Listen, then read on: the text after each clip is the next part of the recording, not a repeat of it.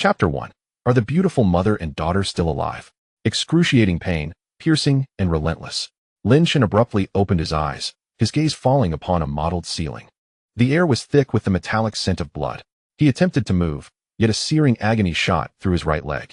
Lowering his gaze, he saw his pant leg soaked in dark crimson, his calf twisted at an unnatural angle.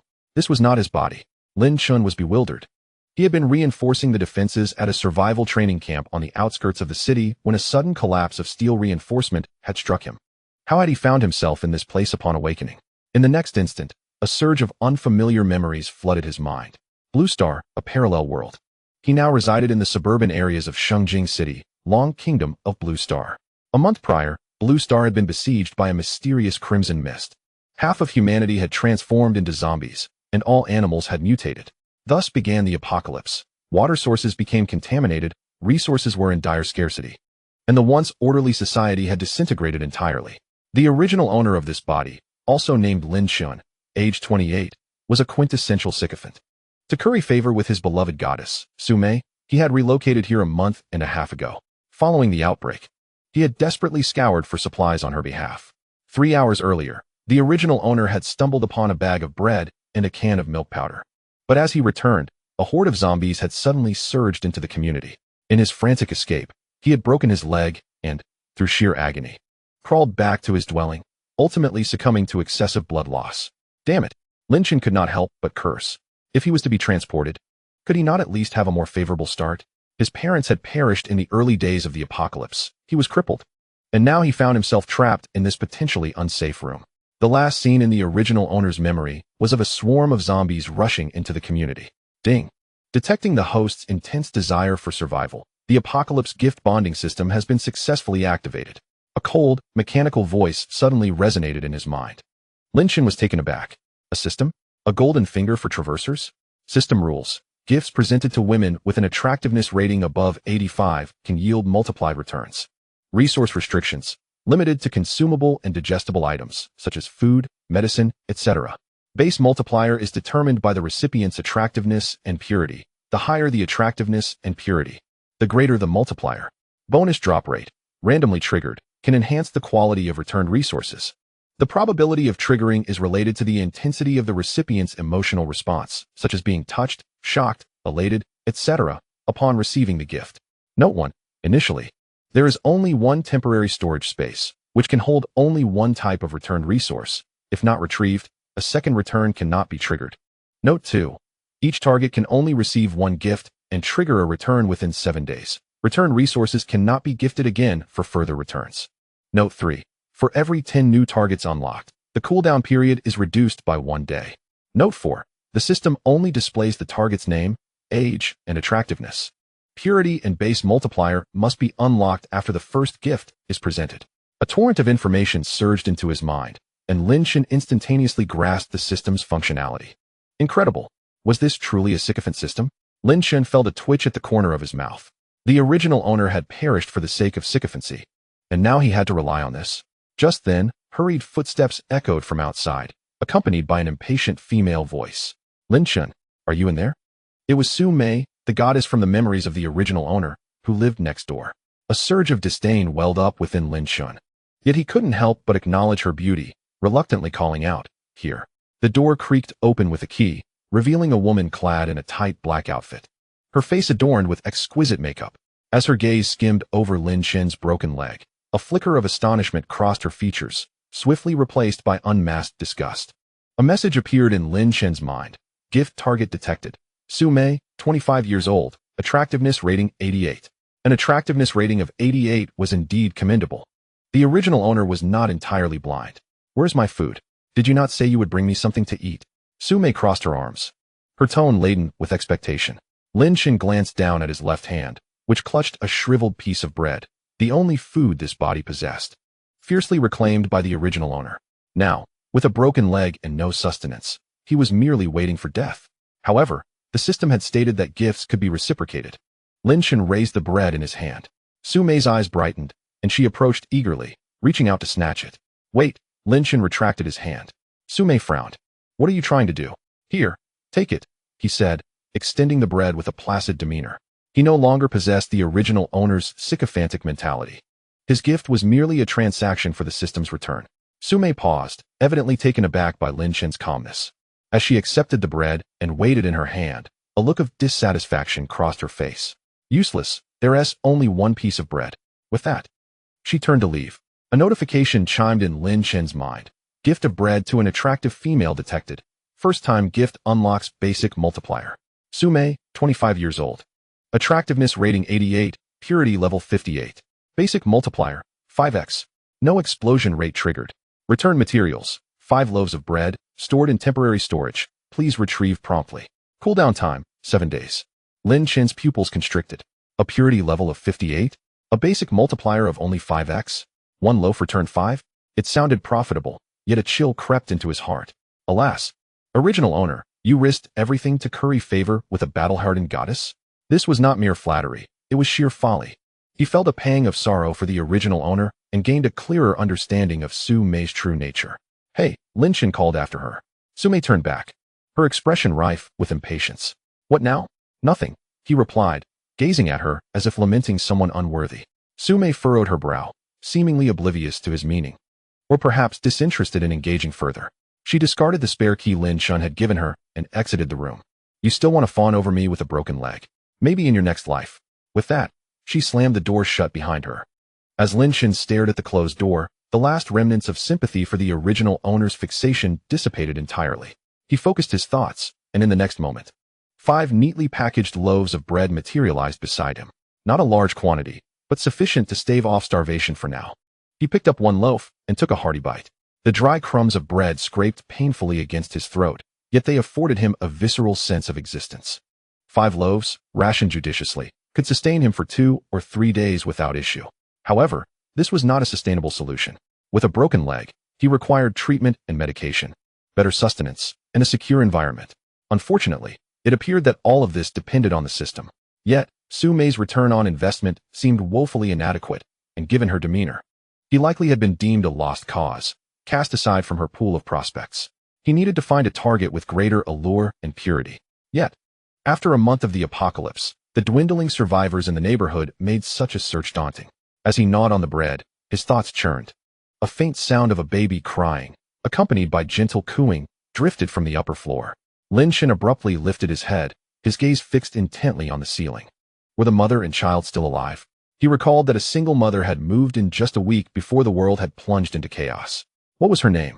Jiang Ruodong? The only impression he retained of her was her striking beauty and remarkable figure. Her allure far surpassed that of Su Mei, and her foundational metrics would likely be elevated. He only wondered about her purity. A flicker of hope ignited within Lin Chen, yet he was soon beset by uncertainty. With his leg incapacitated, ascending the stairs was impossible. How could he establish a connection and present a gift? Chapter 2. The life-saving water of the stunning mother. Knock, knock, knock. The heavy thuds on the door jolted Lin Chen, who had been drifting in and out of consciousness from pain and fatigue. A searing agony shot from his broken leg, cold sweat instantly soaking his back. Struggling to open his eyes, he found himself enveloped in darkness. The night thick beyond the curtained seams. Distant groans of the undead echoed through the air. The knocking persisted, faint and accompanied by a woman's desperate pleas. Is anyone there? Please, open the door. My child is starving. Her voice, frail and tinged with a mother-esque despair, pierced Lin Chen's ears. His heart constricted. It was Jiang Ruodong. He fought to rise, but the pain in his leg rendered him momentarily blind. To venture outside? In his current state, opening the door would be tantamount to courting death. There could be zombies lurking outside. Yet the knocking grew ever weaker, and the baby's cries faded to a whisper, akin to a flickering candle nearing extinguishment. Lin Chen was not devoid of compassion. Moreover, presenting a gift to her might be his sole chance of extricating himself from this dire predicament. He resolved to take the gamble. Drawing a deep breath, he braced his arm against the wall, dragging his broken leg toward the door. Peering through the crack in the door, he beheld a shadowy figure in the dim corridor, illuminated only by a sliver of moonlight. It was a woman, clad in black sleepwear, cradling an infant swathed in a blanket. Her frame trembled, hair disheveled, face marred by dirt and tears, yet her features were exquisite, her skin pale. Ding. Gift target detected. Jiang Ruodong, 27 years old, attractiveness 95. The system's notification chimed in his mind. 95. Lin Chen's pupils dilated. She surpassed Su Mei by a significant margin. What would be the heights of basic multipliers for such exquisite beauty? His heart raced. Outside, Jiang Ruodong seemed to sense something. She lifted her head. Her eyes bloodshot and filled with despair and pleading. Please, her voice was hoarse. I saw you return with a can of formula. I beg you, let us trade. She fumbled in her pocket, producing half a bag of something, raising it to the door crack. Half a bag of compressed biscuits. I can exchange this for just a little formula, please. Tears streamed down her cheeks as she cried. My milk supply is too low, the child is starving. It's not enough, I fear it won't last. A faint whimper came from the swaddled infant. Formula. Lin Chen glanced at the can of formula in the corner. The opportunity lay before him. He hesitated no longer. He moved to the corner, grabbed the can, and limped back to the door. He unlatched it, opening it just a crack. Cold air rushed in, carrying a fetid odor. Jiang Ruodong jumped, tightly cradling her child, warily watching Lin Chen. He remained silent, pushing the can of formula through the gap in the door into her hands. For the child, his voice was raspy. I don't want your biscuits. His gaze was calm. Jiang Ruodong stood frozen, looking at the can of formula in her arms, then back at Lin Chen. She had not anticipated such an act of generosity in this apocalyptic world. A surge of emotions overwhelmed her: shock, disbelief, and profound gratitude. Ding. Detected the donation of supplies, infant formula, to a woman of beauty rating 95, first-time donation, unlocking basic multiplier. Jiang Ruodong, 27 years old, beauty rating 95, purity 99. Basic multiplier, 50x. Detected extreme fluctuations in target's emotional state, triggering top-tier drop rate. Return supplies, 5x basic human restoration agents. Stored in temporary storage space. Please retrieve promptly. Cooldown time, 7 days. The system notification resonated in Lin Chen's mind, bringing him joy. 50 times. And it triggered a drop rate. Human restoration agents? Life-saving medicine. Just then, a roar echoed from the hallway corner. It was a zombie. The sound was enthusiastic and greedy. Heavy footsteps approached, more than one. This is bad. Lin Chen's expression changed dramatically. Jiang Ruodong, terrified, froze in place, clutching her child. Get in, Lin Chen shouted, forcefully pulling the door open and grabbing Jiang Ruodong's arm, yanking her and the child inside. With a thud, he slammed his shoulder against the security door, securing the latch. Bang, bang, bang. The sound of violent banging echoed outside. The zombies were frantically battering the door, their roars relentless, the iron door shaking. Jiang Ruodong sank to the ground, trembling, her face pale, cradling her child, who let out a faint cry from fright. Lin Chen leaned against the iron door, gasping for breath. The pain from his broken leg intensifying, causing his vision to darken. Retrieve return supplies. Lin Chen shouted in his mind. 5 glass test tubes appeared on the ground, filled with a pale green liquid, emitting a faint glow. These were the basic human restoration agents. Lin Chen grasped a bottle, uncorked it, and tilted his head back to drink. The liquid was icy cold, infused with the fragrance of herbs and grass. In that very moment of swallowing, a searing pain erupted from his fractured leg, akin to countless steel needles piercing through, or bones being forcibly realigned. A cry of anguish escaped Lin Chen's lips, his body collapsing as he curled up in agony. Muscles spasmed, his eyes bloodshot, and cold sweat poured down him like a waterfall. Darkness enveloped him as his consciousness faded, just before slipping into oblivion. He seemed to perceive the flesh around his broken leg writhing, accompanied by the ominous crackling of bones. Time passed, though its measure was lost to him. A flicker of awareness returned. The pain persisted, yet the excruciating torment at his leg had lessened significantly, transforming into a warm, aching sensation. He opened his eyes to find himself lying on a bed, the dawn light filtering in softly. Testing his right leg, he discovered he could move it, although still weak. It no longer bore a grotesque shape. Overcome with excitement, Lin Chen trembled. As he lifted the covering from his leg, he found merely a deep crimson scar where the break had been. The skin had healed, and the bone had reconnected. The effects of the restorative agent were truly miraculous. Instinctively, he licked his lips, sensing a soft, moist texture, accompanied by an unusual flavor reminiscent of milk. Puzzled, he raised his head and noticed worn clothing and bedding scattered on the floor nearby. Jiang Ruodong was curled up there, cradling a child, soundly asleep. Her complexion remained pale, yet there was a hint of vitality. The infant nestled in her arms was also peacefully slumbering. Jiang Ruodong's lips appeared slightly chapped, yet they seemed more hydrated than the previous night, a faint glimmer of moisture at the corners. A fleeting thought crossed Lin Chen's mind. Was this the source of the soft, moist sensation he had felt while unconscious? At that moment, Jiang Ruodong stirred. her eyelashes fluttering open to meet Lin Chen's gaze. Her eyes swiftly scanned his lips, then flicked to the child in her arms, before returning to Lin Chen's face. Suddenly, her cheeks flushed crimson, spreading to her ears, which turned a deep shade of red. She averted her gaze in a flustered manner, unable to meet his eyes. Her lips moved, her voice barely above a whisper, tinged with embarrassment. You kept calling out for water last night. I used the half bottle of mineral water in the room to warm milk for the baby. There was no other water. She trailed off, burying her head deeper into the folds of the child's blanket, her ears burning with mortification. In an instant, Lin Chen comprehended the nature of the water he had consumed the night before. A tumult of complex emotions surged within him: awkwardness, astonishment, and gratitude. In this dystopian world, she had gone to such lengths to save him. Lin Chen glanced at his leg, then back at Jiang Ruodong. The half canister of milk powder had yielded not only a restorative agent, but also a profound bond of kindness. He parted his lips, wishing to articulate something, yet found it inappropriate.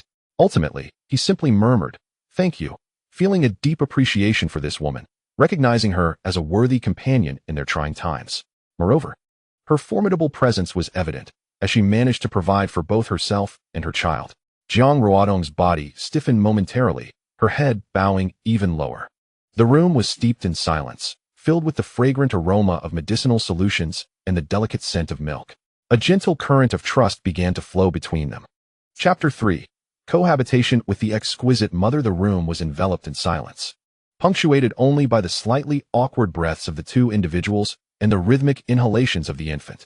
Lin Chen observed the flush that crept to Jiang Ruodong's ears, and the initial embarrassment within him began to dissipate. Struggling to rise, he found that the support from his aching right leg exceeded his expectations. After a few tentative movements, although still somewhat unsteady, he was able to walk normally. He lifted his gaze, his eyes scanning the room permeated with the stench of blood, his brow furrowing slightly. The odor was too overwhelming to linger. Suddenly, Jiang Ruodong looked up, her eyes brimming with a mixture of hope and determination. "Let us go to my home. It's cleaner there and more spacious." Fearing Lin Chen might refuse, she quickly added, "It's too difficult to survive alone in this apocalypse. Your leg isn't fully healed yet, and I could help you keep an eye on the outside. I need a man who can shield us from danger while I take care of Yao Yao." Her voice trailed off, revealing a vulnerability that was almost desperate. Lin Chen's mind began to race. Cohabiting with a stunning beauty? A blend of risk and opportunity lay before him. He would be closer to a high-value target, facilitating his subsequent endeavors with the gifting system, yet he needed to exercise restraint. He observed Jiang Ruodong's pale but resilient face, as well as the sleeping infant cradled in her arms. "Are you not afraid of inviting danger into your home?" he asked, half-jokingly. Jiang Ruodong's body quivered slightly, yet she met his gaze with unwavering resolve. "You are not that kind of person. Yesterday, you gave me the formula directly and risked bringing us in. It shows you're not a villain." Taking a deep breath, she continued, "Even if I misjudged you, I would rather take this chance than allow us to perish quietly here." Her determination resonated with Lin Chen. "All right," he replied without further ado, stuffing a few of the original owner's clothes and a long fruit knife into his backpack. The two cautiously moved to the door. The corridor was eerily silent, save for the faint echoes of distant roars. Jiang Ruodong held her breath for a moment before gently unfastening the door latch. A heavy stench of decay surged in. "Quickly," she urged, stepping out first while cradling Yao Yao. Lin Chen followed closely behind, his legs' discomfort quickly adapting to the movement. As they passed Su Mei's open doorway, the scene within was chaotic, already devoid of life. "She left with a tall, armed man last night," Jiang Ruodong murmured without looking back, a hint of tension in her voice. Lin Chen replied nonchalantly, his mind untroubled. A woman of mere 5 times return value had departed. No loss. Merely a relief from complications. Jiang Ruodong glanced back at him in surprise, noticing the calm indifference on his face. The fervent admirer of Su Mei seemed to have vanished. She felt an inexplicable sense of relief and pointed toward the staircase. "This way." Just as they stepped onto the stairs leading to the second floor, a greedy roar erupted from the shadows above. A zombie clad in a security uniform, half its face decayed to the bone and dragging a twisted leg, lunged from around the corner. The stench of rot assaulted their senses as its bloodied claws reached for Jiang Ruodong, who stood frozen in terror. "Ah!" she gasped, paralyzed with fear. In that fleeting moment, Lin Chen sprang into action, not due to speed, but rather an instinct honed from the survival training of an earthly encampment. During his time at the camp, he underwent countless rigorous drills, honing the ability to strike down an enemy in one decisive blow amid sudden assaults. He understood that hesitation, even for a mere half-second, could spell death. With a swift motion, he forcefully shoved the startled Jiang Ruodong and Yao Yao against the wall, propelling himself forward with momentum. The ache in his right leg was entirely overshadowed by the imminent peril. In a flash, his right hand drew a fruit knife from his pocket. With a swift thrust, the blade pierced the zombie's sole undamaged eye socket, driving deep until the hilt met resistance. Thick, black blood and grayish brain matter erupted forth. The zombie let out a heart-wrenching howl, its claws flailing wildly. Lin Chen gripped the knife handle with unwavering determination, exerting all his strength to press downward. Simultaneously, his left elbow struck forcefully against the creature's jaw. A sickening crack echoed through the air. The zombie's shriek abruptly ceased as its body convulsed before collapsing backward. The entire sequence unfolded in a mere 2 to 3 seconds, swift, precise, and ruthless, exuding an aura of someone seasoned by professional training. Jiang Ruodong, her back against the wall, turned as pale as a sheet, her heart racing as if it might leap from her throat. Gazing at Lin Chen's blood-smeared profile, she was engulfed by an overwhelming sense of disbelief. Lin Chen, gasping for breath, withdrew the knife and wiped it clean of gore against the zombie's garments. The explosive exertion intensified the ache in his right leg, yet it also allowed him to fully appreciate the potential of the human recovery agent coursing through him. "Let us go," he urged, casting a vigilant glance up and down the staircase. This habit, ingrained during his time at the camp, dictated that he never underestimate the dangers lurking in any shadowed corner. Jiang Ruodong, shaken from her stupor, clutched Yao Yao, who, miraculously, had not burst into tears despite her fright, and trembled as she followed closely behind. Lin Chen's fierce decisiveness etched an indelible mark of security in her heart. Upon opening the door to the second-floor room, a faint scent of disinfectant wafted through the corridor, dispelling the stench of decay. The room was remarkably tidy for a post-apocalyptic setting. The floor gleamed. The furniture was neatly arranged, and the windows sparkled with clarity. In one corner of the living room stood a pristine crib. "You can stay in the guest room," Jiang Ruodong said, her voice still trembling as she gestured toward the adjacent room. Lin Chen nodded, his gaze sweeping the living area. On a small desk lay several sheets of paper, the top one being a hospital ultrasound report from the pregnancy. Beneath it, partially visible, was a divorce agreement. The male signatory's name brutally crossed out, accompanied by several dried tear stains. The date coincided with the week following the ultrasound report. Lin Chen's eyes flickered with interest. Betrayed and divorced during her pregnancy, now alone in this world, raising a child, her 99 purity seemed to resonate with the narrative of her life. The woman before him had evidently devoted everything to her child. Yao Yao, whose full name was Jiang Ziyao, was just 1 year old. Jiang Ruodong, following Lin Chen's gaze, spoke in a tone devoid of emotion, as if recounting someone else's tale. "My father began an affair with his secretary when I was 8 months pregnant." She approached the desk and silently tucked the glaring agreement deep within the drawer. "Thank you for the formula." She turned to Lin Chen, her eyes sincere. "Yao Yao has been sleeping much more soundly since she had it." "It's merely mutual assistance," Lin Chen replied succinctly. For the next 5 days, Lin Chen focused on recuperation. The effects of the primary human recovery agent were fully realized, and his right leg finally returned to its normal state. During this period, he contemplated administering a rudimentary human restorative to expedite his recovery, yet ultimately restrained himself. In a world ravaged by scarcity, one must conserve valuable resources. On the morning of the 6th day, after finishing breakfast, Lin Chen turned to Jiang Ruodong and declared, "I shall venture out shortly in search of sustenance." "Venture out?" Jiang Ruodong exclaimed, her eyes widening in disbelief. "Your leg is still injured." Lin Chen, resolute, flexed his right leg with agility. He intended to visit the distant Wanjia Yuan supermarket, as their food supplies had dwindled to critical levels. Moreover, he needed to procure nutritious provisions. Yao Yao could not subsist solely on formula, which was also in short supply. "That's far too dangerous," Jiang Ruodong exclaimed anxiously. "The supermarket has been thoroughly looted. I've heard tales of mutated rat hordes lurking there." "Rest assured, I am prepared," Lin Chen interjected, his gaze unwavering and authoritative. Jiang Ruodong, recalling his fierce demeanor from 5 days prior when he vanquished a zombie, swallowed her words of caution. In this apocalyptic landscape, inaction equated to demise. She ultimately nodded gravely in agreement. As Lin Chen approached the door, he paused, glancing back at her. "Secure the door. Do not open it for anyone, regardless of who may knock." Jiang Ruodong nodded emphatically, clutching Yao Yao tightly in her arms. Lin Chen then opened the door, his heart filled with hope for a successful expedition. Yet, within this desolate world, danger lurked at every turn. Chapter 4. Awakening of the SSS-level spatial ability at dawn, when the light had barely begun to break. Lin Chen stealthily departed. The Wanjia Yuan supermarket lay 2 kilometers from the community, with the path littered with abandoned vehicles and scattered corpses, the stench overwhelming. Gripping a fruit knife tightly, Lin Chen navigated through the alleys, avoiding wandering zombies. After an hour, he arrived at the Wanjia Yuan supermarket, its glass facade shattered in disarray. The entrance was obstructed by twisted metal frames and decaying bodies. The air was thick with the foul odor of decay, mingled with a nauseating, pungent scent. Lin Chen held his breath and edged closer to the wall. At the entrance of the supermarket, several gnawed skeletons lay strewn about, their bones marked with distinct, small tooth impressions, evidence of rat bites. Lin Chen's expression hardened. He refrained from entering recklessly. From the nearby rubble, he unearthed an empty wine bottle and hurled it into the supermarket. The sound of shattering glass echoed through the desolate aisles. Suddenly, a cacophony of shrill cries erupted from the depths of the supermarket, accompanied by a chilling rustle.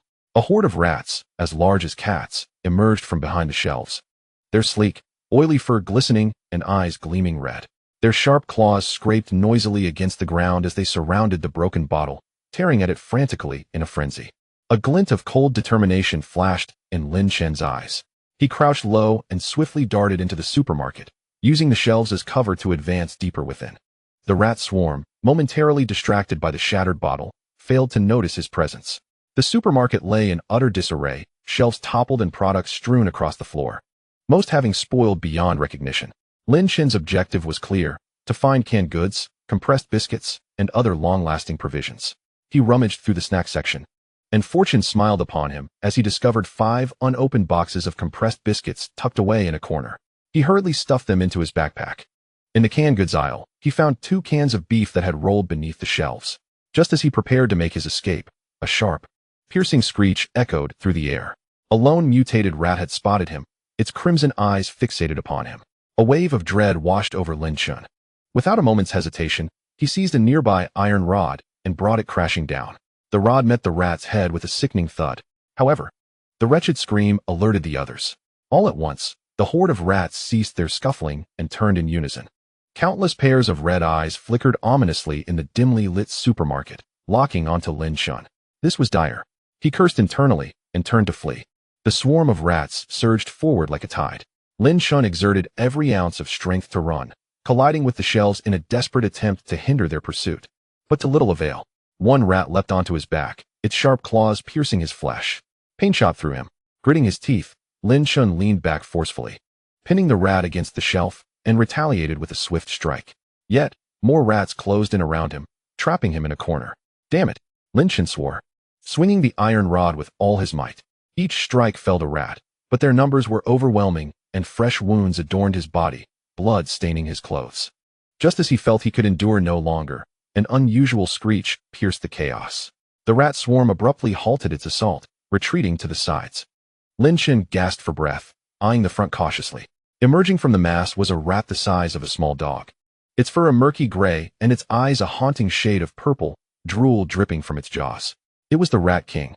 Lin Chen's heart raced. The Rat King fixed its gaze upon him, its purple eyes brimming with cunning and malice. Suddenly, it lunged.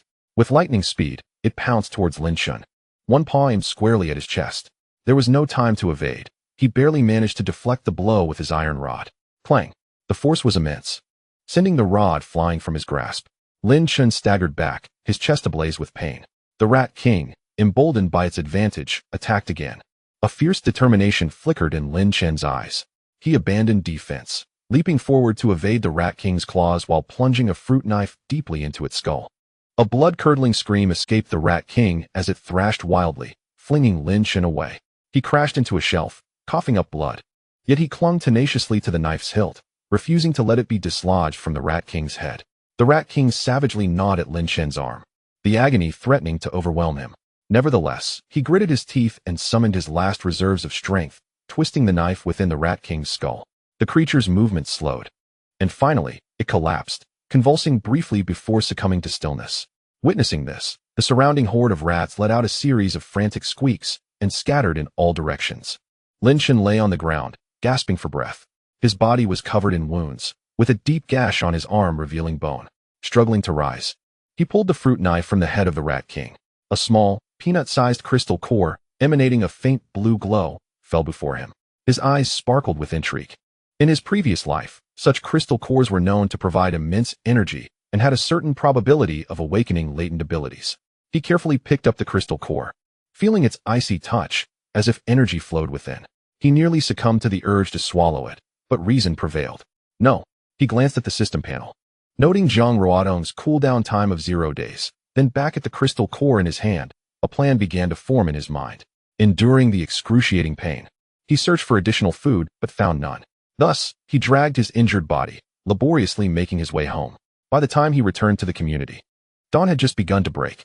He approached the door on the second floor and knocked. "Who is it?" Zhang Ruodong's cautious voice responded. "It's me," Lin Chen replied weakly. The door quickly opened. Upon seeing Lin Chen's condition, Zhang Ruodong's face turned ashen. "What happened to you?" she exclaimed, rushing to support him, tears welling in her eyes. Lin Chen's clothes were soaked in blood, and the wounds on his arm were shocking. "Let us go inside," he said. Nearly collapsing on the floor, Zhang Ruodong hurriedly helped him into the living room and seated him on the sofa. "Wait here, I'll get some cloth." She turned to fetch supplies, but Lin Chen called out to her. "Wait." He pulled the faint blue crystal core from his pocket and presented it to her. "This is for you." Zhang Ruodong froze, gazing at the glowing crystal core and then at Lin Chen's pale face. "What is this?" "It's something that can awaken your abilities," Lin Chen panted. "You must consume it. With powers, you can better protect yourself," and Yao Yao. Tears streamed down Zhang Ruodong's face. "I don't want it. You're so severely injured. You should take it." "I don't need any abilities." Lin Chen furrowed his brow. "Listen, do you wish to rely on me for protection forever? If you don't eat it, I'll throw it away." He pretended to toss the crystal core aside. Zhang Ruodong quickly snatched it back. "Don't throw it." Her eyes were filled with conflicted emotions. Without further hesitation, she swallowed the crystal core in one gulp. It melted instantly upon entering, and a warm energy coursed through her body. Zhang Ruodong felt something within her awaken. A gentle white light radiated from her. Ding. Detected the gifting of a mutated Rat King crystal core to a woman with a beauty score of 95. Base multiplier, 50 times. Detected extreme emotional fluctuations in the target, moved, and worried. Triggered top-tier drop rate. Return. Host gains SSS level spatial ability. Initial 100 cubic meters, upgradable. Cooldown time, 7 days. Ding. The crystal core is classified as a special material, no material return. Lin Chen's consciousness connected to a void space. A smile gracing his face. Then, darkness enveloped him, and he fainted. Chapter 5. The bold and beautiful mother in the room. Blinding sunlight streamed in. Lin Chen slowly opened his eyes. He moved his fingers, surprised to find no anticipated pain, but rather an unexpected sense of ease. Sitting up abruptly, he glanced down at his arm, where a grievous wound had left only a faint pink scar. The heaviness in his chest had entirely dissipated, and he felt his strength returning. Although still somewhat weak, he was in stark contrast to the near-lifeless state he had been in prior to his unconsciousness. "Am I healed?" he murmured to himself, his brow furrowed. He had not consumed any regenerative elixir. How could he have recovered so swiftly? "You're awake?" Zhang Ruodong's voice came from beside him, laced with a hint of morning hoarseness and unmistakable joy. Lin Chen turned to see Zhang Ruodong sitting on a nearby sofa, cradling Yao Yao. Her complexion was somewhat pale, with faint dark circles under her eyes, and her lips lacked color, clearly indicating she had not rested well. "My injury." Lin Chen pointed to his arm, disbelief saturating his tone. Zhang Ruodong smiled shyly, extending her right hand, which shimmered with a faint white light. "I healed you," she explained. "I received a notification in my mind that I awakened an S-class healing ability. You were unconscious for 2 days, and I used it to treat you continuously." Her voice, tinged with fatigue, added, "You should be all right now, shouldn't you?" It suddenly dawned on Lin Chen. It was Zhang Ruodong's healing ability that had saved him, and the system would report ability information to the target after the gift was bestowed. He looked at her pale face, his heart tightening. The continuous treatment over 2 days must have taken a tremendous toll on her, especially as she had only just awakened her powers. "Thank you," Lin Chen said earnestly, his gaze falling on the red veins in her eyes. "You should rest." Zhang Ruodong quickly shook her head, startling Yao Yao, who made a small noise in response. Instinctively, she patted the child's back softly, saying, "I should be the one thanking you. You gave me such an important crystal core." Without hesitation, she looked up at Lin Chen, her eyes sparkling with hope. With this ability, my chances of surviving in this apocalypse with Yao Yao have increased. Her gaze lingered on Lin Chen's face, filled with gratitude and a hint of an emotion that ignited warmth within him. Alarm bells rang in Lin Chen's mind. He could sense from her expression that if he were to make any unreasonable demands now, this gentle and resilient beauty before him would undoubtedly acquiesce without a second thought. No, absolutely not. Should any relationship develop, the probability mechanism might collapse.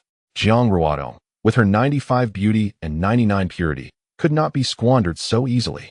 Flustered, Lin Chen hastily diverted his gaze toward the window, his tone stiff as he changed the subject.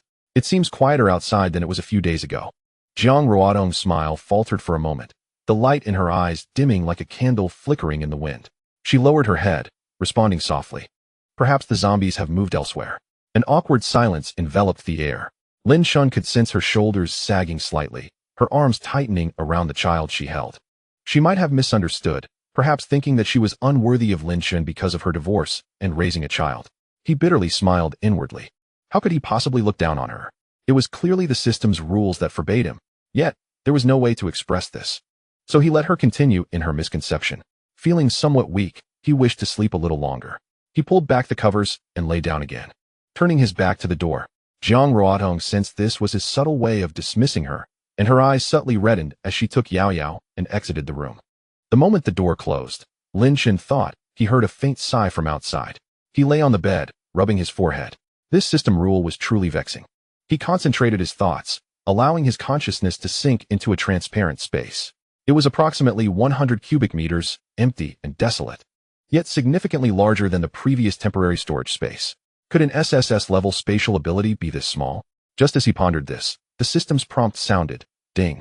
The level of the ability only represents its developmental potential, not its actual power. Please, host, strive to enhance your strength to unlock the maximum potential of your SSS-level ability.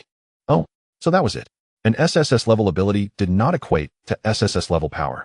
It appeared that despite having a golden finger, he still needed to continually improve and grow. He was not an invincible being.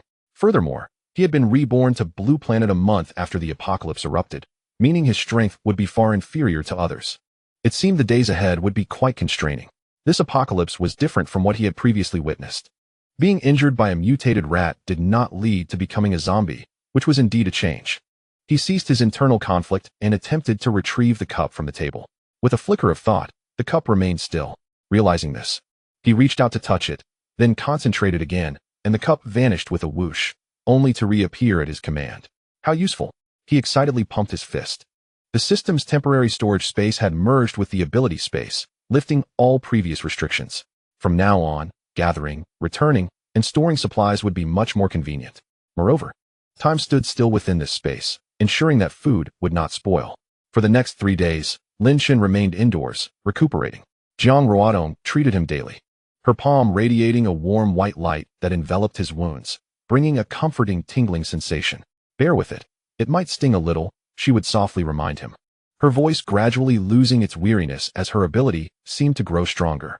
2 days later, Lin Chen's injuries had completely healed, with even the scars fading to the point of being nearly invisible. He had saved a bottle of human recovery agent, a pleasant surprise. On the 7th day, the cooldown period for Jiang Ruodong's gift ended.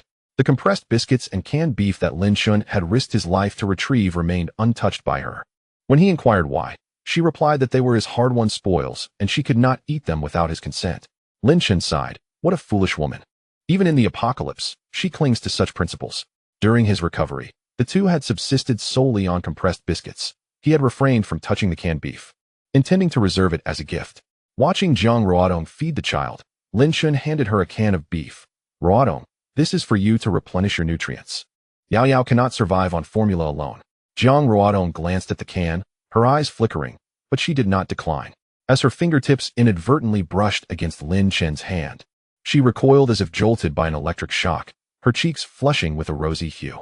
Thank you, Lin Chen, she murmured, her voice soft yet laden with significance.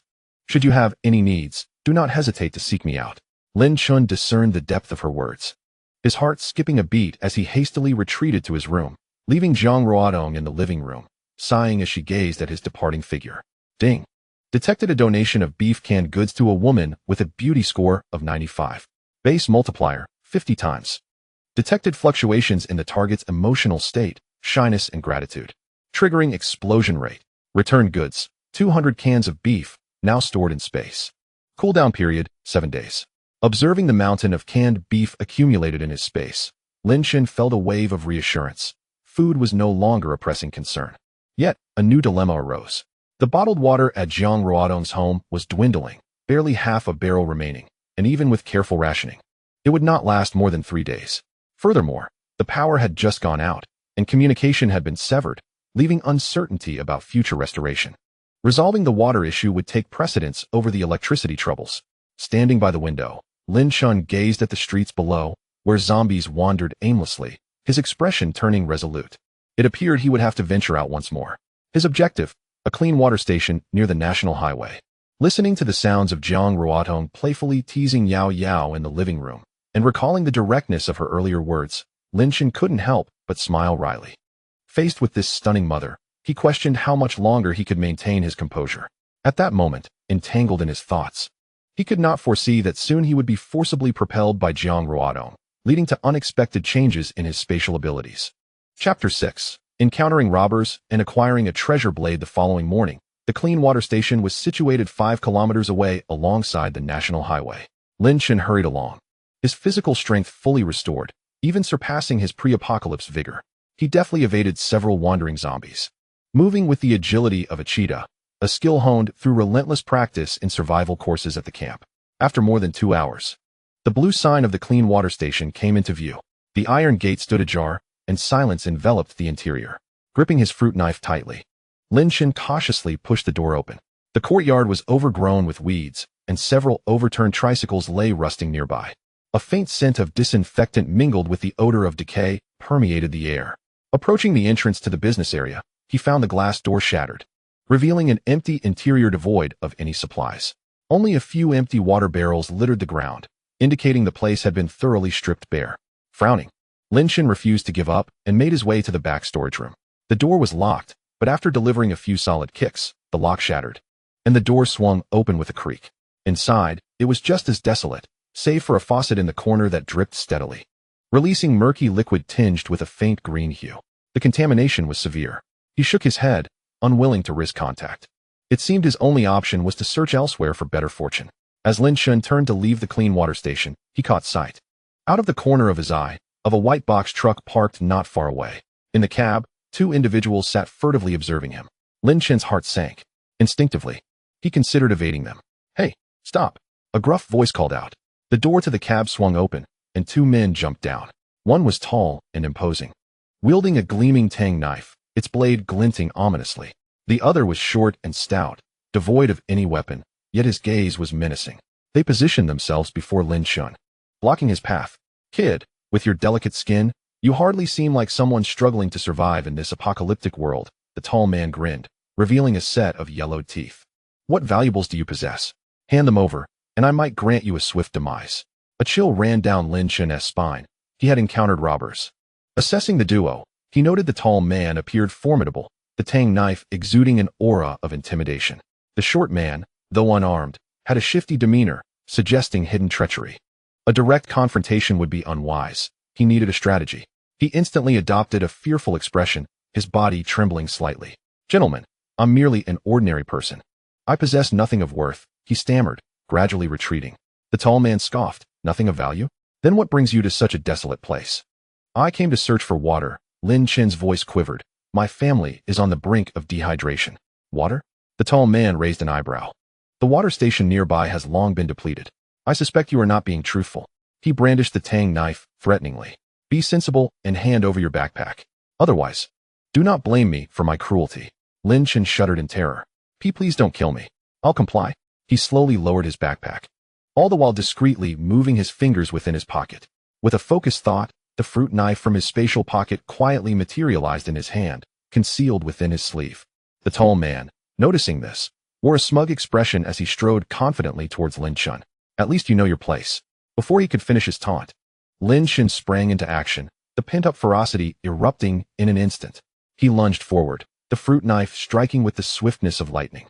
With a swift thrust, the blade pierced the tall man's neck with precision.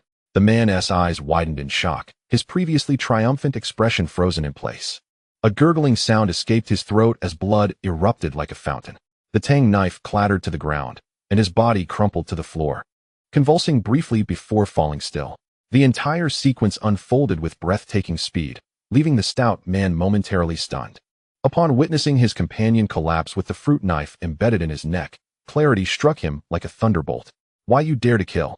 His complexion drained of color as he instinctively retreated a step, drawing a handgun from behind his waist. The dark muzzle of the gun was aimed squarely at Lin Chen. Die! The stout man bellowed, pulling the trigger. Bang! The gunshot reverberated through the desolate highway. Lin Chen's pupils dilated in shock. He had not anticipated the stout man possessing a firearm. In a split second, he hurled himself to the side, the bullet grazing his arm and eliciting a spray of blood. A searing pain shot through him. As he hit the ground, there was no hesitation. He swiftly retrieved the tang knife that had fallen nearby. With a swift roll, he evaded the second shot from the stout man. Bang! The bullet struck the ground, sending up a cloud of dust. It was evident that the stout man was inept with firearms, as he missed twice in succession. Lin Chen seized this opportunity. Springing to his feet, his tang knife slicing through the air towards the stout man. The training from the camp had taught him that in close combat against an inexperienced shooter, engagement was the key to victory. The stout man, momentarily paralyzed by fear, instinctively raised his handgun in defense. With a sharp crack, the tang knife effortlessly knocked the pistol from his grasp. The blade continued its descent. With a sickening thud, it embedded itself deep into the stout man's shoulder. A piercing scream erupted from the stout man as his body fell backward. Lin Chen's gaze remained icy, devoid of any mercy. The harsh realities of the camp had long instilled in him that compassion for the enemy was cruelty towards oneself. Stepping forward, he withdrew the tang knife and, in a swift motion, delivered another strike that severed the man's throat. The stout man's cries abruptly ceased, his eyes wide with terror and resentment. Lin Chen panted heavily. Blood oozed from the wound on his arm. He pressed a hand against the injury and approached the two corpses. He retrieved the handgun, finding it still loaded with 13 bullets, and discovered a magazine on the stout man containing 15 more rounds. He stowed the handgun and magazine into his space. His gaze then fell upon the box truck. Curious about its contents, he approached the rear of the truck, which was secured by a U-shaped lock as thick as a thumb. Gripping his tang knife tightly, he prepared to test its resilience. A decisive strike shattered the lock, the blade remaining unscathed. What a fine weapon, Lin Chen marveled, contemplating its future companionship in his endeavors through the apocalypse. As the rear door swung open, the sight within made his eyes widen in astonishment. Rows upon rows of bottled water were neatly stacked inside, 100 barrels, each containing 189 liters. Incredible! Lin Chen was nearly overwhelmed with excitement. It was as if he had stumbled upon a treasure without effort. He touched each barrel, transferring all the bottled water into his space. Observing the water now secured, he felt a sense of relief. The issue of hydration was resolved. He glanced back at the truck, contemplating its potential utility in the future. Approaching the driver's seat, he located the keys and started the vehicle, maneuvering it into a concealed corner. Without hesitation, he stored the entire truck into his space. After completing these tasks, he finally exhaled in relief. The wound on his arm throbbed persistently. As he retraced his steps, his thoughts wandered to the handgun in his possession. He intended it for Reborn, who had healing abilities but still lacked adequate self-defense. Unfortunately, the handgun was not classified as sustenance, and thus did not fall within the system's gift provisions. Otherwise, triggering a drop rate would have been exhilarating. Unbeknownst to him, a pair of eyes was watching him from behind, fixated on his departing figure. Chapter 7. Do all mutated animals have crystal cores? On the return journey, Lin Chen treaded cautiously, making a concerted effort to avoid areas densely populated with zombies. Just as he was about to exit the highway and enter a narrow alley, a sharp meow pierced the air, resonating with a primal ferocity. Lin Chen suddenly halted, his senses heightened as he surveyed his surroundings. Perched atop the roofs on either side of the alley were two cats, each the size of a medium dog. Their fur was a deep, obsidian black, and their eyes glowed with an eerie green luminescence. Their claws and teeth glinted menacingly. These were mutated felines. A shiver ran down Lin Chen's spine as he gripped the tang dao at his waist. He had trained with various weapons at the camp, adept with cold steel, though he was equally familiar with firearms. However, the current circumstances afforded him no suitable opportunity to use them. The two mutated cats exchanged a glance before simultaneously leaping down from the rooftops, one to the left and the other to the right. Charging at Lin Chen with astonishing speed, a foul wind trailing in their wake. Reacting swiftly, Lin Chen sidestepped the left cat's assault, drawing his Tang Dao in a fluid motion. With a powerful stroke, he cleaved the right cat in two. Blood, a putrid green, gushed forth as the creature's body fell apart.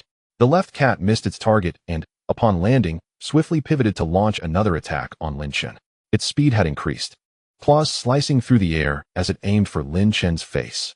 With a steely gaze, Lin Chen surged forward rather than retreating, evading the claws while plunging his Tang Dao deep into the creature's abdomen, driving it all the way to the hilt. The cat emitted a chilling wail, thrashing violently as Lin Chen firmly gripped the hilt until it lay still. Breathing heavily, he surveyed the lifeless forms of the two mutated cats. What an inconvenience. After rummaging through the carcasses for a time, he discovered a peanut-sized, luminescent crystal core within the first cat's skull, while the second yielded none. It appeared that not all mutated creatures possessed such cores. Shaking his head, Lin Chen decided against further delay, turning to exit the alley with swift steps. Not long after his departure, a tall, slender man emerged from the shadows at the alley's entrance.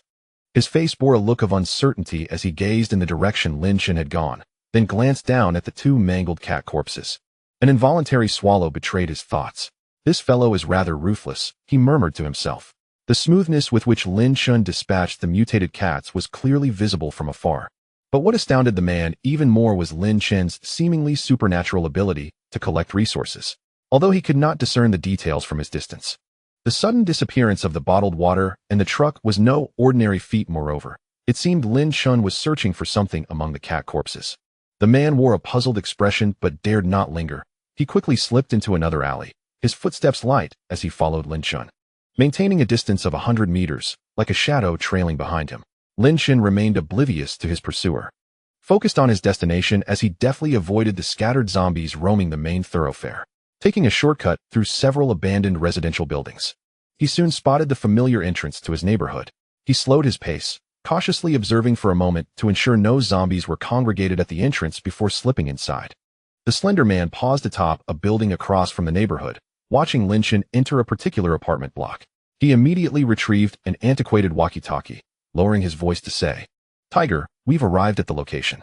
That fellow has entered the Anha community in the south of the city, Building 3, Unit 2. A coarse voice emanated from the walkie-talkie. "Did you ascertain how many supplies he has gathered?" "Uncertain, but undoubtedly quite a lot. I observed him lingering in the vehicle for some time before emerging." The tall, slender man spoke with gravity. "What's most peculiar is that the truck vanished without a trace, as if by sleight of hand. Hence, the contents of the truck must have been stowed away in a similar manner." "Oh, this is intriguing." The man known as Tiger paused, his focus sharpening. "I'm heading over with my men. Anyone daring to take advantage in my territory must learn the rules." "Understood," responded the tall man, his gaze fixated on the unit where Lin Chen resided. As Lin Chen opened the door to the second floor, Jiang Ruodong was pacing in the living room, cradling Yao Yao in her arms. Startled by the sound, she turned around abruptly, and upon seeing him, her tense shoulders relaxed instantly, her eyes glistening with unshed tears. "You're back." She hurried toward him, her gaze sweeping over the bandaged wound on his arm, her voice trembling. "You've been injured again?" "Let me see. It's just a minor injury. I'm fine," Lin Chen replied with a smile, his attention drawn to the little one in her arms. "Yao Yao, are you being good?" Jiang Ruodong, preoccupied with concern, pulled him toward the sofa. Without waiting for his consent, she began to untie the cloth on his arm. "What minor injury? You've lost so much blood. Let me use my powers to heal you." "Wait." Lin Chen restrained her hand. With a thought, he retrieved a handgun and a magazine from his space, presenting them to her. "This is for you." Jiang Ruodong stared at the sleek black pistol, momentarily taken aback. "This is for your self-defense," Lin Chen said calmly, expertly checking the firearm. "The safety is here. Disengage it before pulling the trigger. The apocalypse is perilous, and your healing power should not be utilized in combat. Having a firearm provides an extra layer of protection. I will teach you the basics shortly. It's not difficult." Her expression turned complex as she regarded the handgun, then shifted to Lin Chen's injured arm. Softly, she replied, "You should keep the gun for yourself. It's more dangerous for you to go out in search of supplies. I have my Tang Dao, which is sufficient." Lin Chen pressed the gun into her hand, feigning a frown. "Take it. If I'm not around, and our villa faces danger, how will you protect Yao Yao?" His words struck a chord with Jiang Ruodong. She did not wish to remain the one in need of protection forever, especially as she desired to be a dependable mother for Yao Yao. Gripping the handgun, The cool metallic sensation quickened her heartbeat. When she looked up at Lin Chen, her eyes brimmed with gratitude. Lin Chen's gestures of care overwhelmed her, and she felt he was a guardian angel sent by fate to protect her and her daughter in this bleak world. Just as she was about to express more, a cacophony of hurried footsteps echoed from downstairs, accompanied by men's shouts and the growls of zombies. It appeared a group had invaded the community. Jiang Ruodong's expression shifted dramatically as she tightened her hold on Yao Yao and stood up. Is someone coming? Lin Chen approached the window, parting the curtain slightly to peer outside, his pupils narrowing in alarm. In the courtyard below, a dozen armed men were assaulting two wandering zombies. At the forefront stood a bald man with a face full of coarse features, a desert eagle holstered at his waist. Following closely behind him was Su Mei, who was also looking up, her gaze quickly locking onto the window on the second floor. A venomous smirk crept across her face as she whispered something to the bald man. He immediately raised his head, his eyes fixed on Lin Chen's position like a viper. With a loud voice, he called out, "Friends upstairs, come down for a chat? Hand over your hidden treasures, and I, Lord Tiger, can make your suffering a little less severe." Jiang Ruodong trembled in fear, instinctively glancing at Lin Chen. Lin Chen tightened his grip on the tang knife at his waist. His expression icy. Trouble had come knocking, and judging by Su Mei's demeanor, she was resolutely intent on bringing him to ruin. Chapter 8. Has Su Mei's innocence diminished to 51? Lord Tiger wants to chat with you. Do you not understand human language? A lackey's taunt echoed from below, accompanied by the sound of a steel pipe clanging against the iron gate. Lin Chen's gaze remained fixed on the bald man, whose desert eagle gleamed ominously at his waist. The wear and tear on the weapon indicated that it was no mere ornament. Its firing rate and power were far beyond what Lin Chen's weapon could contend with. A direct confrontation would be suicidal. What should we do? Jiang Ruodong's voice trembled, her daughter Yao Yao seeming to sense her mother's fear, beginning to whimper softly. Do not be afraid. Lin Chen pressed down on her shoulder, his gaze swiftly scanning the room. You go to the bedroom and lull Yao Yao to sleep. No matter what you hear, do not come out. He had to face this alone. Jiang Ruodong and the child were his Achilles heel and must not be exposed to the enemy's sight. Nodding with her lips pressed tightly, Jiang Ruodong quickly carried the child into the bedroom, gently closing the door behind her. Taking a deep breath, Lin Chen moved to the window, peering through the curtain's gap at the scene below. So, you're Lord Tiger? I wonder what business you have with me. Lord Tiger grinned widely, revealing yellowed teeth. Isn't it possible to chat without reason? I heard you've been quite fortunate lately, gathering supplies on my turf. Shouldn't you at least greet me? Lin Chen sneered inwardly. It was indeed about the resources. He deliberately raised his voice so both floors could hear. You misunderstand, Lord Tiger. I am merely an ordinary survivor who has been fortunate enough to find a bit of food and water. How could I dare to claim otherwise? Fortunate, you say? Su Mei suddenly stepped forward, tilting her head to look up at the second floor, her face betraying an unmistakable jealousy. Lin Chen, stop pretending. Just a few days ago, you were limping around like a dead dog. Now, not only can you run and fight, but you've also managed to acquire all these supplies. Surely, you must have some secrets, right? Her voice was sharp, laced with a desperate urgency. In an instant, Lin Chen understood. This woman intended to leverage Lord Tiger's power to force him to divulge his secrets, hoping to gain favor and reap greater rewards. Su Mei, what do you mean by that? Lin Chen feigned ignorance. I survived purely by luck. There are no secrets to speak of. Stop wasting time with him. Lord Tiger impatiently kicked aside a nearby zombie corpse. Listen, I want to beat around the bush. Hand over your hidden supplies, and we can call it even. Otherwise, today, this Anha community will become your burial ground. Even, Lin Chen's gaze darkened. In the vast expanse, 100 barrels of water amount to 80, a rather audacious demand indeed. Yet, casting a glance at the desert eagle strapped to the waist of Brother Tiger, and surveying the dozen or so henchmen wielding steel pipes and machetes, it would be unwise to confront them head-on. He required time and a more secure refuge. As his gaze swept over Su Mei, a plan formed in his mind. He decided to take a gamble. Since Brother Tiger had spoken, how could he dare to refuse? Lin Chen's tone softened, laced with a hint of concession. However, my possessions are hard-earned. Offering 80% is excessive. I can part with 70%, 5 barrels of water and 5 cans of beef. Consider it a supply for Brother Tiger and his men. How does that sound? Brother Tiger paused, seemingly taken aback by Lin Chen's perceptiveness. He had anticipated a more arduous negotiation, even preparing for a potential scuffle. 5 barrels of water and 5 cans of beef exceeded his expectations. These provisions would suffice for his men to indulge for several days. More importantly, the other party had yielded, preserving his dignity. His Desert Eagle had limited ammunition. Conserving it would be prudent. "Ah, so you do have some sense," Brother Tiger remarked, weighing his machete in his hand, his tone easing somewhat. "Since you are so accommodating. Should any trouble arise in this area, remember to invoke my name." However, Su Mei grew anxious. Her desire extended beyond mere supplies. She sought Lin Chen's secrets. She tugged at Brother Tiger's arm and whispered, "Brother Tiger, he must be hiding more." Silence. Brother Tiger shot her a glare. The other party had willingly offered goods. What more could they demand? If pressed too hard, they could provoke a disastrous outcome for all. He sought to instill fear, demonstrating to his men that disobedience led to dire consequences, while compliance reaped rewards. He was well aware of Su Mei's ulterior motives. Yet tangible resources and steadfast authority held greater significance than ephemeral secrets. "Throw the items down." Brother Tiger dismissed Su Mei, directing his call to the upper floor. Lin Chen first retrieved 5 barrels of water from his space and approached the balcony, saying, "Brother Tiger, Miss Su Mei and I are old acquaintances. Let her receive the supplies." Brother Tiger frowned but said nothing, instead signaling for Su Mei to step forward. The 5 barrels of water were tied together and slowly lowered through the window, with Su Mei catching them one by one. Ding! Detected the donation of mineral water to a female of beauty 88. Su Mei, 25 years old, beauty 88, purity 51. Base multiplier, 2x. No explosion rate triggered. Return supplies, mineral water x2, stored in space. Su Mei's purity elevated to 51. Lin Chen's lips twitched. Following that, 5 cans of beef were sent down. Well, this matter has been settled. Brother Tiger waved his hand, signaling departure. A throng of people surrounded Brother Tiger as they exited the community. Before leaving, Su Mei cast a resentful glance at the second-floor window, her eyes brimming with unspent bitterness. It was not until the sound of footsteps faded completely that Lin Chen exhaled a sigh of relief, his back dampened with cold sweat. The bedroom door opened, and Jiang Ruodong emerged, cradling Yao Yao, her eyes red-rimmed. "Have they left?"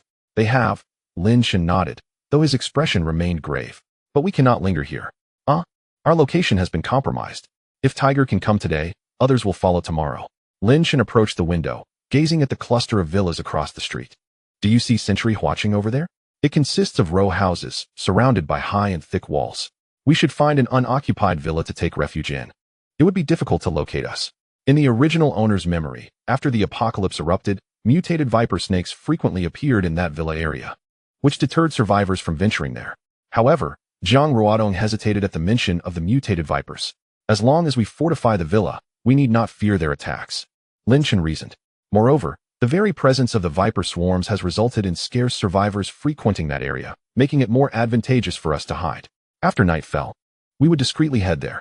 Though Jiang Ruodong remained apprehensive, Lin Chen's calm and resolute demeanor inexplicably reassured her, prompting her to nod and begin packing. Lin Chen moved into the living room, gathering items into his space. Jiang Ruodong's eyes widened as she watched the belongings in the room disappear into thin air as Lin Chen touched them. "You possess healing abilities. And I have spatial powers." Lin Chen smiled at Jiang Ruodong. "The space is ample. You can take everything you wish with you." Jiang Ruodong did not inquire further and continued to tidy up. After nightfall, the two exited the building quietly. Lin Chen led the way, while Jiang Ruodong followed closely, cradling Yao Yao, carefully avoiding the remnants of zombies in the corridor. As they passed through the community gate, Lin Chen vigilantly surveyed the surroundings, ensuring no one from Tiger's faction was watching before hastily crossing the street into the villa area. Under the moonlight, the wrought iron gates of the row houses were rusted, and the silence was only broken by the sound of wind rustling through the leaves. Lin Chen tightened his grip on his tang knife and signaled Jiang Ruodong to be silent. The new stronghold lay ahead, yet he understood that this tranquility was merely temporary.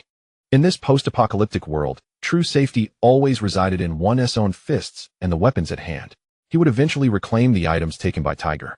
Chapter 9. The private residence of the top star. When Yanwei the villa area was eerily quiet, Lin Chen led Jiang Ruodong and her daughter swiftly along the base of the wall.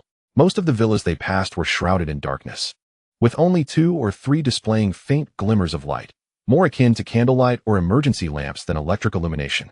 As they ventured deeper into the villa zone, the distance between the villas widened, and the greenery became denser. Ultimately, Lin Chen halted before the last row of villas.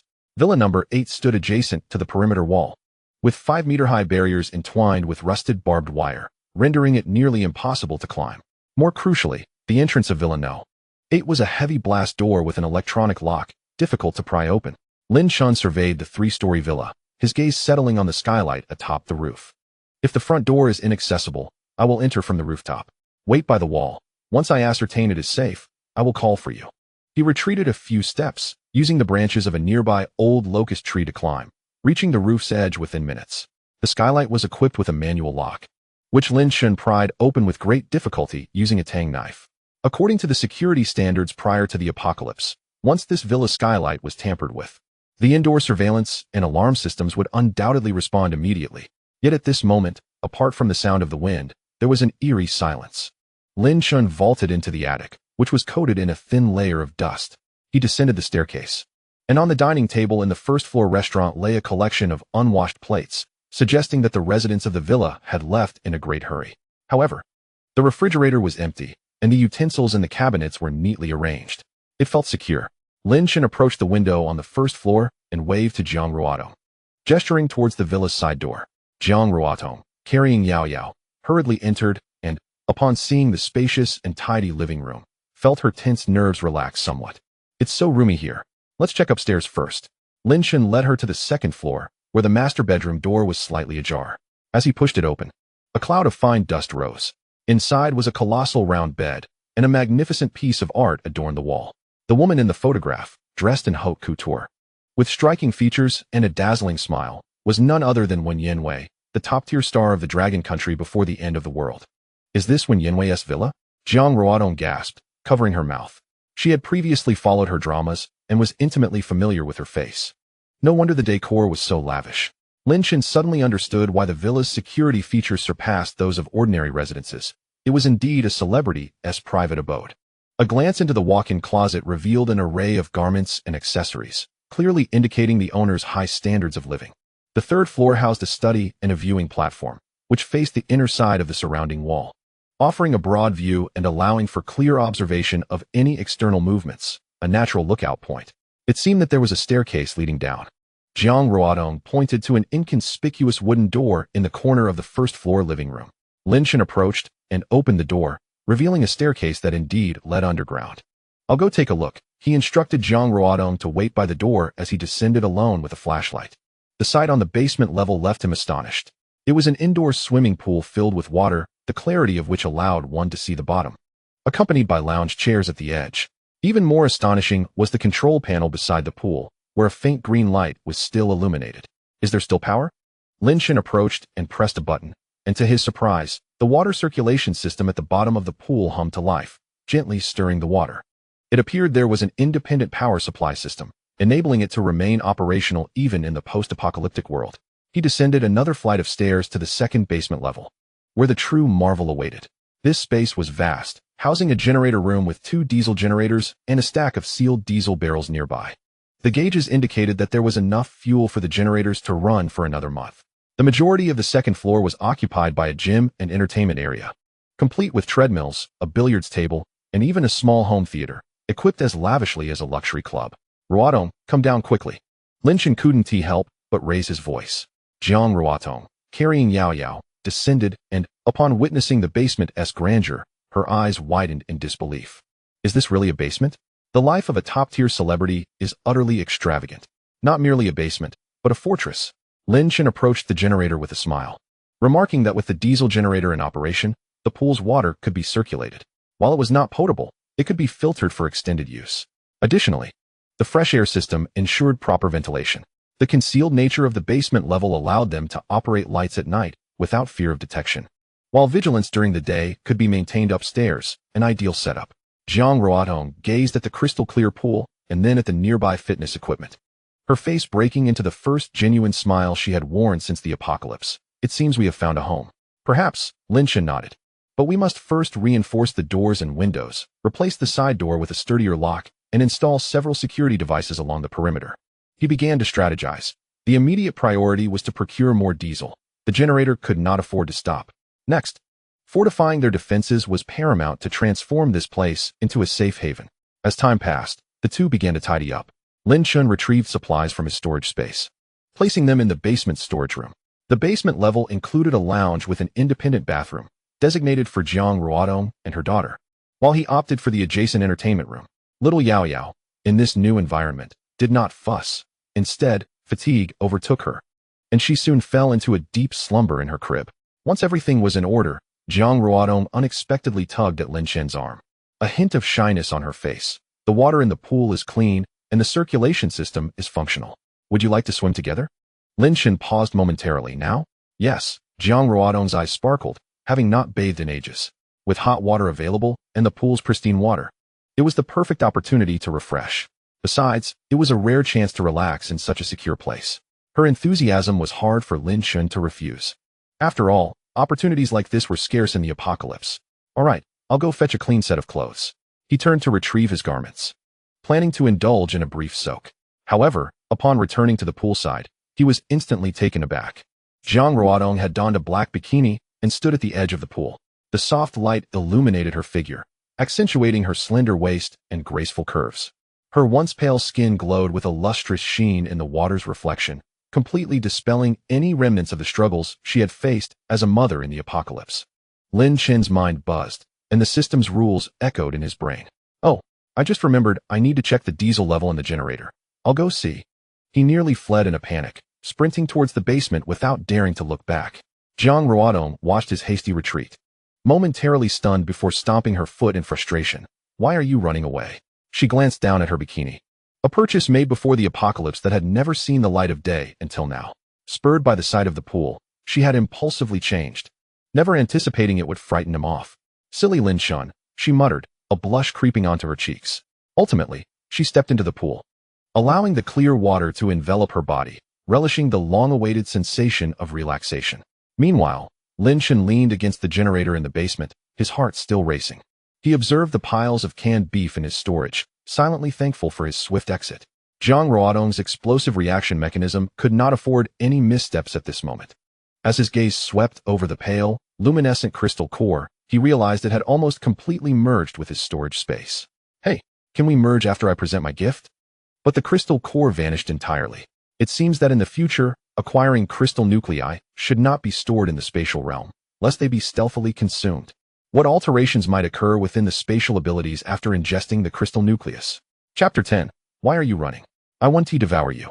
Beside the generator on the second underground level, as the pale white crystal nucleus was fully integrated into the space, Lin Chen felt a warm current surge from his dantian, spreading throughout his limbs and ultimately converging in the realm of his mind. He distinctly observed that the originally approximately 100 cubic meters of transparent space was expanding at a visibly rapid pace. The water bottles, compressed biscuits, canned beef, cargo truck, and weapons that were haphazardly piled in the corner appeared increasingly diminutive within the ever-expanding space, until the expansion finally ceased. Lin Chen estimated that the current space was at least 200 cubic meters, having doubled in size. How astonishing! He was filled with delight and was about to attempt to gather resources when a new piece of information suddenly appeared in his mind. Ding! Detected the host has fused one crystal nucleus of spatial abilities. Derivative additional skill, short-distance retrospective teleportation. Effect: allows teleportation to any location within a 50-meter radius where the host has lingered for up to 10 minutes. Requires a clear memory of the location. Limited to once per day. Teleportation? Lin Chen's eyes instantly sparkled. This ability seemed tailor-made for the apocalypse. It would be invaluable for both fleeing and launching surprise attacks. He stood beside the generator on the second underground level and recalled having paused for a few seconds at the staircase leading to the first underground level when he had gone to the pool. He decided to test it there.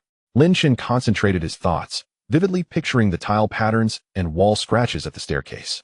In a blink, accompanied by a slight sensation of dizziness, he found himself standing firmly at the staircase leading to the pool, precisely as he remembered. Remarkable. Lin Chen couldn't help but exclaim softly. This skill was even more precise than he had anticipated. Just as he was about to attempt teleporting back to the generator, he noticed the teleportation cooldown notification lighting up in his mind.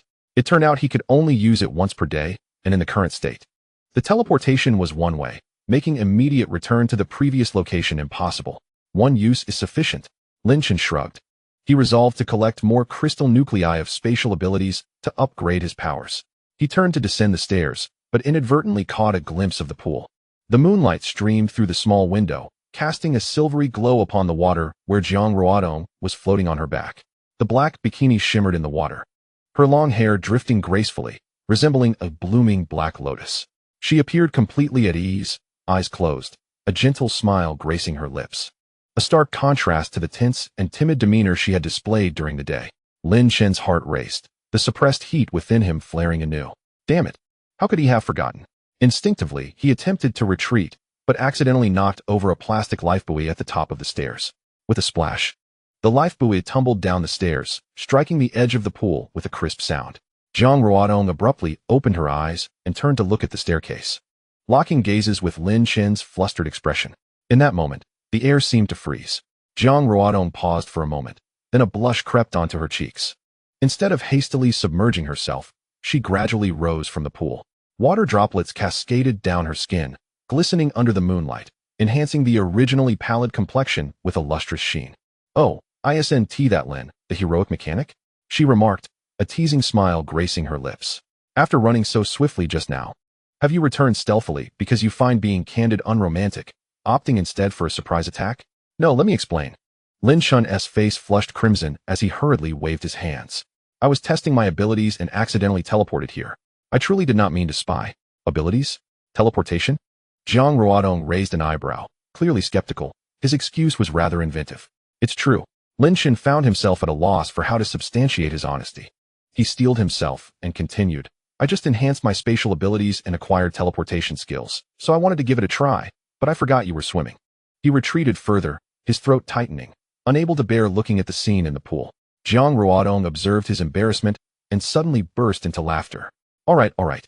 I won't tease you any longer." She returned to the edge of the pool, draping a towel over her shoulders. "But why did you run away?" "I wouldn't bite." Lin Chen could not elucidate the rules of the system, nor could he confess his fear of losing his chances with her. Instead, he vaguely muttered, "It's not proper for men and women to be too close." Yet internally, he was roaring, "I'm not afraid of you devouring me.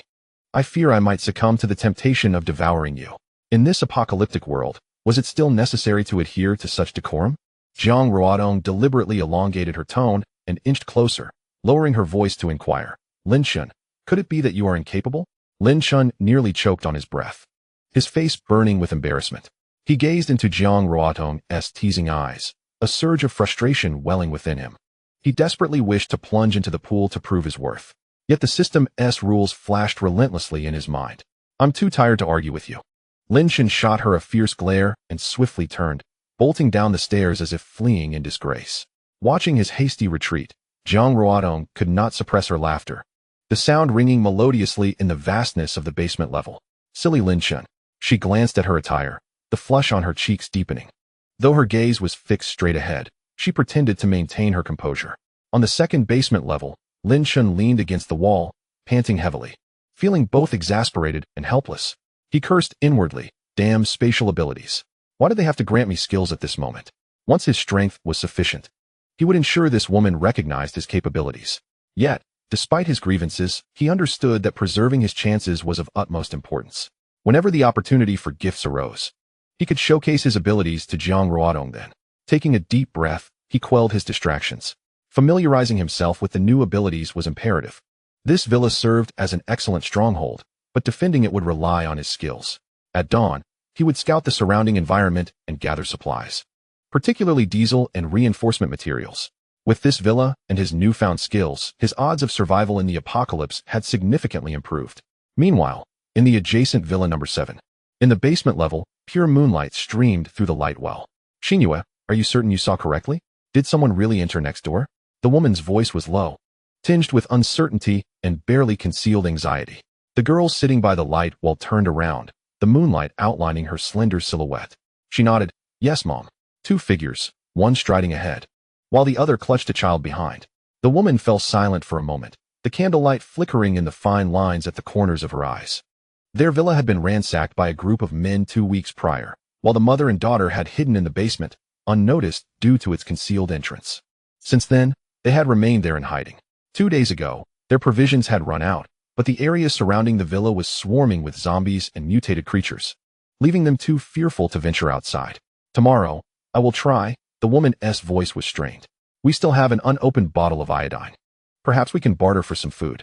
"Mom, I'll go with you." "No, you cannot show yourself. Stay at home. I will go." The girl sighed, falling silent again. her gaze drifting back to the pitch-black villa beside them.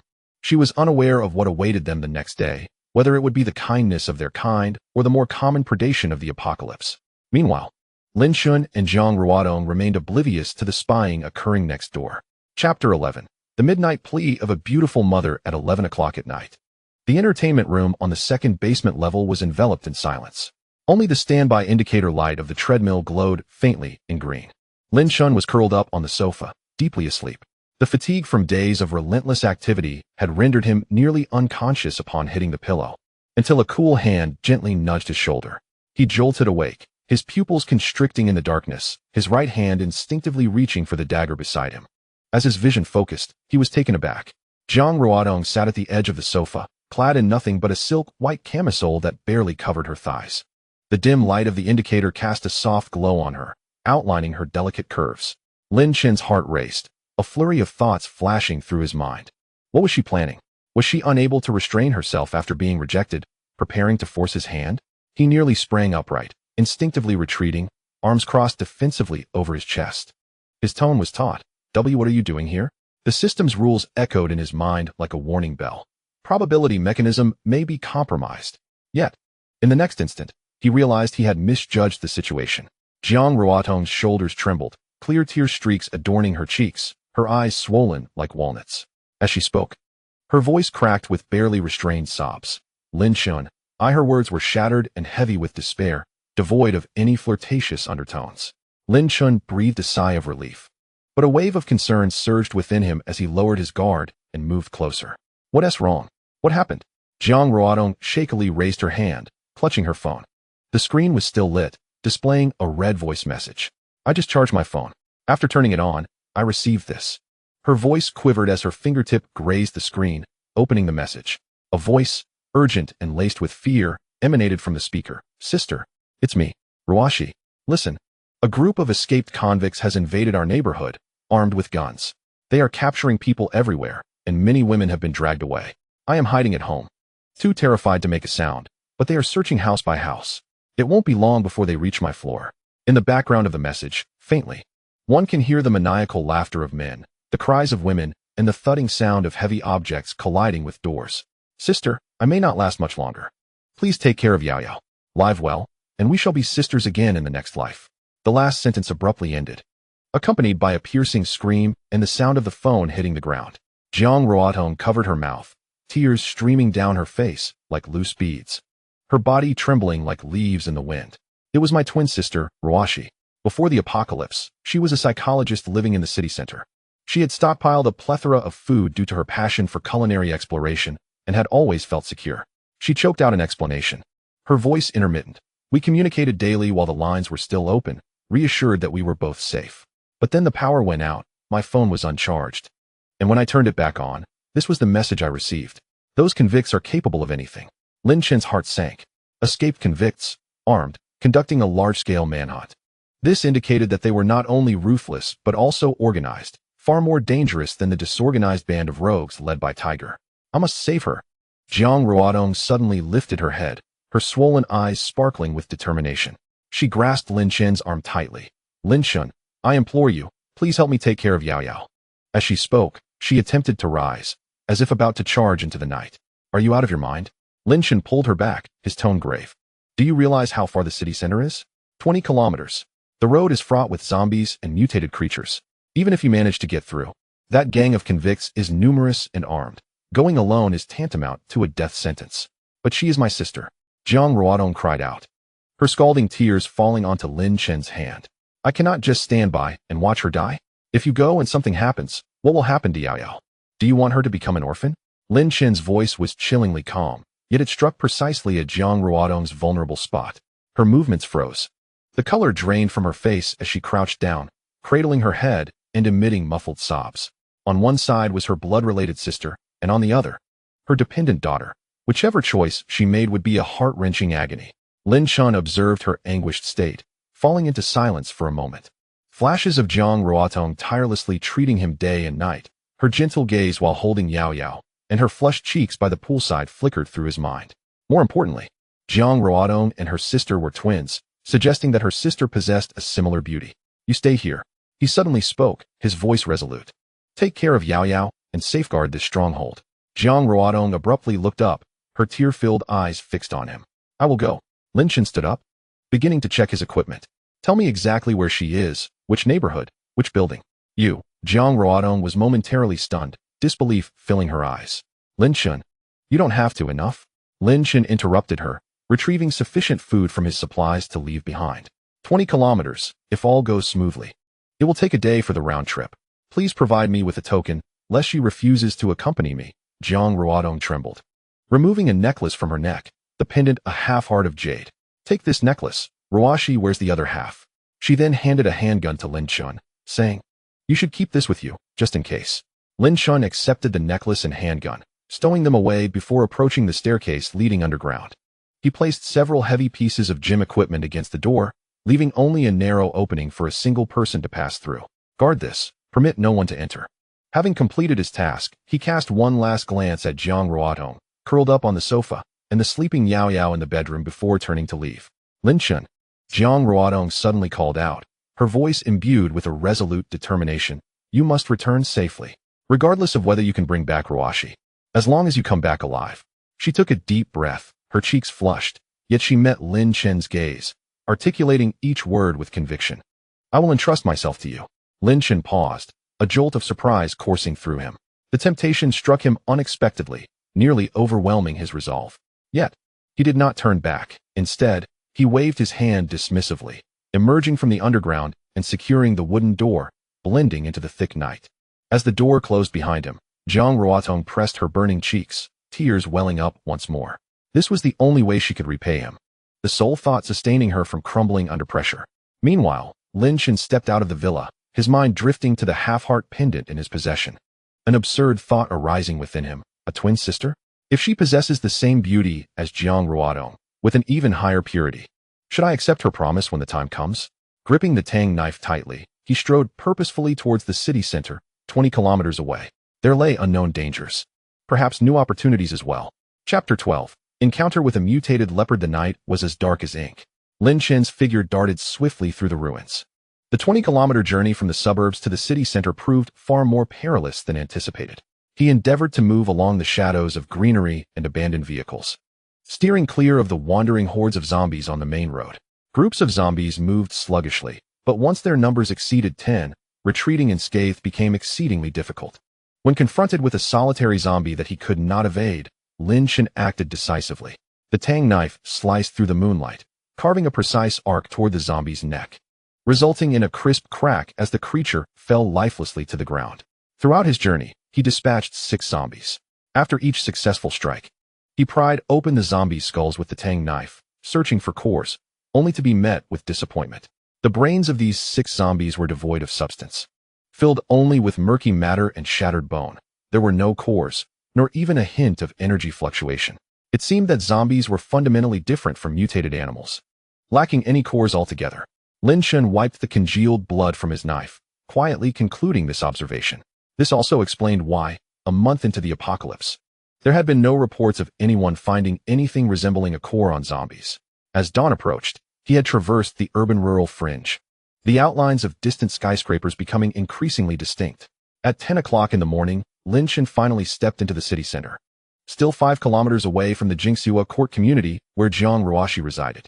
The density of zombies in the city center had noticeably increased.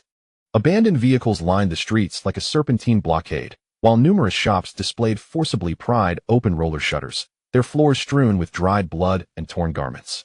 Occasionally, one could glimpse zombies clad in uniforms, police officers, doctors, shopkeepers, each a shadow of their former selves, now mere wandering predators. Lin Chen's nerves tightened, akin to a vigilant cheetah, as he cautiously slipped into a narrow alleyway.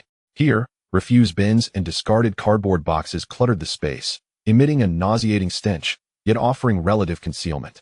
Just as he was about to traverse the alley and turn onto another street, a sudden, fierce rush of wind whipped past him from behind. Oh no! A jolt of alarm shot through Lin Chen, prompting him to instinctively lunge to the right. Swish!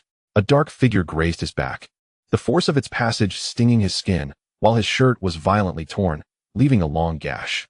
He crashed heavily to the ground and, using the momentum of his roll, swiftly turned, his tang dao poised across his chest.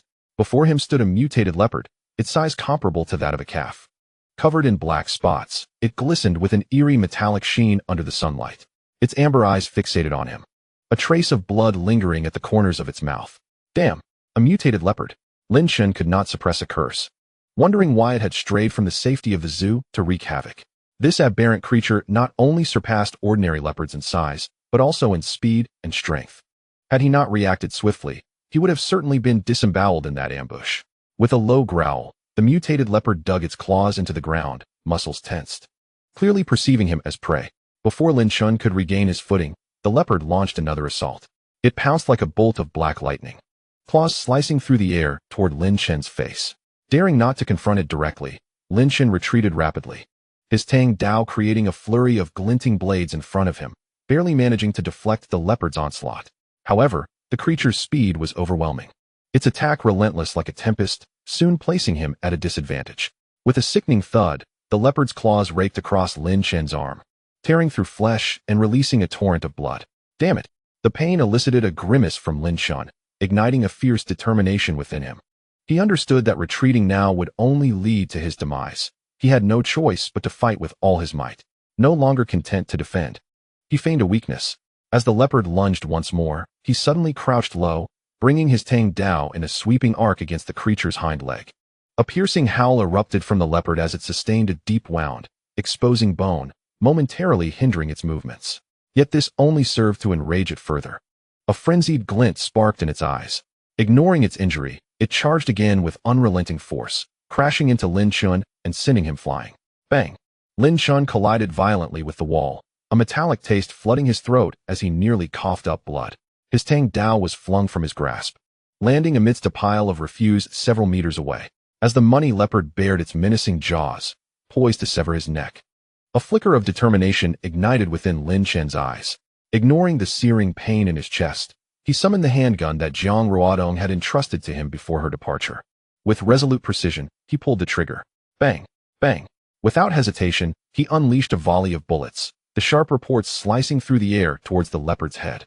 At that moment, he could scarcely concern himself with the possibility that the gunfire might attract more zombies, mutated creatures, or other malicious survivors. Survival was his singular focus. The mutated leopard, evidently unacquainted with such fiery weaponry, exhibited a momentary flicker of human-like astonishment in its amber eyes. The first bullet narrowly missed its mark, but the second struck true, finding its way into the wounded skull. However, the explosive demise he had envisioned did not materialize. The bullet merely grazed the creature's fur, eliciting a trickle of blood before ricocheting away. To his dismay, while the Tang knife could rend flesh, the bullet proved to be less effective. It seemed that the cold weapon was superior to the hot. The ferocious mutated leopard lunged once more. Bang! Bang! Lin Chen fired 2 more shots. This time, its momentum was too great to halt, and the bullets penetrated the wound on its head. The tremendous impact causing the beast to momentarily hang in the air before crashing heavily at Lin Chen's feet, convulsing briefly before falling still. A small green crystal core, akin to a peanut in size, rolled out from the bullet hole, glimmering warmly in the sunlight. Finally, it was dead. Lin Chen breathed heavily, the pain from his numerous wounds searing through him. He holstered the handgun and struggled to his feet, first retrieving the crystal core and stowing it in his spatial pocket, then casting a glance at the leopard's lifeless body. Upon death, mutated creatures' corpses would rapidly decay, turning black and foul, rendering them inedible. What a pity. Such a fine specimen. He shook his head. In this apocalyptic world, meat was a rare commodity. A creature of such size could have sustained him and Jiang Ruodong for several days.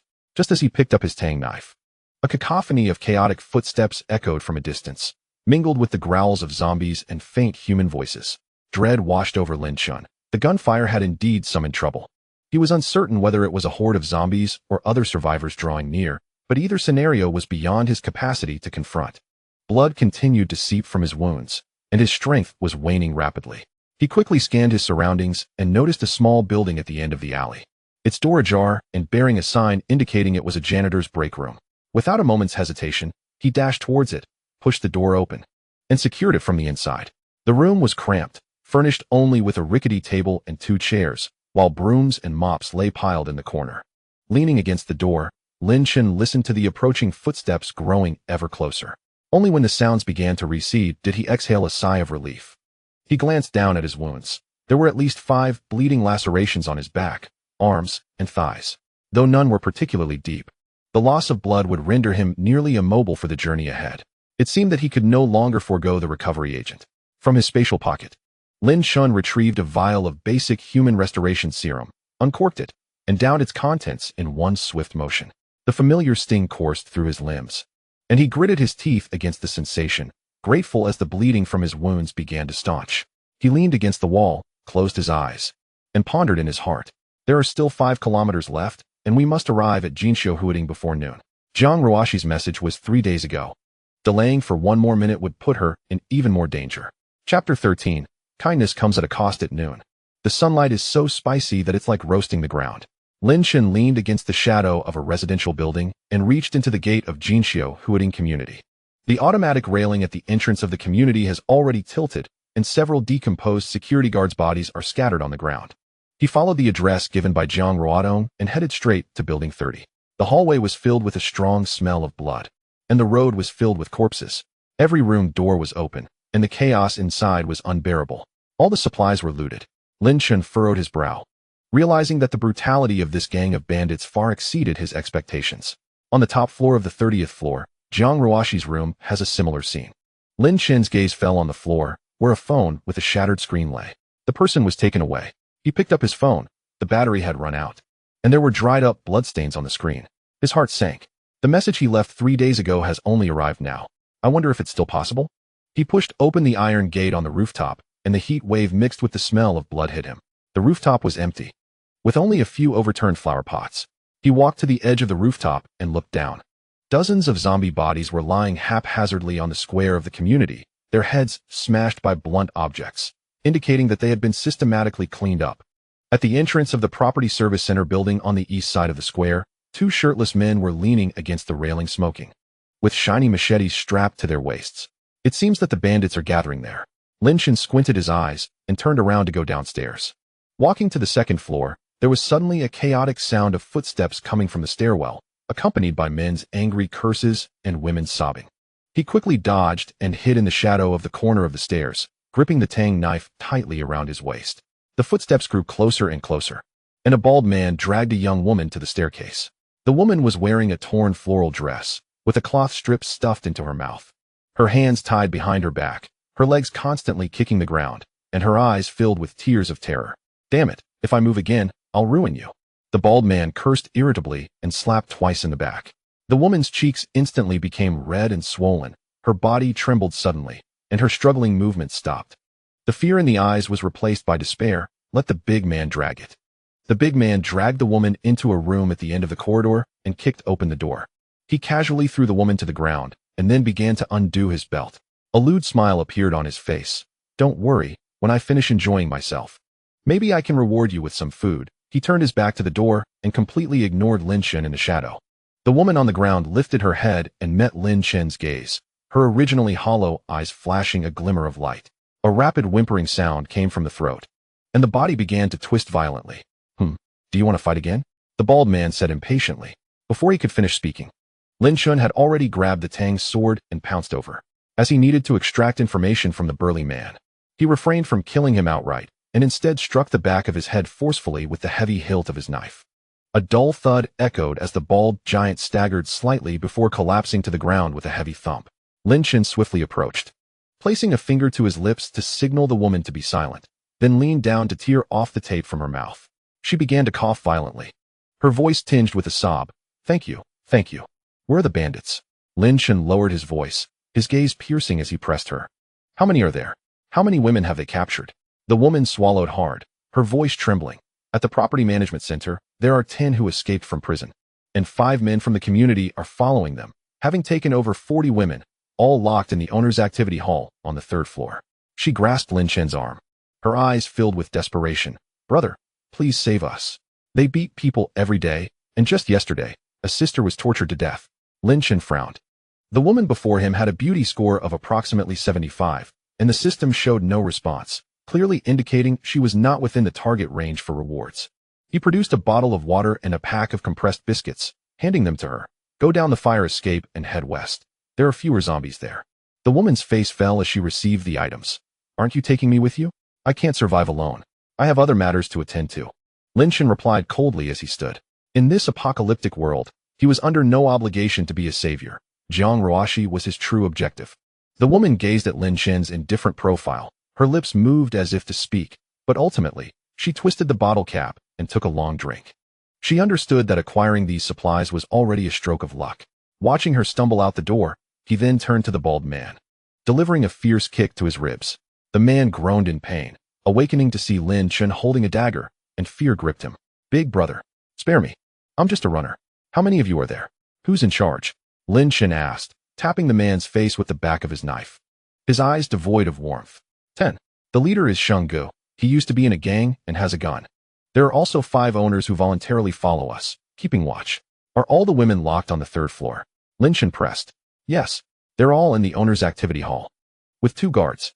After confirming that the giant was not lying by inquiring about the guard shift changes and the layout of the hall, Lin Chen's gaze hardened.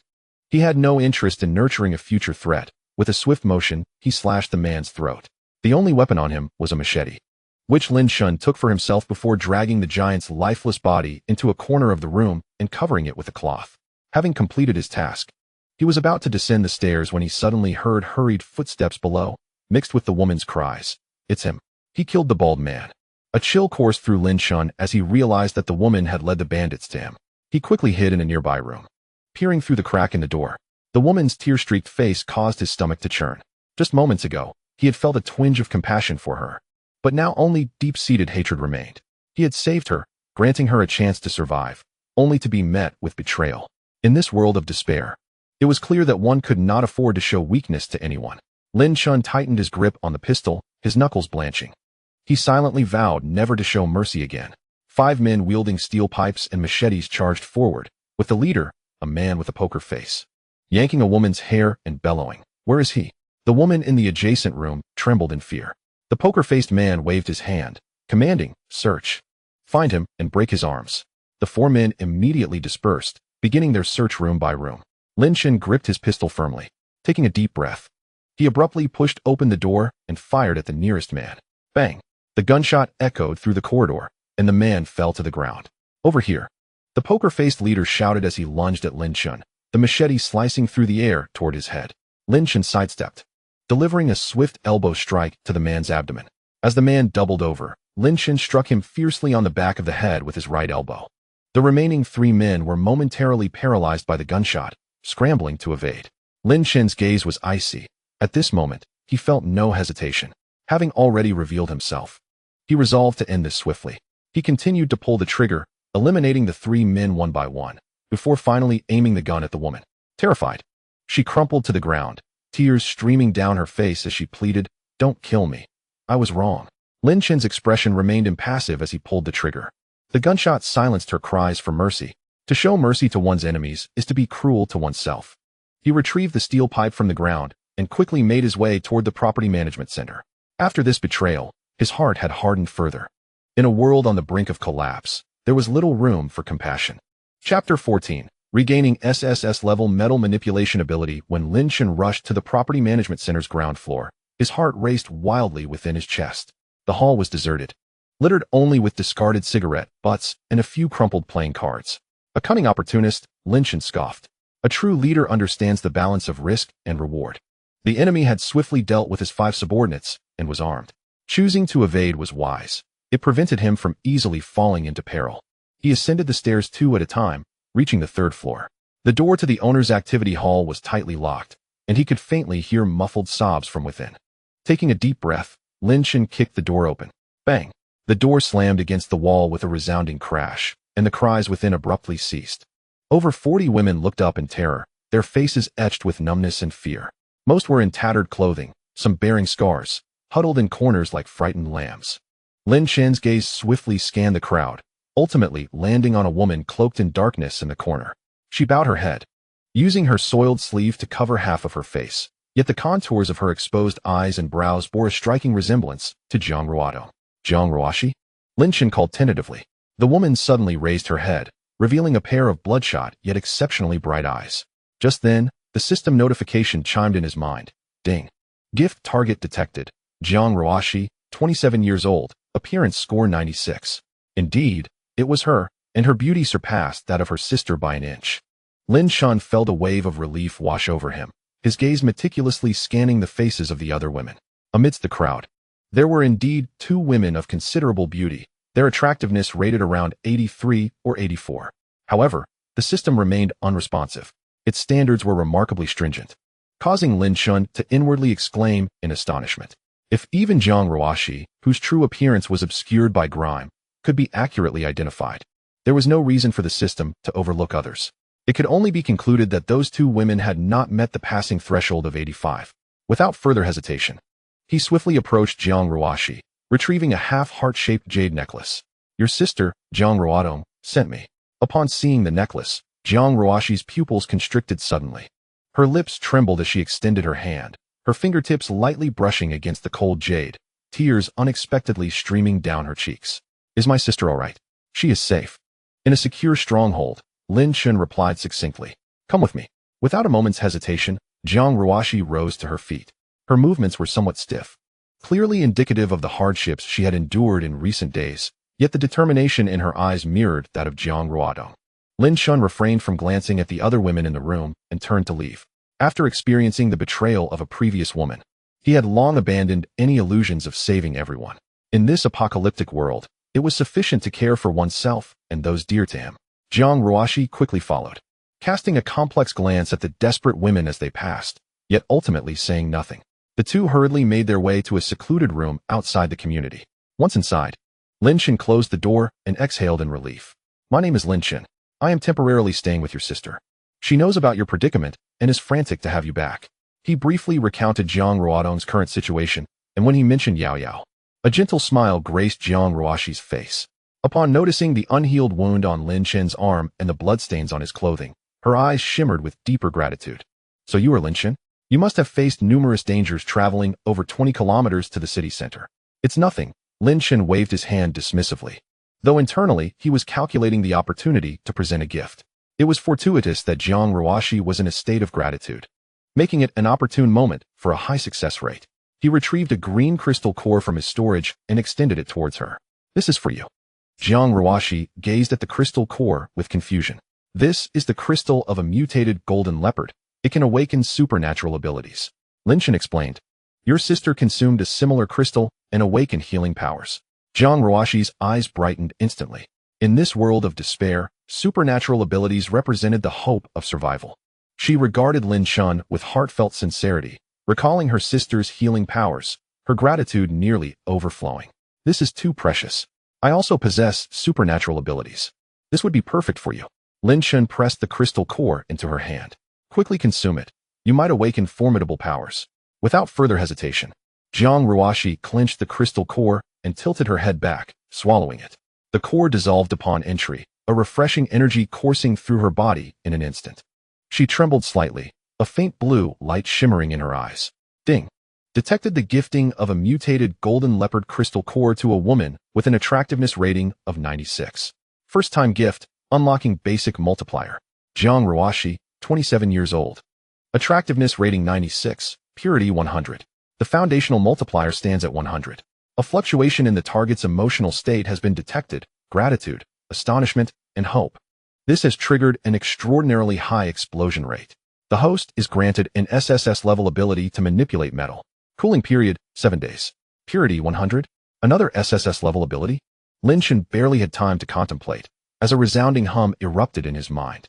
A tremendous force surged through his limbs, granting him a clear perception of all metallic forms in his surroundings. The rebar on the convenience store shelves, the copper core of a lock, and even the engine parts of a distant vehicle were all laid bare within his awareness. Even more astonishing was the absolute sense of control he felt. With a mere thought, the metals he touched could transform according to his will. Is this the power of metal manipulation? Lin Chen gazed in astonishment at his hands, instinctively using his ability on an iron nail lying on the ground. The nail was instantly drawn to his palm, twisting and reshaping itself until it morphed into a delicate key. Meanwhile, Jiang Ruoxi slowly opened her eyes. Her gaze deepened, her fingertips enveloped in a faint red energy.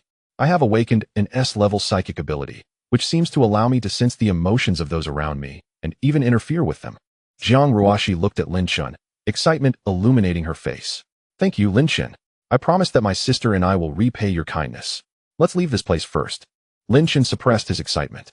He wouldn't voice it, but her sister had already promised a reward. He led Jiang Ruoxi back along the path they had come. As they walked, he began to familiarize himself with his newfound metal manipulation ability. He could make the rebar in the ground rise to form barriers and summon distant metal fragments to create shields. He could even perceive the internal structure of firearms, effortlessly determining whether they were loaded. With this ability, dealing with enemies would become considerably simpler, Lin Chen thought, feeling a surge of satisfaction. Jiang Ruoxi walked beside him, her psychic energy intermittently alerting her to their surroundings. Suddenly, she whispered, "There seems to be someone ahead." Lin Chen immediately halted, following her gaze. A shadow flitted behind the distant ruins, only to vanish moments later. "It might be a survivor. Let us not dwell on it and hurry along," he replied, not overly concerned. His primary desire was to return to the villa area as swiftly as possible. Jiang Ruoxi nodded, retracting her psychic perception. Due to the weakness of her psychic energy, she could only intermittently release her psychic force to sense potential dangers. Hence, neither of them noticed the pair of sinister eyes lurking behind the ruins, fixated on their retreating figures, clutching a walkie-talkie. "Brother Sheng, that kid has come out." And he asked with a woman, a cold voice crackled through the device. "Keep a close watch, but do not alert him." As the sun gradually sank in the west, casting elongated shadows of Lin Chen and Jiang Ruoxi, they remained blissfully unaware that a new crisis was silently encroaching upon them.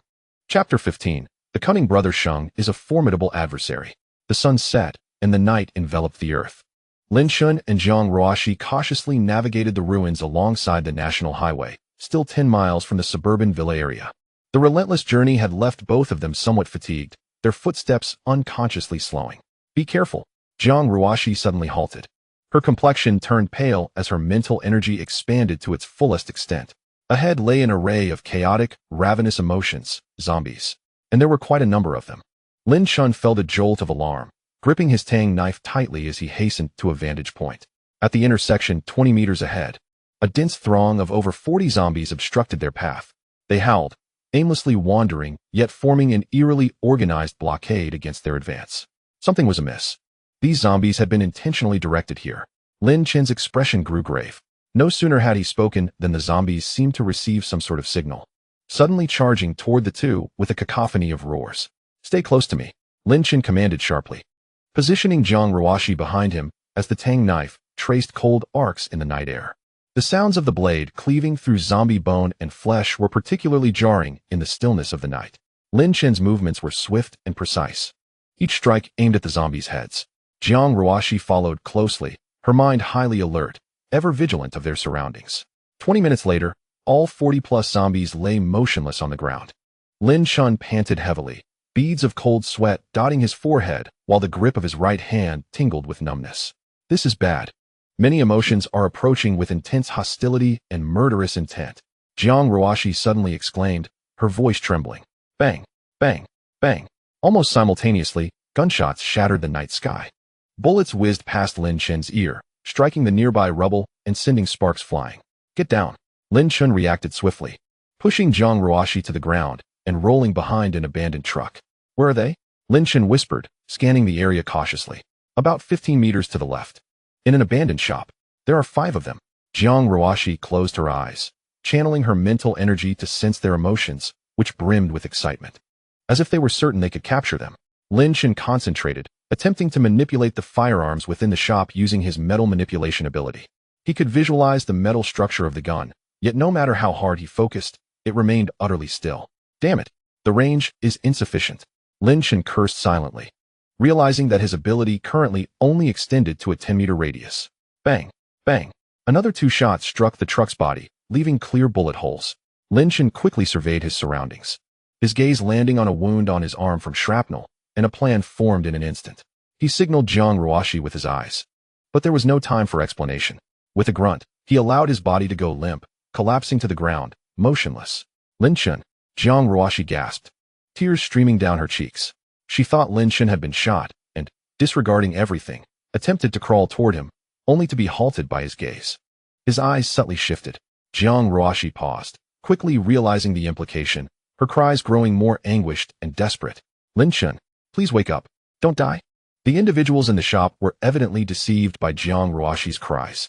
A cacophony of hurried footsteps echoed as 5 armed men emerged, led by a shrewd-looking middle-aged man wielding a gun. I thought they were formidable, but they are surprisingly fragile, he scoffed coldly, advancing with his companions towards Lin Chen's lifeless body. Just as they entered a 10-meter radius, Lin Chen abruptly opened his eyes, a fierce glint flashing within them. Now is the moment. His thoughts surged, and the weapons in the hands of the 5 men suddenly slipped from their grasp with a clatter, flying towards Lin Chen. What? The men's faces paled in shock, still reeling from the unexpected turn of events. Like a cheetah, Lin Chen lunged, swiftly placing his blade against the throat of the leading man. Do not move, he bellowed, his gaze icy. The other 4 men froze in terror, paralyzed into inaction. Who are you? Where is Shenggu? Lin Chen demanded, his eyes fixed on the man he had restrained. The middle-aged man turned ashen, stammering in defense. I am Shenggu. Nonsense. Lin Chen tightened his grip, the blade grazing the man's skin. You lack the ruthless demeanor of a true leader. You are merely a substitute. If Shenggu were so easily captured, we wouldn't be in such a dire situation. He pressed further. Speak. Who are you really? Where is Shenggu? What is his true name? The man, gripped by fear, cried out, I will tell you. I am not Shenggu. I am merely his subordinate. Shenggu left long ago, instructing us to ambush you here. If we could kill you, that would be ideal. If not, merely to test you. As for his true name, we do not know. He has never mentioned it. Lin Chen's expression darkened. This Shenggu was indeed cunning, demonstrating a calculated approach. Even preparing a substitute. Ruashi, can you sense if there are others nearby? He inquired. Jiang Ruashi closed her eyes, extending her psychic energy. After a moment, she shook her head. There are no others within a 20-meter radius. My psychic reach can only extend this far. It seems he has truly fled. Lin Chen scoffed coldly, feeling an increased wariness towards this elusive Shenggu, hoping for no further entanglements. He glanced at the restrained middle-aged man and the 4 bandits, his gaze growing increasingly frigid. In this apocalyptic world, showing mercy to enemies equates to cruelty towards oneself, a truth deeply ingrained in him. He turned to Jiang Ruashi, instructing, close your eyes. Do not look. Though puzzled, she obediently complied. Lin Chen covered her eyes with one hand while wielding his blade with the other, swiftly and decisively dispatching the 5 men. All done, let us depart, he said, releasing her and hastening away with her in tow. Upon opening her eyes and seeing the 5 corpses on the ground, Jiang Ruashi felt a wave of nausea but said nothing, instinctively drawing closer to Lin Chen. Not long after their departure, atop a distant villa, a middle-aged man of average build with a sinister gaze fixated intently on the direction they had taken. Behind him stood 5 menacing subordinates. The middle-aged man casually toyed with a bone flute, faint energy fluctuations still lingering on the bone. Having witnessed Lin Chen's ability to draw weapons from afar, a cold smile crept upon his lips. Metal manipulation abilities? Quite intriguing, he murmured to himself, a glint of ruthlessness flashing in his eyes. Youngster, our debts will inevitably be settled, he declared, and with that, the figures vanished from the rooftop, only to reappear beside the corpses of over 40 zombies. The 5 robust men wielded axes, cleaving open the skulls of the intact zombies, extracting the brain matter and gathering it in an iron bucket. Brother Sheng stood aside, observing the brown liquid within the bucket, his eyes gleaming with excitement. Once all was collected, they disappeared into the night. Chapter 16. Do mutated animals have grades? The night deepened, with visibility less than 5 meters. Lin Chen and Jiang Ruashi, keen on alleviating Jiang Ruodong's worries, decided to return overnight. A deafening tiger roar suddenly shattered the silence, the sound waves disorienting them. Jiang Ruashi trembled in fright and instinctively clutched Lin Chen's arm. It's a tiger. Lin Chen's expression shifted dramatically as he pulled Jiang Ruashi behind him, gripping his tang knife while scanning the surroundings with vigilance. Moonlight filtered through the sparse tree shadows, faintly illuminating a massive figure moving slowly not far away. It was a mutated Siberian tiger, nearly twice the size of a regular one. Its dark fur marred by numerous jagged scars, evidently the result of countless fierce battles. Its copper bell-sized eyes glimmered with a sinister green light in the night, its nostrils flaring as it exhaled heavily, drool dripping from its jaws. Clearly, it had caught the scent of living prey and locked onto them as targets. Is this a Siberian tiger? How can it be so enormous? Jiang Ruashi's voice quivered uncontrollably. She had seen Siberian tigers at the zoo, but this one surpassed her wildest imaginings. The mutated Siberian tiger fixed its gaze upon them, letting out a low growl before propelling itself towards them like a black cannonball. Be careful. Lin Chen's pupils constricted as he pushed Jiang Ruoxi aside, brandishing his tang knife and charging forward to meet the tiger's assault. Clang! The blade of the tang knife collided fiercely with the tiger's forepaw, producing a piercing metallic sound. Lin Chen felt an immense force surge through the blade, numbing his grip and nearly sending the knife flying from his hands. Upon inspecting the tiger's paw, he noted only a shallow white mark, the skin unbroken. What tough hide! Lin Chen was astounded. The defensive capabilities of this mutated Siberian tiger far exceeded any mutated creature he had encountered before, even surpassing that of the mutated leopard by several folds. Having missed its initial strike, the mutated Siberian tiger landed and let out an enraged growl. It turned once more, lunging at Lin Chen with its gaping maw, revealing sharp fangs as if intent on swallowing him whole. Lin Chen, refusing to be complacent, swiftly sidestepped, simultaneously retrieving a handgun from his space and aiming at the tiger's head, pulling the trigger. Bang! Bang! Bang! The 3 gunshots rang out particularly clear in the night, the bullets striking the tiger's forehead with precision. However, the anticipated explosion of brain matter did not materialize. The bullet merely struck the thick fur of the creature, emitting a muffled thud. Subsequently, it ricocheted away, leaving no trace. Goodness! The leopard could at least sustain some damage, yet the Siberian tiger remained utterly unscathed? This was utterly absurd. Could it be that mutated animals are classified by ranks? Damn it, if we cannot slay these aberrations, then firearms in this post-apocalyptic world would become nothing but mere ornaments. Lin Chen cursed inwardly, his heart heavy with foreboding. This mutated Siberian tiger not only possessed astonishing defenses, but also boasted speed and strength beyond imagination. He retreated swiftly while manipulating the scattered metallic shards around him to form a protective shield.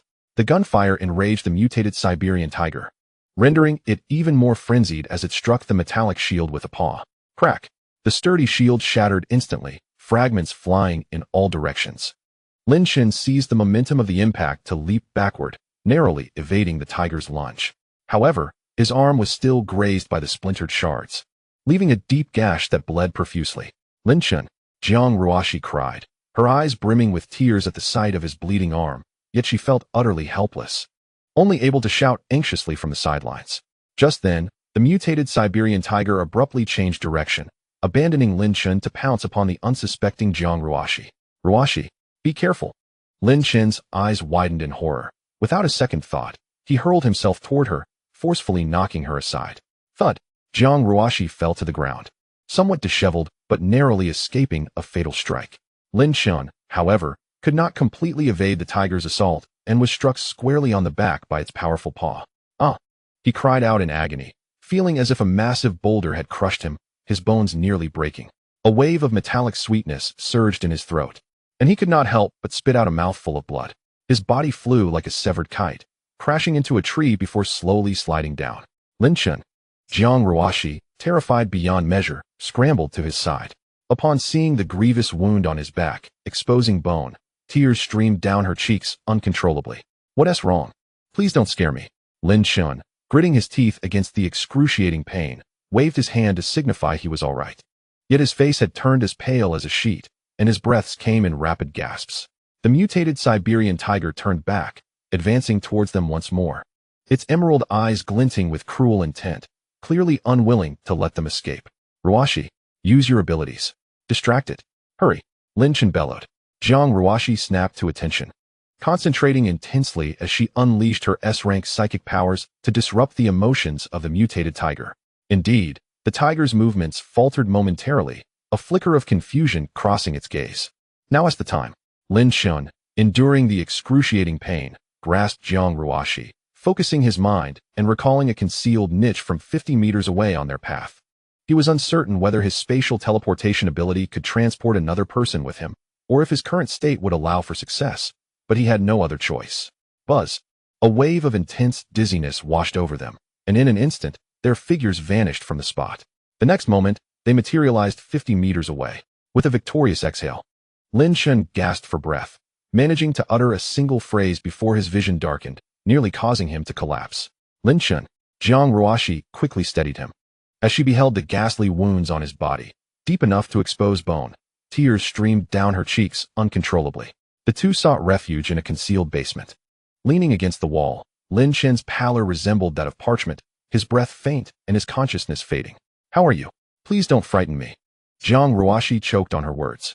She attempted to utilize her psychic abilities to alleviate his suffering, only to discover that her powers could merely disrupt emotions, failing to mend his injuries. In a state of desperation, tears continued to cascade down her face.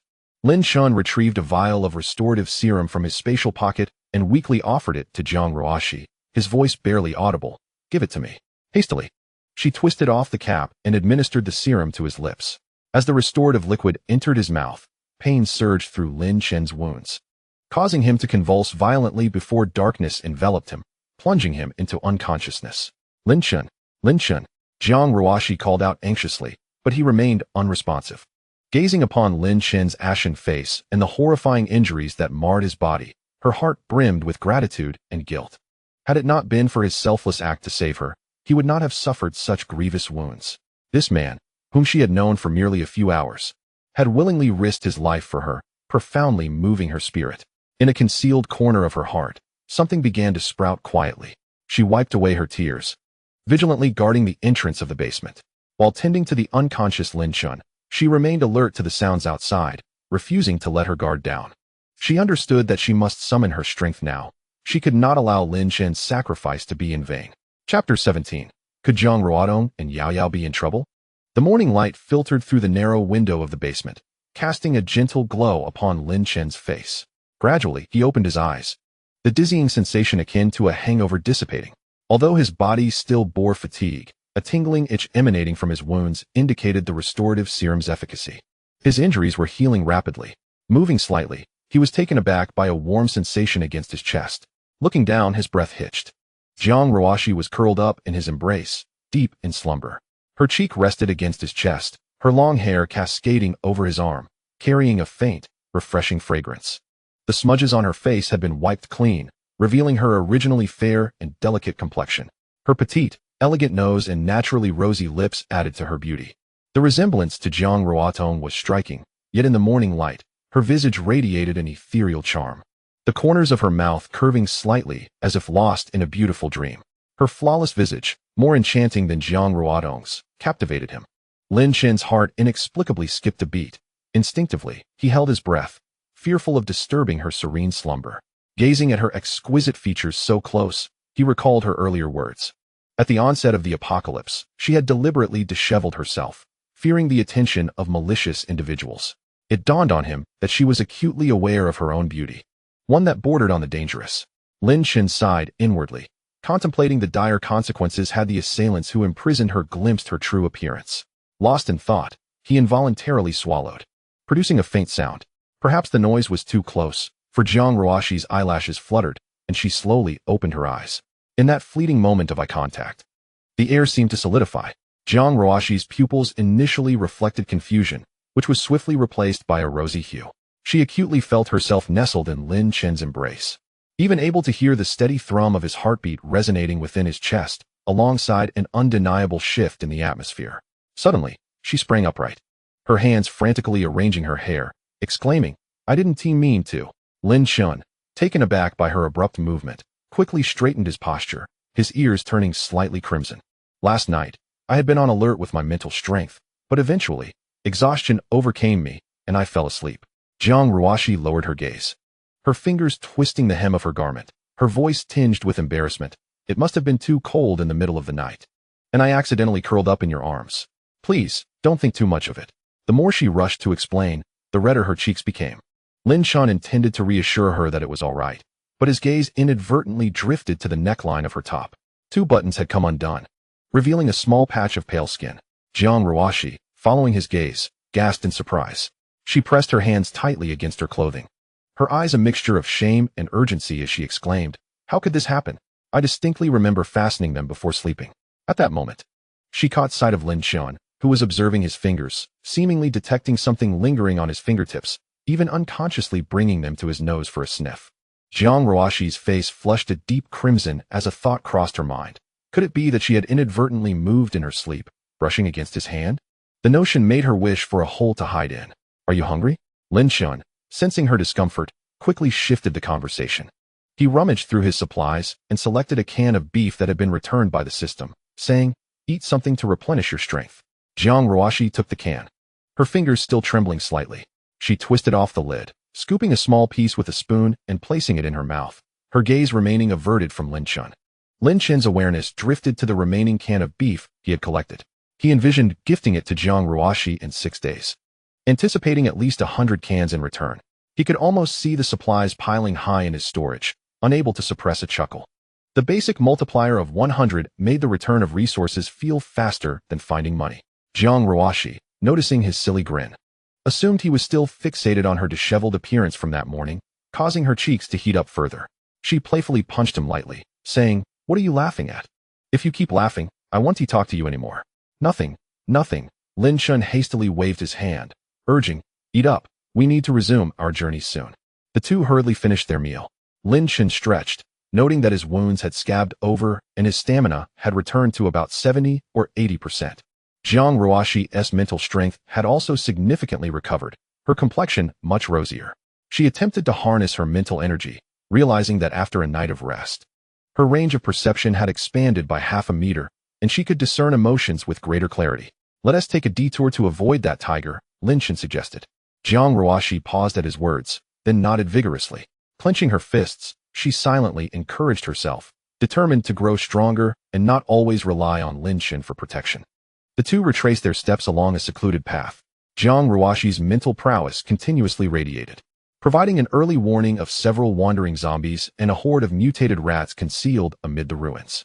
The sights along the way grew increasingly harrowing. Half-exposed skeletons lay within collapsed buildings, disfigured corpses dangled from railings, and a mother wept over the remains of her child. Jiang Ruoxi felt a tightening in her chest and a churn in her stomach.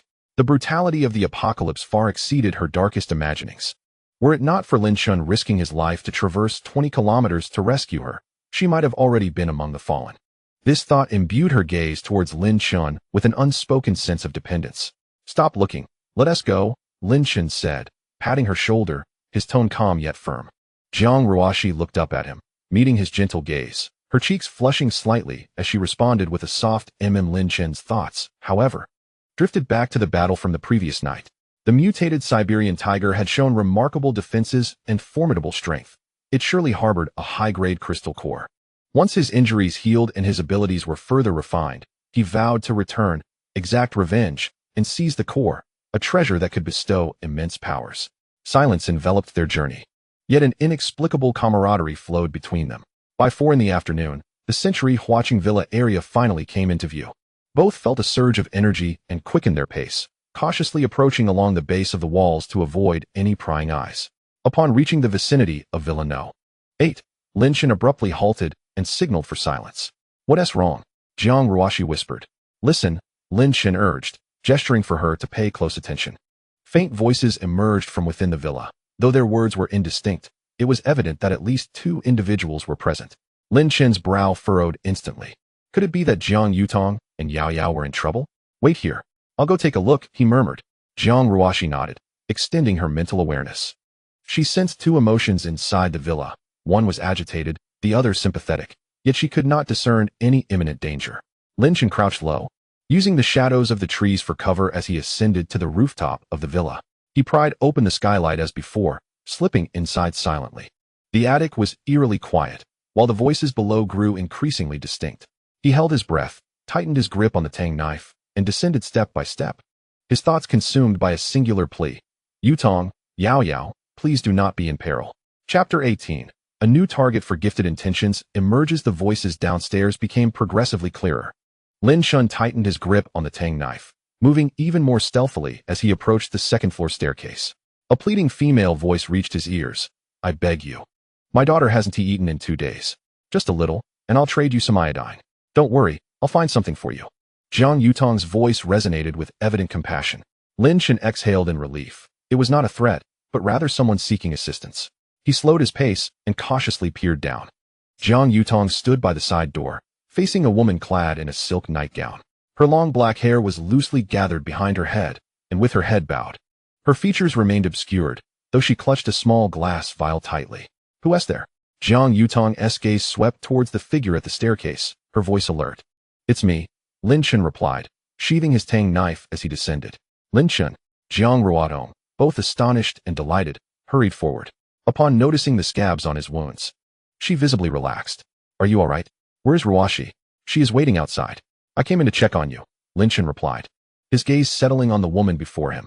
She lifted her head, revealing a delicate face, no larger than a palm. Her brows were soft yet not drooping, with the corners of her eyes slightly raised, exuding a hint of defiance. The clearly defined curve of her lips, tinged with a sense of grievance, contrasted with her 40 years of age, as her skin remained remarkably smooth, albeit the faint dark circles beneath her eyes hinted at fatigue. She possessed a ripe beauty, radiating tenfold more allure than a youthful maiden. Ding.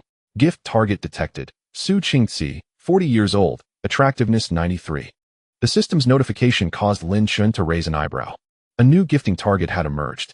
Su Qingzi, startled by Lin Chen's sudden appearance, instinctively took a step back, scrutinizing him with caution. Upon noticing the dried blood on his attire and the tang knife at his waist, her fear intensified. He is Lin Chen, my husband, Zhang Ruodong quickly clarified. This is Sister Su, our neighbor from Villa number 7. She and her daughter have run out of supplies and came to trade for some food. Lin Chen nodded, his gaze sweeping over the iodine bottle in Su Qingzi's hand. Since we are neighbors, it is only fitting that we lend each other a hand. He turned away, retrieving the last bag of compressed biscuits he had saved for gifting. This is the final pouch. I had kept it for you. Su Qingzi, upon seeing the biscuits, hesitated not a moment, accepting them while handing the iodine over to Lin Chen. He did not refuse, taking the iodine for future use. Ding. Detected the gifting of compressed biscuits to a woman with attractiveness 93. First-time gift, unlocking basic multiplier. Su Qingzi, 40 years old, attractiveness 93, purity 100. Basic multiplier, 70 times. Detected fluctuation in target's emotional state, gratitude, hope. Triggering high multiplier explosion. Return of resources, compressed biscuits x210. Cooldown period, 7 days. Purity 100? Lin Chen paused momentarily, pondering whether her daughter was not her biological child. He dismissed the thought. The emergence of a new target with a basic multiplier of 70 was an unexpected delight. He then produced 2 bottles of mineral water and a can of beef, offering them as well. Su Qingzi's eyes widened in disbelief at the generosity of the unfamiliar man. In a post-apocalyptic world, water was more precious than gold. The sudden intensity of his gaze sent a shiver down her spine. Had she caught his interest? This is too valuable. I cannot accept it, she protested, waving her hands. Please take it, Lin Chen insisted in a calm tone. We are neighbors. There is no need for formality. Zhang Ruodong chimed in. Sister Su, please accept it. A great kindness does not require thanks. If there is ever anything you need, do not hesitate to ask. Biting her lip, Su Qingzi realized that in this harsh world, a widow and her daughter had limited choices for survival.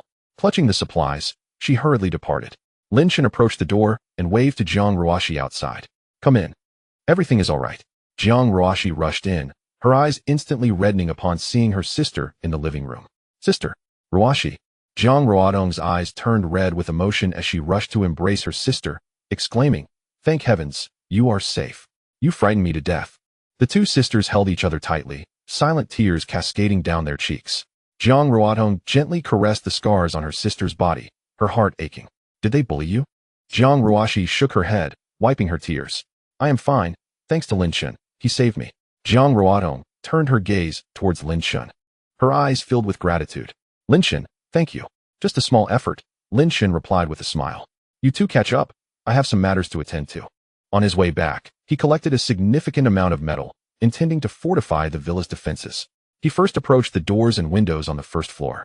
With a mere thought, several thick steel bars twisted together to form sturdy iron railings, securely welded to the window frames. He then manipulated metal sheets to seal the windows tightly, leaving only a small observation hole. The same method was applied to the doors and windows on the second and third floors. 3 hours later, the entire villa had undergone a dramatic transformation. All doors and windows were encased in double layers of alloy, with peepholes replaced by bulletproof glass. The wooden door leading to the basement was removed and substituted with a steel door featuring a combination lock. Even the attic skylight was reinforced with a steel mesh. Retractable metal barriers were added to the staircase railings, and hidden spikes were concealed within the steps leading to the basement entrance. After chatting for a while, Zhang Ruodong and Zhang Ruashi heard a clattering noise from outside. Upon stepping out, they were taken aback. The once luxurious villa now resembled a fortress clad in metallic armor. The doors and windows were sealed by robust metal structures. Unless one used high-grade explosives, it would be nearly impossible to force entry. Lin Chen, what have you done? Jiang Ruodong inquired in astonishment. Just reinforcing the defenses, Lin Chen replied, wiping the sweat from his brow. Jiang Ruoshi gazed at his diligent figure with admiration. This man was not only powerful but also remarkably attentive. With him around, it seemed that no danger was too great to face. Tonight, we shall sleep soundly, Jiang Ruodong said, touching the cold iron door, then turning to her sister. Ruoshi, we will stay in the master bedroom on the 3rd floor from now on. Lin Chen, who was adjusting the metal hatch in the attic, looked up and said, I will tidy up the study on the 3rd floor to be closer to you. While the sisters organized their room, Lin Chen busied himself in the yard. He installed barbed wire atop the perimeter wall and buried several metal triggers among the flower bushes. Should anyone attempt to scale the wall, an alarm would be triggered immediately. Observing the villa, now a veritable fortress, Lin Chen felt a profound sense of accomplishment. As night fell, the warm yellow lights illuminated the 3rd floor bedroom. Jiang Ruodong was telling a story to Yao Yao, while Jiang Ruoshi sat by the window, watching Lin Chen set up the final line of defense below. Suddenly, she softly remarked, Sister, he is a good man. Jiang Ruodong smiled, but remained silent. In the neighboring villa number 7, a girl nibbled on compressed biscuits. Mom, that man did not trouble you, did he? Su Qingxi shook her head. But the thought of Lin Chen's intense gaze made her uneasy. In the post-apocalyptic world, a beautiful woman without strength knew that to survive, she ultimately had to take that step. Seeing her mother shake her head, the girl's eyes brightened. Then I will go ask for some more. Don't go. Su Qingxi quickly grabbed her. He has already given you plenty. What are you afraid of? I'll give it a try. The girl shrugged off her mother's hand and dashed to the door. Su Qingxi gazed at her daughter Su Xinyue's departing figure, letting out a sigh within. Xinyue, you are ensnaring yourself and inadvertently selling your mother. The door of villa number 7 opened a crack, and Su Xinyue caught sight of a man in the courtyard of villa number 8, idly toying with a gleaming tang knife. Startled, she hastily shut the door, pressing her back against it, gasping for breath. The moment that man raised his gaze, his eyes were as frigid as ice, more terrifying than the wandering zombies in the neighborhood. Chapter 19. The midnight teas of the stunning mother dinner consisted of compressed biscuit porridge paired with canned beef. Consuming the same food repeatedly, Lin Chen felt his taste buds were nearing rebellion. He set down his spoon, irritation lacing his voice. Tomorrow, we shall venture out to find something different to eat and procure some diesel. The generator's fuel will not last long. He turned to Jiang Ruodong. Ruodong, stay home and look after Yao Yao, safeguard our abode. Then he looked at Jiang Ruoshi. Ruoshi, accompany me. Your mental acuity will be responsible for reconnaissance and early warning. Jiang Ruoshi nodded promptly. Their roles were clearly defined. Lin Chen would handle the search and combat, Jiang Ruoshi would be on alert, and Jiang Ruodong would secure the rear. After 2 consecutive days of relentless travel, he felt grimy and sticky. Lin Chen arrived at the basement swimming pool, intending to take a shower. However, as he stepped inside, he instantly froze, blood rushing to his head, heart racing. The crystal-clear water shimmered under the lights, rippling with delicate waves. 2 graceful figures floated gracefully in the water like enchanting mermaids. Jiang Ruodong donned a simple black bikini, while Jiang Ruoshi appeared in pristine white, accentuating her snow-like complexion. Her long legs partially visible beneath the water surface. Water droplets cascaded down their slender waists, merging with the undulating waves. Lin Chen felt parched and instinctively wanted to retreat. Uft! Jiang Ruodong's laughter rang out, unabashedly teasing. Where are you running off to? Is our brave Lin afraid to look? She swam to the pool's edge, playfully winking. Ruoshi told me all about your audacious antics in the basement this morning. Why the sudden cowardice now? Jiang Ruoshi's cheeks flushed a rosy hue upon hearing this, her eyes sparkling with mischief, yet she remained silent. Jiang Ruodong's playful banter ignited Lin Chen's competitive spirit. He turned around, crossing his arms against the doorframe. Afraid? He elongated his tone, a roguish smile playing at his lips, his gaze boldly flitting between the two. What do I have to fear as a man? As he spoke, he yanked off his t-shirt, deliberately snapping the elastic of his swim trunks with a resounding pop. Coward, I fear you might drool. Internally, he mused, it is the system's rules that have spared you, otherwise. His heated gaze felt tangible. Ah, Jiang Ruoshi gasped, her face instantly aflame, instinctively retreating behind her sister. Jiang Ruodong's cheeks also flushed, casting an admonishing glare at Lin Chen, her tone playful yet reproachful. You silver-tongued rogue, speak another word, and I shall have Yao Yao bite you. Yet, despite her words, she found herself unable to withstand Lin Chen's unabashed stare. The sisters were momentarily at a loss, caught off guard by Lin Chen's audacity.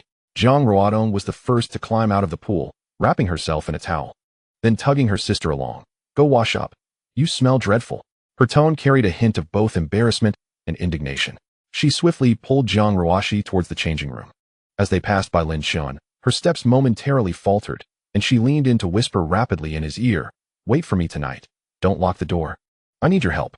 The warmth of her breath brushed against his ear, causing Lin Chen to tense up completely. His eyes widened in astonishment. Fixated on Jiang Ruodong's hurried retreat, the phrase "wait for me tonight" echoed endlessly in his mind. The process of bathing became a mechanical routine for Lin Chen. The icy water cascading over him did little to extinguish the fervent heat ignited within him. Jiang Ruodong's suggestive words, combined with the vivid imagery surrounding the pool, swirled incessantly in his thoughts. Could she truly fulfill her previous promise? Leaning against the pool's edge, his mind was a battleground of conflicting desires. Cursed system rules. Jiang Ruodong, with a beauty rating of 95 and purity of 99. Crossing the line would render the explosion rate mechanism permanently ineffective. Yet, with Jiang Ruoxi at 96 and Su Qingxi at 93, both possessing a purity of 100, he found himself grappling with the dilemma of whether to indulge in his desires. Rationality and longing entwined like two venomous serpents, constricting him tightly. Should he dare to act impulsively just this once? He returned to his room in a heated state, hesitating for a long moment, ultimately deciding not to lock the door. Time stretched agonizingly during his anxious wait. After an indeterminate period, soft footsteps echoed outside his door. Lin Chen felt his heart leap into his throat, nearly holding his breath. The door creaked open gently, and Jiang Ruodong slipped inside, hastily shutting the door behind her. She left the lights off, clad only in a thin nightgown, her silhouette barely discernible in the darkness. Lin Chen. Her voice was barely above a whisper, laced with a hint of allure.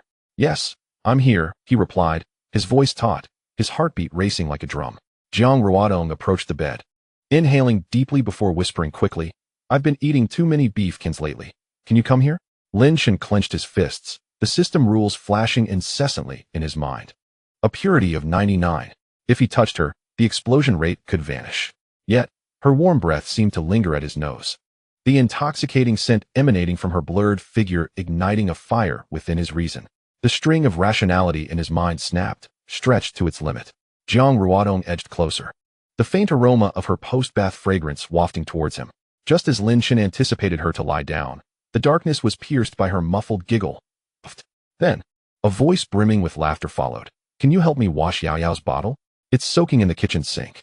Lin Chen jolted upright, catching sight of Jiang Ruodong's shoulders trembling with suppressed laughter in the darkness. "I was just teasing you." Silly. Unable to contain herself any longer, she flicked her fingers playfully, laughing as she retreated towards the door. "Figure it out yourself." With a click, the door closed behind her. The next moment, the faint sound of the sisters' laughter, like silver bells, drifted from the adjacent master bedroom. Lin Chen stood frozen for a few seconds, then joined in the laughter.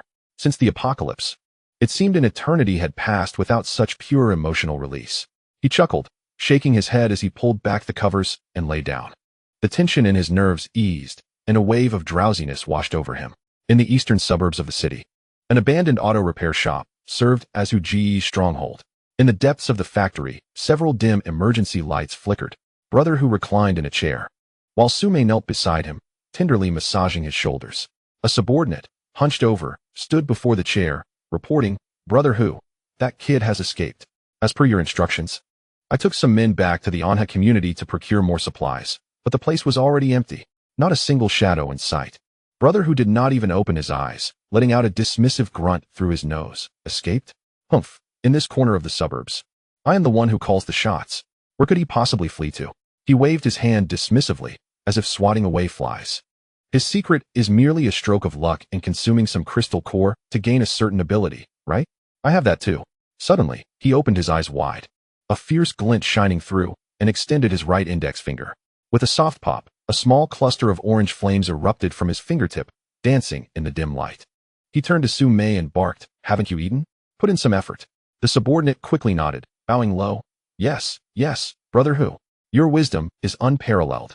I will instruct the brothers to keep a keen eye out and hunt down more mutated beasts for crystal cores. And that kid, he must have run off with plenty of good stuff. We will turn the earth upside down to find him." After finishing his report, he cautiously retreated.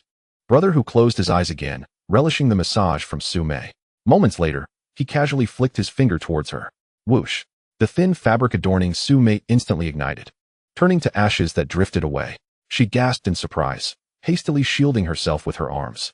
Brother Hu let out a low, satisfying chuckle. Chapter 20. Searching for Diesel in the underground garage at 8 in the morning, Lin Chen finally stretched and rose from his slumber.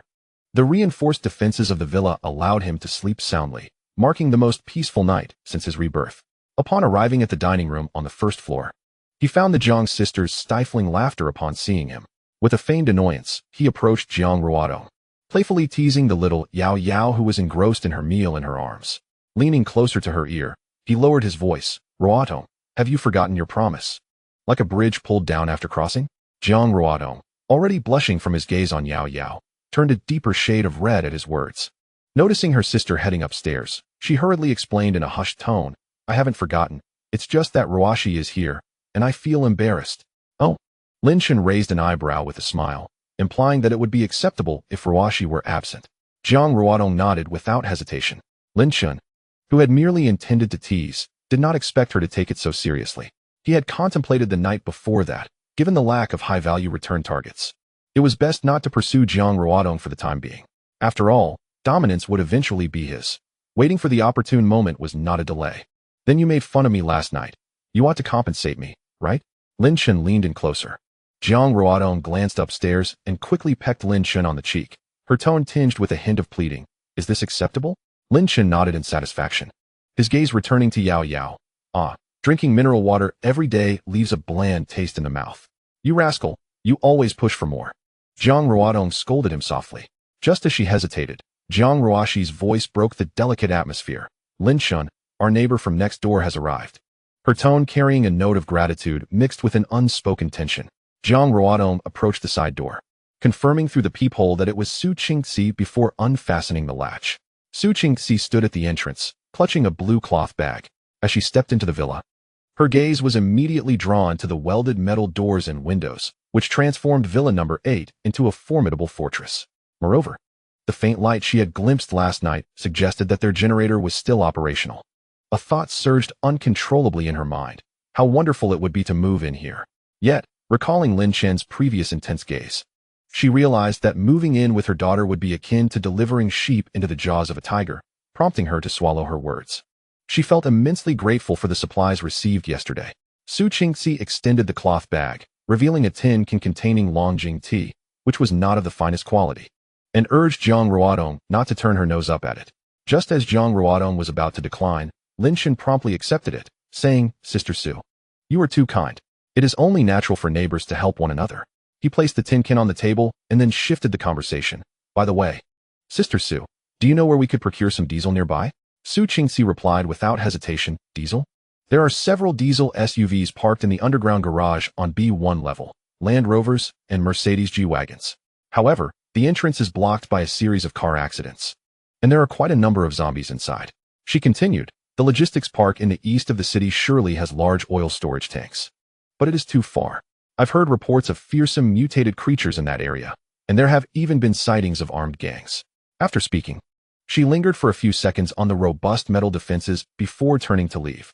Lin Chen lightly tapped the table, contemplating his next move, and decided, I will explore the garage tonight.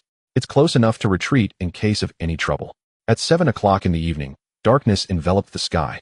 The entrance to the underground garage lay at the center of the community square, where 7 or 8 mangled cars effectively blocked the passage. Lin Chen summoned his metallic abilities, creating a narrow gap just wide enough for a person to slip through. Inside, a few zombies wandered aimlessly. Jiang Ruashi's voice reached him from behind, warning that there was a living creature up ahead, moving swiftly and exhibiting extreme aggression. Lin Chen gripped his tang knife tightly and crouched, slipping through the gap. He proceeded cautiously, only to suddenly encounter 2 wandering zombies. With a swift swing of his tang knife, he dispatched them cleanly. Just as he rounded a corner, a gray shadow darted past his feet. It was a mutated giant rat. Jiang Ruashi's voice grew tense. Lin Chen sidestepped quickly, using the dim light to identify the assailant. The giant rat measured over half a meter in length, its tusks jutting menacingly from its lips, and it arched its back, emitting a threatening hiss. Without waiting for it to pounce again, Lin Chen manipulated the scattered metal fragments on the ground, launching them like darts. The giant rat instinctively tried to evade. But in that fleeting moment, the tang knife, slicing through the air, cleaved its skull. The rat twitched a few times before becoming still. Lin Chen pried open its head. Finding nothing of value. Useless, he muttered under his breath. Moving forward, the stench in the air intensified. Jiang Ruoxi's voice suddenly grew anxious. Up ahead. A large number of hungry emotions. It's a horde of zombies. There are quite a few. Lin Chen quickly darted behind an abandoned car, peering cautiously to assess the situation. Before him loomed a throng of over 30 zombies, densely packed in the narrow passage, almost completely obstructing the way. He inhaled deeply, seized a stone, and hurled it forcefully towards a nearby pillar. The resounding clang echoed sharply in the silence. As anticipated, the horde was drawn to the sound, sluggishly shifting in that direction. Seizing this fleeting opportunity, Lin Chen sprang forth like a cheetah. The glint of his blade flashed as he dispatched 3 solitary zombies with precision. By the time the horde reacted with low growls, he had deftly slipped into the SUV parking area. 3 imposing diesel SUVs stood silently in their spots, a Land Rover, a Mercedes G-Class, and a Toyota Land Cruiser, all boasting ample fuel reserves. Just as he inserted the siphoning tube into the Land Cruiser's fuel tank, Jiang Ruoxi's urgent warning pierced the air, beware from behind. Something hard is approaching. It's formidable. Lin Chen abruptly turned, the beam of his flashlight locking onto the target. A colossal lizard, nearly 2 meters long, emerged from behind a van. Its skin was encased in rock-like, thick scales, and its claws scraped against the concrete, igniting sparks. A petrified lizard. Lin Chen's pupils constricted, and without hesitation, he raised his pistol and pulled the trigger. Clang. The bullet struck the lizard's armored back, merely producing a shower of sparks and a sound akin to metal clashing. Enraged, the creature lunged forward, its massive body surging. Its claws swept past Lin Chen's back, a searing pain erupting as 3 deep gashes appeared. Gasping from the agonizing sting, he fought through the pain, channeling his supernatural abilities. A hefty metal ventilation pipe crashed down upon the lizard's head with a thunderous roar. Taking advantage of its disorientation, Lin Chen manipulated the scattered metal shards on the ground, launching them like a torrential downpour towards its relatively vulnerable eyes. The lizard emitted a piercing shriek, its claws flailing wildly. Seizing the critical moment, Lin Chen grasped his tang knife firmly, channeling all his strength into it, and aimed for its gaping maw, plunging the blade deep into its brain. The lizard's massive form convulsed violently before collapsing with a resounding thud. Gasping for breath, Lin Chen cleaved open its skull, extracting a small, core-like crystal that emanated a yellowish glow. He stowed the crystal in his spatial pocket, and his metallic powers detected a wall of alloy at the far end of the garage, perhaps due to its thickness or his insufficient ability. He found himself unable to manipulate the alloy wall. Pushing aside his curiosity, Lin Chen hastened to siphon fuel from the 3 vehicles. After scavenging from other cars, he amassed over 300 liters of diesel and more than 200 liters of gasoline. On the return journey, Jiang Ruoxi's voice carried a chill. At Villa Number 7. The discontent is palpable, tinged with a hint of hatred. Lin Chen did not look back. The 2 made their way directly to the villa. Upon seeing the wound on his back, Jiang Ruodong gasped and hurriedly activated her healing powers. Lin Chen felt the fiery sting of his injury, yet found his thoughts drifting back to that alloy wall. What secrets lay hidden beyond it?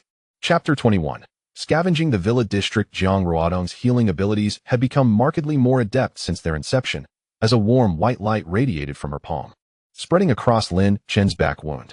The scales of that petrified lizard were exceedingly tough. Jiang Ruodong gazed at the 3 deep wounds, revealing flesh beneath. Her brows furrowed in concern. The bullets had failed to penetrate. Should they encounter such mutated creatures again, brute force was ill-advised. Lin Chen nodded in agreement, suddenly recalling the crystal core he had placed in his spatial storage, feeling a pang of anxiety. Could it have been automatically fused by the space? He quickly delved into his consciousness to explore the space, and upon seeing the earthy yellow crystal lying quietly in the corner, he exhaled in relief. It seemed the space only fused the crystals imbued with a pale white light, while other types remained intact. His gaze swept across the system panel's list of potential gifting targets, where Jiang Ruoxu topped the list with a 100-fold multiplier. Next was Su Qingxi with a 70-fold multiplier, followed by Jiang Ruodong at 50-fold. Due to a purity level below 50, the system's automatic screening mechanism had been triggered, and Su Mei's avatar and name had turned gray, indicating her exclusion from the list. It appeared the system's rules were continually evolving. Lin Chen mused. He couldn't help but commend Su Mei in his heart. Indeed, She was a battle goddess, too formidable for even the system to tolerate. On the list, Jiang Ruodong's cooldown period remained at 3 days, while Jiang Ruoxu's was 4 days. Lin Chen stroked his chin, intending to wait for Jiang Ruoxu's cooldown to expire before gifting her the crystal core of the petrified lizard. Hopeful it might yield a new ability. His gaze inadvertently drifted towards Villa number 18. The alloy walls he had sensed in the underground garage seemed connected to the basement of that villa. Rather than venturing far to the logistics park, it was prudent to scour the villa area first. Those residing here were affluent. Perhaps one of their homes harbored a storeroom brimming with supplies. Ruodong Ruoxu. I have an idea, Lin Chen said as Jiang Ruodong retracted her ability, his back wound already scabbed over. Straightening, he continued, in the villa area, many households must have stocked supplies before the apocalypse. We can begin our search with the nearby vacant villas. Jiang Ruodong immediately nodded in agreement. That's a splendid idea. Far safer than risking a trip to the logistics park. Jiang Ruoxu concurred. I can use my mental energy to probe and ascertain if there are any dangers within. At 10 o'clock that night, the villa district lay shrouded in silence, occasionally pierced by the distant groans of zombies. Lin Chen led Jiang Ruoxu to the entrance of villa number 18, which was engulfed in darkness, devoid of any light. What do you think? Lin Chen whispered. Jiang Ruoxu closed her eyes, her mental energy enveloping the entire villa like a net. After a moment, she opened her eyes. There are about 14 or 15 hungry emotions inside. They are likely zombies. Stay outside, Lin Chen instructed, stepping back a few paces. He pressed his fingertip against the door lock, his metallic ability surging quietly. The lock's mechanism melted instantly, and with a gentle push, the door creaked open slightly. A wave of odor, a grotesque blend of decay and alcohol, assaulted his senses. Gripping his tang knife tightly, Lin Chen slipped into the villa. The sight in the living room made him frown. A dozen zombies aimlessly roamed about, all young men and women, stripped of clothing. Clearly caught in a party when the apocalypse erupted. The zombies, alerted by the noise, turned their heads in unison, their hollow eye sockets glinting with a greedy crimson light. Lin Chen wasted no words as he swung his tang knife. These ordinary zombies posed no challenge for him. Within merely 10 minutes, they all lay defeated. He gestured at Jiang Ruoxu by the door, beckoning her to enter. Come in, it's safe now. As Jiang Ruoxu stepped inside, she was greeted by the sight of countless zombie corpses strewn across the floor, her cheeks immediately flushing crimson. Don't look, quickly search for supplies. The two split up, with Jiang Ruoxu scouring the first floor while Lin Chen ascended to the second. In the living room's wine cabinet, he discovered it brimming with an array of fine spirits, numbering over 20 boxes, all of which he promptly stored in his spatial pocket. In the study on the second floor, he unearthed 2 handguns along with 5 magazines from the safe. To his surprise, the master bedroom's wardrobe concealed multiple sets of professional costumes, including nurse outfits, police uniforms, and maid costumes, accompanied by several boxes of safety equipment scattered nearby. Goodness, they certainly knew how to throw a party. Lin Chen chuckled as he stowed these items away. Jiang Ruoxu emerged from the first floor just in time to witness this scene, her face reddening to the point of embarrassment. Pervert, what do you need these things for? Who knows, they might come in handy, Lin Chen replied with a raised eyebrow. In this apocalypse, one must be prepared for anything. Jiang Ruoxu shot him a reproachful glance before turning back towards the stairs. I spotted a door leading to the basement on the first floor, but it was heavily locked. Likely made of alloy. Lin Chen's eyes lit up as he followed her to the kitchen, where indeed, in a corner, an inconspicuous metal door awaited. He placed his palm against it, channeling his metallic powers to meticulously examine the door's structure. Inside, there were 3 locking bolts made of high-strength alloy, somewhat weaker than that of the garage door. Watch this, he declared, concentrating as his powers worked like tiny drill bits, gradually melting the steel balls within the locks. With 3 faint clicks, the alloy door finally swung open. As he cracked it ajar, the guttural growls of zombies emanated from within. Lin Chen quickly dodged aside as 3 zombies clad in servant attire lunged out, which he dispatched with 3 swift strikes. Let us go take a look. The basement revealed 2 levels, its walls constructed of the same alloy he had sensed earlier, adorned more lavishly than Villa number 8. Sadly, much of it was tainted by the presence of the undead. They hurried to the storage room, and the moment Jiang Ruoxu opened the door, she couldn't help but gasp. Shelves overflowed with vacuum-sealed rice and flour, while the freezer was stocked with various meats. Additionally, there were baskets of fresh vegetables and fruits, clearly prepared for a feast. Lin Chen estimated that the provisions could sustain the 3 of them for 3 months, and with the system's replenishment, they could last a year without issue. Fresh fruits. Jiang Ruoxu exclaimed, plucking a bunch of grapes, their glistening flesh still retaining moisture. For the next hour, they busied themselves clearing Villa number 18 of its supplies. In addition to the food, they also acquired a diesel generator and 5 barrels of diesel from the basement, even sparing no effort with the high-end kitchenware. This villa truly was a treasure trove. Upon returning to Villa number 8, Jiang Ruodong meticulously accounted for their spoils, her smile broadening with delight. Lin Chen, equally satisfied, remarked, "Tomorrow, we continue our search, scouring the nearby vacant villas." Over the next 4 days, Lin Chen and Jiang Ruoxi turned the entire villa district upside down. Out of the 100 villas, approximately 20 still had residents, while the remaining 80 became their targets. Although many villas have already been stripped bare, Lin Chen's metallic abilities proved invaluable. Those safes that were locked tight, and the fortified storage rooms that others could not open, he managed with ease. By the evening of the 4th day, the second basement of Villa number 8 had been filled to capacity, with the first floor also taking up a significant portion of the space. The grand hall on the ground floor was nearly overflowing with various clothing, bedding, and other supplies. The diesel was sufficient to power the generator for 6 months, and food was piled high, alleviating any immediate concerns about resource shortages. Lin Chen did not store all the supplies in his space. Rather, he chose to keep perishable ingredients and the majority of food within. He had not anticipated the wealth within the villa district. Jiang Ruodong gazed at the supplies in the storage room and remarked, especially about Villa number 18, which likely had the most resources due to thorough party preparations. Lin Chen nodded, yet his mind was preoccupied with another matter. Over these 4 days, he had discerned a variety of emotions emanating from several occupied villas that Jiang Ruoxi had sensed. Some were wary, others hostile, and some filled with the fear of coercion. What secrets lay hidden within those villas? Just as this thought surfaced, he suppressed it. First, he needed to tend to his own patch of land and disregard everything else. Chapter 22. Unlocking new skills. Space cutting. The supplies in the second basement were piled high like a small mountain, and the freezer was crammed with frozen meat, leaving not a sliver of space. Lin Chen stared at the corner where an unplaceable heap of instant noodles sat, his brows knitting together in frustration.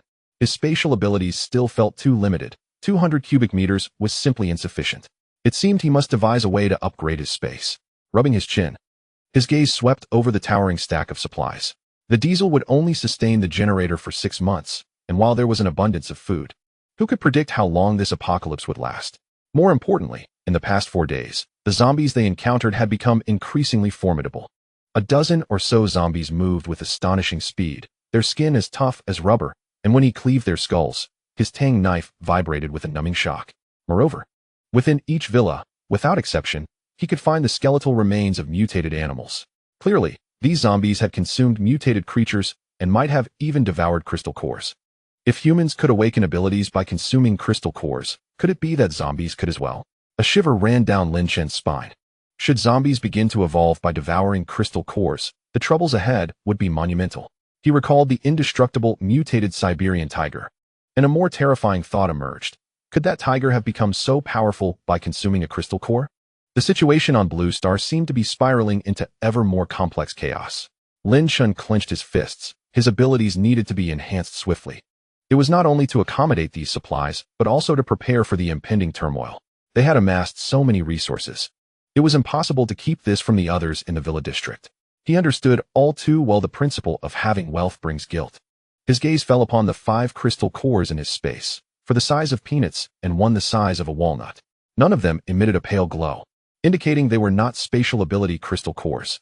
The walnut-sized one had been extracted from the brain of a mutated python.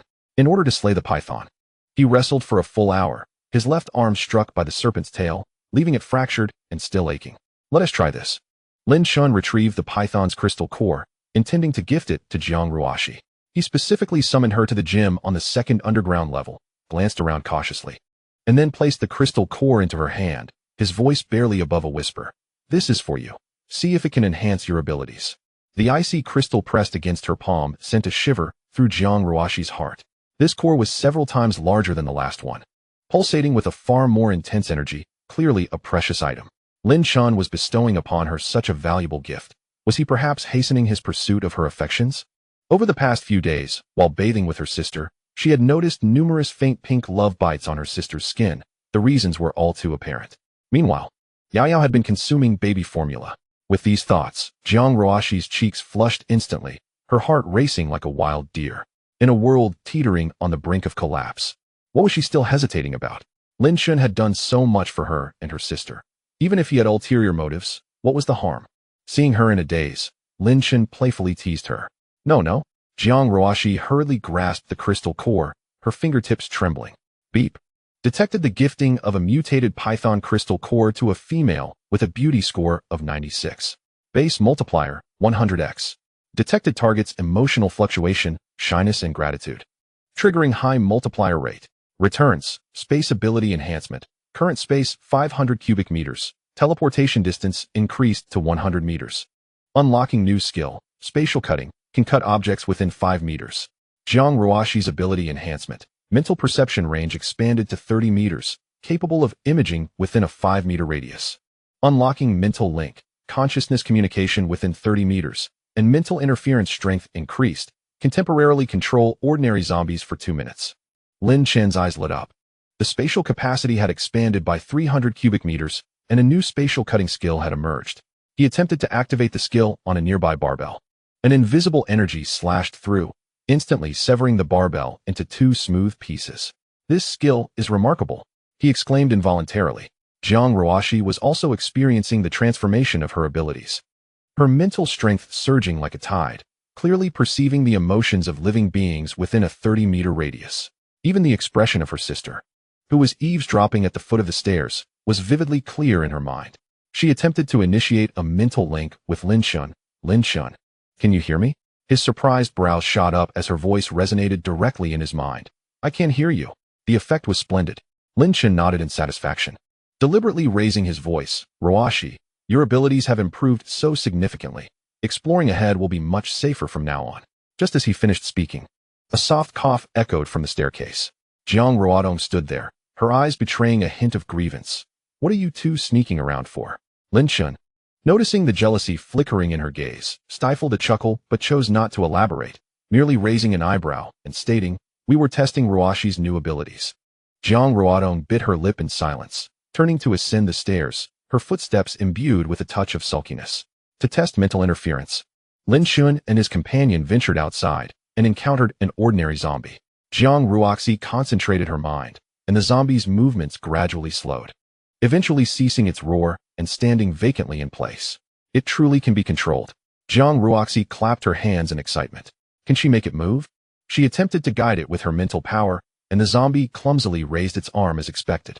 2 minutes later, the zombie reverted to its original state, roaring and lunging at Lin Chen, who swiftly dispatched it with a single strike. That evening, Lin Chen discreetly brought Jiang Ruodong to his room and handed her a crystal nucleus the size of a peanut, saying, this is for you. See if it can enhance your healing abilities. Jiang Ruodong was momentarily taken aback, her eyes lighting up as a blush crept across her cheeks. You haven't forgotten about me? How could I forget? You are such a wonderful mother. Lin Chen chuckled, ruffling her hair. Beep. Detected the gift of a mutated golden retriever crystal nucleus to a woman with a beauty score of 95. Base multiplier, 50 times. Detected fluctuations in the target's emotional state, shyness and surprise. Triggering explosion rate. Return. Expansion of space to 600 cubic meters. Teleportation distance increased to 110 meters. Spatial cutting distance extended to 10 meters. Jiang Ruodong's ability enhancement. Healing speed increases by 10, capable of repairing minor bone fractures. The white light in Jiang Ruodong's palm indeed grew brighter. She tested her ability by placing her hand on Lin Chen's left arm, previously injured by a python. And the warmth intensified significantly, alleviating the pain considerably. It's effective. Jiang Ruodong looked up in delight. The earlier sense of grievance completely vanished. As Lin Chen observed her radiant smile, his mind was occupied with another matter. Over the past 4 days, he had been delivering just enough food to Su Qingxi each day for her and her daughter to sustain themselves. Each time Su Qingxi came to collect the food, her gaze would linger on the supplies within the villa, her longing evident yet unspoken, and Lin Chen noticed it all too clearly. Tomorrow, you'll accompany me for a task, he suggested to Su Qingxi as she arrived to pick up the food that evening. He feared Jiang Ruodong and her sister might feel jealous, hence he planned to give the crystal nucleus in a vacant villa. Su Qingxi visibly stiffened at his request, a fleeting panic flashing in her eyes. She had long sensed Lin Chen's interest in her. Over the past few days, the supplies in the villa had increased, and his gaze had become increasingly direct.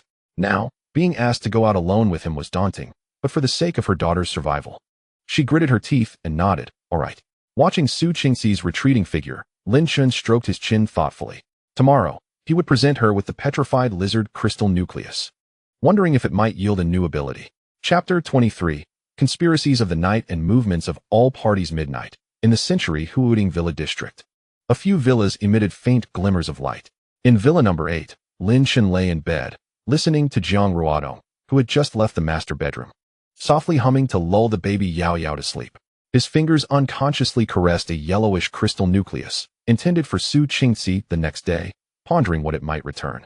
Meanwhile, in Villa Number 100, situated on the far left of the first row, 5 men were gathered around a wooden table under the dim emergency lights. Scattered across the table were several empty wine bottles and a half-empty pack of cigarettes. The leader, a man with a scarred face, took a deep drag from his cigarette and extinguished the butt on the grease-stained surface. Damn it, who knows how many supplies are hidden in Villa Number 8. I took my men to Villa Number 18, and the basement was completely cleared out. Beside him, a wiry man nodded eagerly. Brother Chong is right. My comrades and I have searched through a dozen nearby vacant villas. All the safes and basements we couldn't open before have now been breached, and everything inside has vanished. The only one who went into Villa Number 8 was that kid. Brother Chong spat in frustration. I've sensed something off about that kid for a long time. Reinforcing the villa like it's a game. He must have awakened some incredible power.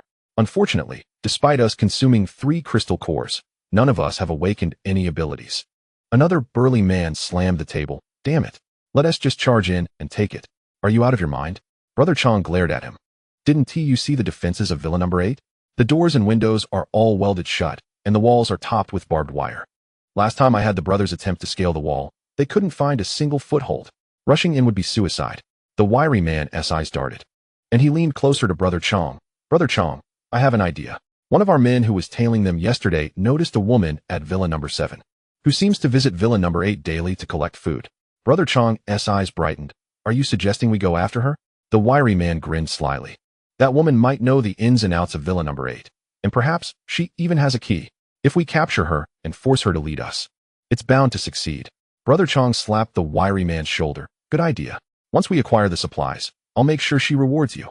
The 5 men lowered their voices and conspired for over half an hour, dispersing only when the first light of dawn began to break. In the basement of Villa No. 7, Su Qingxi sat on the bed, clutching a photograph. The image depicted a young girl with 2 shallow dimples when she smiled. That was her niece. No, her daughter. Su Xinyue. Tomorrow, Lin Chen would take her out alone. Su Qingxi's fingers trembled slightly. At 40 years old, she had only experienced love once. A man who embezzled funds from her company and vanished. Later, her sister became pregnant out of wedlock and gave birth to Su Xinyue before leaving for overseas studies, leaving Su Qingxi to raise the child alone. After the apocalypse began, her sister had disappeared without a trace. Su Xinyue was all she had left. Mom, what are you thinking about? Su Xinyue rubbed her eyes and sat up in bed. Haven't you slept at all? Su Qingxi tucked away the photograph and forced a smile. Nothing, just contemplating tomorrow's outing with the neighbor to gather supplies. Su Xinyue lay back down, her resentment towards the neighbor deepening. She had seen that man cast heated glances at her mother more than once. At 18, she understood that her mother would likely face dangers accompanying that man tomorrow. She planned to follow them. If that man dared to harm her mother, she would fight him fiercely. Su Qingxi gazed at her daughter's sleeping face, her heart gripped by an unseen force. This child was remarkably beautiful, and even before the apocalypse, she had drawn the attention of numerous boys. In this harsh new world, Su Qingxi knew she must protect her daughter at all costs. Otherwise, she could become a mere asset in the eyes of certain individuals. Lin Chen's intentions were unmistakably clear. Su Qingxi took a deep breath and resolved to speak with him the following day. She would use herself as leverage, pleading for him to allow her and her daughter to reside in Villa Number 8, with the price being her companionship. However, he must promise not to lay a finger on her daughter, Xinu. In the desolate repair factory on the eastern side of the city, the mingled sense of blood and sweat permeated the air. Brother who lounged on a tattered sofa, toying with a tangerine orange crystal core. Small bursts of flame occasionally flickering from his fingertips. What did you say? There are fat sheep in the villa area? Brother whose gaze shifted to the bald young man before him, his eyes betraying a hint of impatience. Yes, brother who? The bald young man was a liaison from Villa Number 56 in Century Watching. That kid has supplies stacked high, even a diesel generator. The defenses are a bit tough. but we want to cooperate with you. Once we succeed, we'll give you 30% of the supplies. Brother who scoffed derisively, 30%? You think I'm a beggar? The bald young man quickly amended his offer, 50%. Surely that will suffice? We only need the supplies. You can handle the people. The flames at Brother whose fingertips shot up dramatically. Deal. I'll bring my men over the night after tomorrow. The bald young man, overjoyed, hurriedly departed. Brother who cast a glance at Su Mei, who was curled up in the corner. Her clothes were tattered, her face marred with bruises, and her eyes void of life, resembling a dried well. Previously, Su Mei had stolen a crystal core he had recently acquired and hidden it away. Yet, no matter how he pressed her, she would not divulge its whereabouts. Damn it, Brother who spat, waving a hand at a nearby underling. Take her away. Let the brothers have some fun. But don't kill her. Whoever could make her reveal the core's location would claim her as their own. Su Mei emitted a faint whimper, devoid of any strength to resist. In this apocalyptic world, beauty was a sin, particularly in the eyes of someone like Brother Hu. In the city center, within the luxurious villa of Zhao Hongyuan, the wealthiest man in Shengjing, the crystal chandelier still shone, albeit dimmer than in the pre-apocalyptic era. Sheng Gu stood in the center of the living room, head bowed, listening to the commands of the middle-aged man seated on the sofa. Zhao Hongyuan, clad in silk pajamas, had a jade ring glistening under the light. My son has been missing from the suburban Century Huading Villa area. Take 10 men and search for him. Zhao Hongyuan's voice was slow, yet imbued with an undeniable authority. Find him and bring him back. If you can't, don't return. Understood, Sheng Gu replied quietly. Though inwardly he scoffed. The old man dared not venture out himself, leaving the peril to him. Nevertheless, his powers were still too weak and required a substantial amount of zombie brain matter. His previous 5 subordinates had perished at the hands of the undead, becoming sustenance for his abilities. Otherwise, he would not have aligned himself with Zhao Hongyuan, playing the part of a sycophant. He needed Zhao Hongyuan's manpower to slay more zombies for his own use. Zhao Hongyuan lifted his teacup and sipped. By the way, also help me look for Wen Yanwei. That woman is said to reside there as well. Wasn't she quite proud before the apocalypse? It's time she realizes who her true support is. Sheng Ji's eyes sparkled with intrigue. Wen Yanwei, a leading star in Longhua, possesses both stunning beauty and an exquisite figure. While in prison, he had long coveted her allure. If he could find her, he would satisfy his desires. Rest assured, Zhao, I will handle this matter efficiently. As Sheng Gu exited, he observed Zhao Hongyuan's bodyguard dragging a struggling maid into the basement, a knowing smile playing on his lips. Within this seemingly opulent villa lies darkness more profound than the apocalypse itself. As night deepened, various individuals in disparate locations moved towards their own objectives. In Villa Number 8, Lin Chen turned over, seemingly hearing the sound of gears turning in his dreams. Unbeknownst to him, a net targeting him was quietly tightening. Chapter 24. The misunderstanding of Su Qingxi at 6 in the evening. In the Century Huading Villa district, Lin Chen stood at the side door of Villa Number 8. Watching as Su Qingxi approached, his throat involuntarily swallowing. The woman wore a deep purple-fitted qipao, the fabric clinging to her form, accentuating her mature and voluptuous curves. Clearly well-groomed, her hair was loosely styled, exposing her delicate collarbone and smooth skin. With lipstick applied, she appeared particularly radiant in the dim light. Let us go? Lin Chen said, turning to step outside, catching a glimpse of Su Qingxi, subconsciously clutching the hem of her qipao, her fingers trembling. Throughout their journey, conversation was sparse. Su Qingxi's heart raced like a drum, each step accompanied by the chilling breeze wafting through the slit of her qipao. She could sense Lin Chen's gaze intermittently sweeping over her, imbued with a familiar, fervent intensity that men often reserve for women. Occasionally, she could hear the sound of him swallowing, igniting a fiery blush upon her cheeks. This was the apocalypse. In the struggle for survival, what did dignity matter? As long as it meant securing a place for herself and her mother in Villa Number 8, far from danger, she was prepared to sacrifice everything. Lin Chen, on the other hand, was preoccupied with thoughts of the crystal core, uncertain of what abilities might emerge from gifting it to Su Qingxi. His lingering glances were purely due to her captivating appearance in the qipao. A woman of 40, she possessed a charm absent in youth, coupled with the unique tenderness of motherhood. Shortly after their departure, the side door of Villa Number 7 creaked open slightly. Su Xinhua peeked out, her light brown eyes filled with vigilance. Clutching the fruit knife she had secretly stashed away for protection, she thought, her mother's attire and company bode ill. She had to follow. If that man dared to lay a hand on her mother, she would protect her at all costs. The girl tiptoed carefully behind them, maintaining a distance of over 20 meters. Just after 10 meters, Two shadows suddenly darted out from behind. "You're quite the little shadow, aren't you?" The thin monkey's sinister laugh echoed in her ears. Before she could react, a heavy blow struck the back of her neck, plunging her into darkness.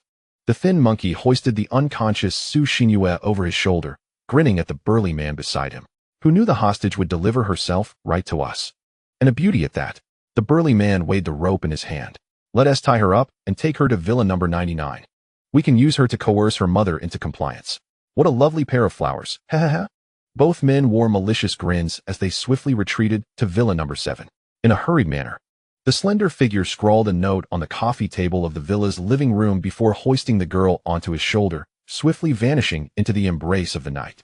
Meanwhile, Jiang Ruoshi and her sister were blissfully swimming in the underground pool, oblivious to the events unfolding outside the villa, as they had not released their spiritual energy to survey the surroundings.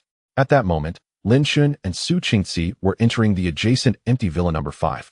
Lin Chen paused in the center of the living room and turned to face Su Qingxi. In the dim light, his gaze was exceptionally bright, fixed intently upon her. Su Qingxi felt her heart leap into her throat, closing her eyes as if making a significant decision. She raised her hand, her fingertips trembling as she unfastened the two ornate buttons of her qipao, revealing a small patch of fair skin. Her voice quivered faintly as she said, "Lin Chen, I have a condition." Lin Chen, who was reaching into his pocket for the crystal core, froze momentarily at her words. "What?" he asked, bewildered. "I know what you desire." Su Qingxi replied in a low yet remarkably clear voice. "I can accompany you.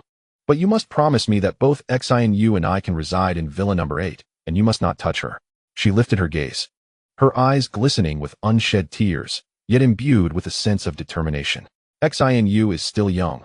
She cannot." Lin Chen nearly dropped the crystal core in his hand, his mind reeling. He glanced at the unfastened buttons of Su Qingxi's qipao and then at her reddened eyes, finally grasping the situation. This woman believed he had brought her out with ulterior motives? No wonder she was dressed so provocatively today. She was attempting to leverage her appeal in this negotiation. After suppressing a laugh for what felt like an eternity, he raised the earthy-hued crystal core and waved it before her eyes. "What are you thinking? I brought you here to give you this." The crystal core emitted a soft glow in the dim light, its energy fluctuations distinctly palpable. "What is this?" Su Qingxi was taken aback, her gaze darting between the walnut-sized crystal and Lin Chen, her cheeks flushing a deep crimson, more vibrant than the lipstick she wore. "This is the crystal core of a mutated creature," Lin Chen explained, stifling his amusement as he handed it to her. "Consuming it may grant you the awakening of supernatural abilities. In this apocalyptic world, possessing such powers offers a degree of safety." Su Qingxi's hand froze midair, wishing desperately to vanish into the ground. She hastily attempted to refasten the buttons of her qipao, her fingers trembling violently and failing to comply. Just moments ago, she had thought to unfasten them voluntarily. I thought you were suggesting something else," she stammered, her voice dwindling. "What? That I intended to do something to you?" Lin Chen raised an eyebrow, teasing her deliberately. "Sister Su, I am not the type to take advantage of someone in a vulnerable position. However, if it is what you desire, I would not mind playing along." Su Qingxi's face reddened even further. As she accepted the crystal core, her fingertips felt as if they were burning. The icy crystal core felt warm in her grasp, sending tremors through her heart. She met Lin Chen's calm gaze, feeling a mixture of gratitude and embarrassment. How foolish she had been to entertain such thoughts. Beep. Detection of a gift of mutated animal crystal core to a female with an attractiveness score of 93. Base multiplier, 70 times. Detection of target's emotional fluctuations, gratitude. Embarrassment, astonishment. Triggering of ultra-high multiplier explosion rate. Reward. SSS level Earth manipulation ability, capable of controlling soil and stone within a radius of 10 meters. Creating earthen walls and stone spikes. As the system notification echoed, Lin Chen felt a subtle tremor beneath his feet, as if countless delicate veins were intertwining with his consciousness. With a mere thought, a section of the living room floor bulged, forming a small mound of earth. Lin Chen's eyes sparkled. The ability to control the earth seemed perfectly tailored for defense. Meanwhile, Su Qingxi gazed in astonishment at the windowsill of the villa. Just moments ago, her awareness had brushed against a seed on the sill, and now, it sprouted at an astonishingly visible pace, vines creeping up the wall half a meter high. "I also possess abilities." Su Qingxi's voice brimmed with delight, her eyes glistening with unshed tears. The presence of powers signified a measure of self-defense. The grievances and fears accumulated since the apocalypse appeared to find an outlet in that moment. She looked at Lin Chen, then at herself, and suddenly stepped forward, reaching out to embrace him. The buttons of her qipao were not yet fastened, leaving her fair skin exposed. Lin Chen, she wished to express something. But Lin Chen gently placed his hand on her shoulder. Please, don't. Lin Chen sighed with a bittersweet smile. I'm barely holding back here. Do not push me. He was no saint. Facing an alluring mature woman offering herself was undeniably stirring. Yet, the rules of the system were clear. Su Qingxi's 70-fold multiplier was far more valuable than a momentary impulse. Su Qingxi paused, realization dawning upon her, her cheeks flushing deeper. She hastily stepped back, lowering her head to fasten her buttons. Yes, I'm sorry. It's fine. Lin Chen waved his hand dismissively. Let us go. We should return. I promised you could stay. And I will not renege on that promise. Su Qingxi nodded, warmth flooding her heart. This man not only provided her with resources and abilities, but also respected her wishes without taking advantage of her vulnerability. Perhaps, following him in this apocalyptic world was a prudent choice for her and her daughter. Chapter 25. The mixed blood beauty with a score of 98. Lin Chen accompanied Su Qingxi back to Villa number 7, preparing to assist the mother and daughter with their belongings. The villa's front door stood ajar. Su Qingxi's heart sank momentarily as she hurried inside, calling out for Xianyu, but her voice echoed back unanswered. Lin Chen quickly followed suit. Xianyu? Su Xianyu. Su Qingxi called out anxiously several times, yet received no response. She dashed toward the basement, finding it empty. Returning to the first-floor hall, she noticed a note on the coffee table, scrawled in lipstick. If you want your daughter to live, come alone to Villa number 99. No tricks, we are watching. Su Qingxi's hand trembled, the note slipping from her fingers as her face turned ashen, her body shaking. Xianyu. My Xianyu. Lin Chen picked up the note, his brow furrowing deeply. Villa number 99? It was adjacent to Villa number 100. Previously, Jiang Ruoshi had sensed a multitude of hostile emotions emanating from Villa number 100. Thus, they had never ventured into the neighboring villas. Please, save Xianyu. Su Qingxi grasped Lin Chen's arm, her nails digging into his flesh, tears flowing like pearls from a broken string. Lin Chen gently patted her shoulder. His voice steady. Do not panic. They captured Xianyu, compelling you to go, likely connected to your frequent visits to our villa. After a moment of contemplation, his gaze sharpened. You are to proceed to Villa 99 as instructed, feigning compliance. I will have Ruoshi follow you with her mental prowess, ready to alert me at any moment. Meanwhile, I will flank them from behind. Lin Chen tightened his grip on the tang knife. A glimmer of cold light flickering in his eyes. Those who dare to harm me shall pay a price. Su Qingxi, observing Lin Chen's resolute gaze, felt her frantic heart stabilize slightly, nodding firmly. All right, I will follow your lead. 5 minutes later, Lin Chen watched as Su Qingxi hastily approached Villa 99. Signaling to Jiang Ruo, she concealed in the shadows. The candlelight of Villa 99 flickered in the night, reminiscent of Will-o'-the-Wisps. Taking a deep breath, Su Qingxi pushed open the ajar door. The thin monkey and the burly man were gathered around a table, drinking beer. Upon her entrance, their gazes immediately fixated on her, akin to wolves spotting prey. Beauty, you've arrived rather swiftly, the thin monkey said, rubbing his hands, his eyes lingering on the slit of her cheongsam. What's that brat-ass ability from Villa 8? Where are the defenses flawed? Speak plainly to avoid suffering.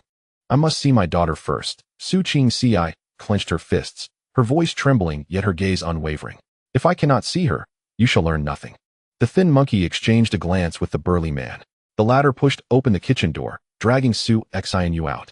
Her hands were bound behind her back, tape covering her mouth, tears glistening in her light brown eyes. Upon seeing Su Qingxi, she emitted muffled sobs. Xianyu. Su Qingxi was about to rush forward, but was halted by the thin monkey's hand. You've seen her? Speak quickly. The burly man chuckled suddenly, his voice gravelly. Otherwise, right in front of you, let me demonstrate how to strip your daughter of even the strength to cry. You dare. Su Qingxi trembled throughout. The thin monkey stepped closer, licking his lips. If you do not comply, not only her, but your figure here will also be sampled by my brothers. Once we tire of you, we will dispose of your bodies to feed the zombies. Su Qingxi's complexion turned pale, and she contemplated risking everything. Suddenly, Jiang Ruoxi's voice erupted in her mind. Sister Su, Lin Chen has reached the back wall. Hold on. As if infused with newfound strength, Lin Chen and the others ran for several dozen meters before coming to a halt. Su Qingxi's legs weakened, nearly collapsing. As Su Xinyue threw herself into her embrace, choking back tears and unable to utter a word. Lin Chen panted heavily, his gaze inadvertently sweeping over Su Xinyue. The moonlight delicately outlined the girl's slender collarbone, and her mixed heritage granted her deep-set eyes now brimming with tears. Despite being only 18, her face retained a youthful roundness, yet the rise and fall of her chest was more alluring than Jiang Ruotong's. Ding. Target detected. Su Xinyue, 18 years old. Beauty score 98. The system's notification startled Lin Chen, causing his heart to skip a beat. A beauty score of 98. He suddenly recalled his promise to Su Qingzi. A playful smile curling at the corners of his mouth. He had only vowed not to touch her. If the girl were to make a move on him, he could hardly be blamed. Bang! Bang! The sudden sounds of gunfire shattered the silence. Be careful! Su Qingzi screamed, attempting to push Lin Chen away. His pupils dilated. With his reflexes, he could easily manipulate metal to catch the bullets or teleport away. Yet, upon witnessing the terror in the eyes of the mother and daughter, he instinctively slowed his movements. The bullet grazed his arm, leaving a trail of blood. Pain erupted in an instant, and Lin Chen let out a muffled groan, staggering backward into Su Qingzi's arms. Lin Chen. Su Qingzi clutched his bloodied arm, tears welling up. It's my fault. Su Xinyue stood frozen, gazing at the torn flesh on Lin Chen's arm, a flicker of confusion passing through her light brown eyes. This man, whom she had always thought harbored ill intentions toward her mother, had actually shielded them from bullets. In an instant, Lin Chen's image transformed in the 18-year-old's mind. Ruoshi. Position. Lin Chen shouted. 4 meters to the left. There's a burly man reloading. Zhang Ruoshi's voice came urgently. Lin Chen pivoted abruptly, directing the metallic shards on the ground toward the man's wrist. Ah! The burly man screamed, dropping his weapon. Lin Chen surged forward, swiftly using his dagger to slice his throat. Following Zhang Ruoshi's guidance, Lin Chen swiftly eliminated 10 foes, including the lean monkey. Throughout this, gunfire continued to echo. Zhang Ruoshi informed Lin Chen that the enemy's location exceeded her perception range, making it impossible to provide specifics. Just as Lin Chen pondered a strategy, the gunfire suddenly ceased. Curse it, we're out of bullets. 30 meters away, behind a villa, the scar-faced strongman cursed, his gaze fixated on the corpses of his subordinates in the moonlight before turning to flee. Don't pursue. Su Qingzi pulled Lin Chen back, her voice trembling. Your wound. Lin Chen pressed a hand to his shoulder, blood dripping through his fingers. Let us check villa number 100. We must eradicate the threat. Su Xinyue silently stepped forward, supporting his other arm, her voice barely above a whisper. I'll help you. The 4 of them made their way towards villa number 100. The evening breeze thick with the scent of blood. Lin Chen sensed Su Xinyue's hand trembling as she supported him. Suddenly, upon arriving outside villa number 100, a wail erupted from within. Lin Chen, I'm sensing intense hunger and hostility from inside the villa. Zhang Ruoshi suddenly warned. Zombies? Lin Chen questioned, looking at Zhang Ruoshi in confusion. I'm not certain. She shook her head. What awaits them in villa 100? Chapter 26. The Vengeful Flying Female Zombie. You 3 stay here. I will go inside to take a look. Lin Chen instructed the 3 women, gripping his tang knife as he stepped into villa 100. Su Qingzi wanted to say something, but Zhang Ruoshi held her back, urging her to trust him. Taking a deep breath, Lin Chen pushed open the ajar door of villa 100. A heavy stench of blood assaulted his senses, far more pungent than the decay of zombies. In the hall on the first floor, the corpse of Scarface Chong lay sprawled, his chest torn open, entrails scattered around. Beside him stood a winged female zombie, feasting upon him. She wore a tattered floral dress, half her face rotting away to reveal bone, while the other half retained a semblance of her former beauty. Her dark green pupils glinting ominously in the dim light. 2 pairs of membranous wings fluttered slightly behind her, allowing her to hover half a meter above the ground. A piece of bloody liver clutched in her mouth. With a roar, the female zombie sensed movement, abruptly lifting her head. With a powerful flap of her wings, she dove like a dark green arrow towards Lin Chen, her claws aimed at his throat. Damn it! Lin Chen shouted, charging forward instead of retreating, swinging his tang knife in a horizontal slash. It struck her wing with a clang, sending a jolt through his hand. The strength of her wings rivaled that of the hardened scales of a petrified lizard. Infuriated, the female zombie flapped her wings faster, stirring up a gust of foul air. Suddenly, she expelled a cloud of black mist from her mouth, the rancid odor causing Lin Chen's vision to darken. In a moment of panic, he instinctively stepped back, only to feel a sharp pain in his back. The female zombie's claws had already ripped through his flesh, leaving 3 deep gashes that exposed bone. Lin Chen, hearing the commotion and his roar, Jiang Ruoshi could no longer contain herself and rushed in. The female zombie, drawn to the sudden noise, locked her green eyes onto Jiang Ruoshi. With a flap of her wings, she abandoned Lin Chen and lunged toward Jiang Ruoshi. Pale-faced, Jiang Ruoshi unconsciously activated her mental interference skill, sending an invisible wave of psychic energy towards the female zombie. The creature's movements faltered momentarily, her dive slowing, appearing somewhat disoriented. However, within seconds, she broke free from the mental grasp, emitting a piercing shriek as she surged towards Jiang Ruoshi with even greater speed. Now was the moment. Despite the excruciating pain in his back, Lin Chen seized the fleeting opportunity, unleashing his spatial cutting skill with a furious shout. An invisible blade of energy sliced precisely at the base of the female zombie's wing. With a tearing sound, the right wing was ripped open, dark green blood gushing forth. The female zombie let out a chilling screech, her wings flapping wildly as she crashed through a second-floor window, careening into the night and vanishing from sight. Lin Chen pressed his hand against his bleeding back and staggered to Scarface Chong's corpse, picking up the assault rifle that lay on the ground. The weapon still bore the warmth of recent use, though the magazine was empty. Scanning the surroundings, his gaze fell upon the ajar entrance to the basement. Pushing open the basement door, Lin Chen's eyes brightened. In the corner, 10 barrels of diesel were stacked, totaling an impressive 500 liters. Beside him lay 20 magazines, totaling precisely 2,000 rounds of rifle ammunition. There were also several boxes of instant noodles, pickled vegetables, and compressed biscuits, along with 2 unopened boxes of anti-inflammatory medication. Strong Brothers Group had perished completely, leaving these resources to Lin Chen, a substantial gain indeed. Enduring the pain, Lin Chen gathered the supplies into his spatial storage. As the 4 of them made their way back to Villa Number 8, Su Qingxi and Su Xinyue supported him on either side. Given Lin Chen's injuries, he could have walked unaided, yet he feigned weakness, leaning against the mother and daughter. Ahead of them, Jiang Ruoshi maintained her mental vigilance, scanning the surroundings. Upon sensing Lin Chen's demeanor, she muttered to herself, "Lecher." Upon entering Villa Number 8, Jiang Ruoshi turned to Lin Chen and warned, "There are individuals monitoring from behind Villa Number 2 across the street." A wave of dread washed over Lin Chen, intensifying the pain in his back. He retrieved a bottle of body recovery serum from his spatial storage.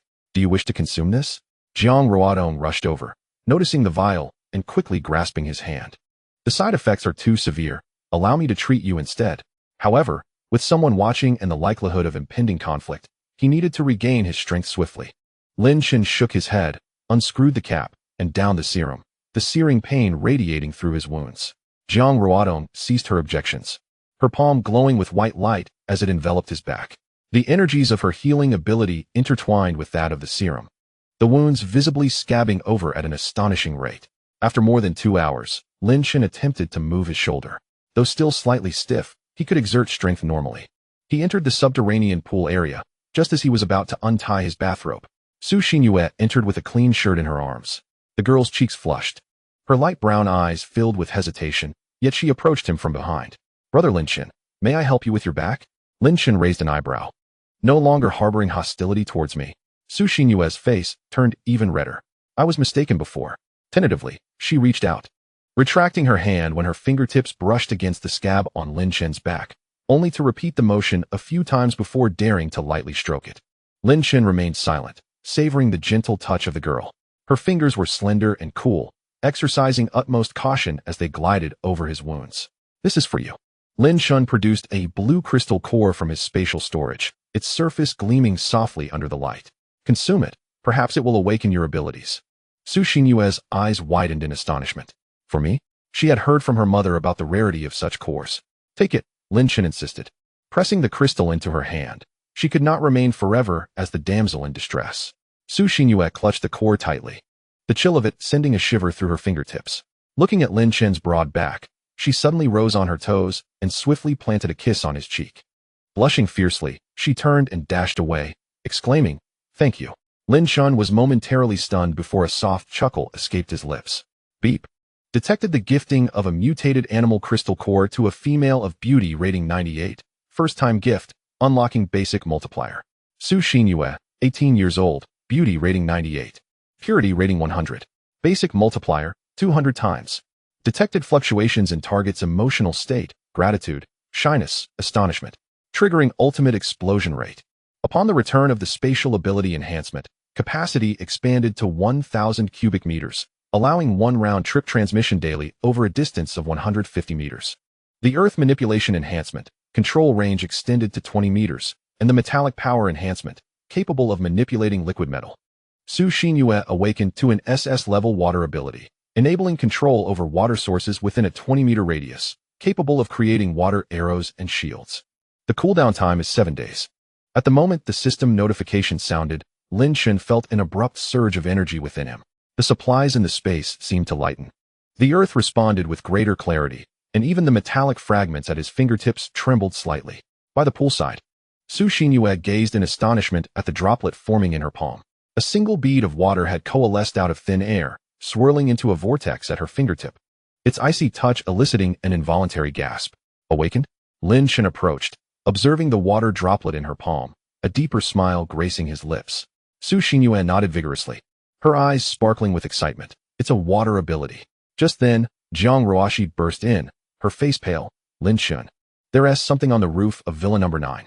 The three dashed towards the light well, peering out under the moonlight. On the rooftop of Villa Number 9, a winged female zombie crouched in the shadows, her dark green pupils fixed intently on the direction of Villa Number 8, her injured wings fluttering slightly. Lin Chen's expression grew serious in an instant. This female zombie not only possessed the ability to fly, but also bore a grudge. Given the previous surveillance by other factions, it seemed troubles were multiplying. Chapter 27. The coming storm. Morning sunlight filtered through the observation port of Villa Number 8, casting dappled shadows on the floor. Lin Chen slowly opened his eyes. The scab on his back had fallen away, and his strength was nearly restored. He turned to glance at Jiang Ruodong, who was asleep beside him, her brow slightly furrowed. She had hardly slept the previous night, using her abilities to heal his wounds every hour until she could no longer keep her eyes open and succumbed to sleep in the early hours. Awake? Jiang Ruodong was startled by his movement and quickly sat upright. A soft white glow emanated from her palm, covering his back. Does it still hurt? Much better, Lin Chen replied, grasping her hand and feeling the warmth of her palm. You should rest for a while.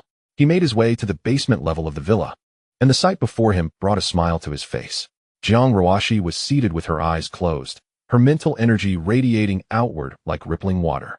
Su Qingxi stood in the corner, gently brushing the soil with her fingertips, as a green bean sprout visibly broke through the surface, unfurling its tender leaves.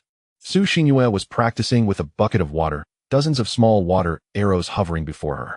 With her thoughts guiding them, they shot accurately towards the target opposite her. Brother Lin Chen, you're awake. Su Xinyue was the first to notice him, her face alight with surprise. She maneuvered the water arrows in the air to form a crooked character for good. Su Qingxi paused her plant nurturing and wiped the sweat from her forehead. The nutrients in the soil are scarce. We need to find some fertilizer to promote better growth. Lin Chen nodded. Once we address the current situation, I'll go out and see if I can find some fertilizer. He retrieved the weapons obtained from the group at Villa Number 100, revealing a military walkie-talkie emblazoned with the insignia of the Shengjing Special Police. Beside him lay 6 police handguns, accompanied by 600 rounds of ammunition, the wear on their surfaces indicating they had seen the trials of battle. He then retrieved an assault rifle, equipped with 2,000 rounds, ample supply for several fierce confrontations. He caressed the weapon's body. Judging by its model, the armaments belonged to the local police department's arsenal. At that moment, Jiang Ruoshi opened her eyes, rising with a grave expression. The female zombie atop Villa Number 9 had mysteriously vanished during the night. She paused, adding, hostile emotions have intermittently surfaced from the direction of Villa Number 2. I wonder which faction has set their sights on us this time. Lin Chen distributed walkie-talkies among a few individuals, one for each, tuned to an encrypted channel. The military-grade devices ensured clear communication within a 2-kilometer radius. All kept on their persons. Handguns were also allocated. At that moment, Jiang Ruodong descended, cradling Yao Yao in her arms. Lin Chen commenced a detailed explanation of the handgun structure, usage, and techniques. Subsequently, the women began to familiarize themselves with their respective firearms. Lin Chen then moved to a corner of the underground's second level, focusing his thoughts. The cement floor trembled slightly, and small stones began to rise.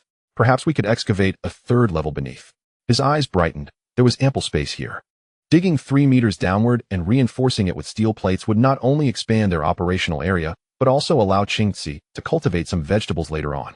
Hearing this, Su Qingxi looked up, asking, cultivation? Do we have enough seeds and water? We have Su Hanyua's abilities for water, and we can seek seeds outside, Lin Chen replied. Moving to the wall. Utilizing his earth manipulation powers, he discerned the soil and stones within a 20-meter radius with clarity. Let us excavate 100 square meters as a trial, reinforcing the walls with metallic abilities for safety. For the next half day, the underground's second level buzzed with activity. Lin Chen began digging in the corner, using spatial abilities to remove the soil and stones, revealing moist earth beneath. Su Qingzi planted vines from the villa's greenery into the soil, and where her fingers brushed, tender shoots broke through the surface. Su Xinyue employed her powers to draw moisture from the damp soil into the newly dug pit, ensuring even absorption. By midday, the third underground level began to take shape. In the 100-square-meter space, the vines nurtured by Su Qingzi climbed along steel columns, vibrant and lush. The clear water stored by Su Xinyue shimmered in a small pool. Jiang Ruodong practiced loading and unloading magazines, her movements becoming increasingly adept. In the afternoon, Lin Chen arrived at the villa's perimeter with the gathered steel materials. Standing by the wall of Villa Number 7, he activated his earth manipulation powers, causing the soil beneath him to surge, as a 5-meter-high earthen wall erupted, completely encircling Villas Number 7 and 8. He then directed the steel plates from his spatial abilities, allowing them to flow along the wall's texture, embedding into the earth and forming a robust alloy shell. The top steel panels could now be closed. Lin Chen spoke into the walkie-talkie. Zhang Ruoshi pressed a button on the control panel of Villa Number 8, and the steel plates atop the wall gradually sealed shut, transforming the two villas into a solitary fortress, leaving only an alloy door that required both fingerprint and password verification. Lin Chen also installed surveillance cameras, salvaged from other villas, in the concealed corners around the perimeter. Through the surveillance screens on the basement level, one could observe the surrounding situation. He returned to the third underground level, gazing at the newly excavated space. Once more, he activated his earth manipulation ability, causing the soil along the sides of the steel staircase to gradually sink, revealing a deeper foundation. He intended to create a temperature-controlled planting area here, utilizing Su Xinyue's water manipulation ability to regulate humidity and Su Qingzi's botanical powers to accelerate growth. By integrating the heating system of the generator, it would be possible to cultivate crops even in winter. At that moment, Zhang Ruoshi's serious voice broke through. Two individuals had just passed by the villa, discussing their plan to breach the walls with Molotov cocktails at 10 o'clock tonight. Lin Chen cast a glance at the women practicing their shooting. Guests would arrive in the evening. Everyone should remain vigilant.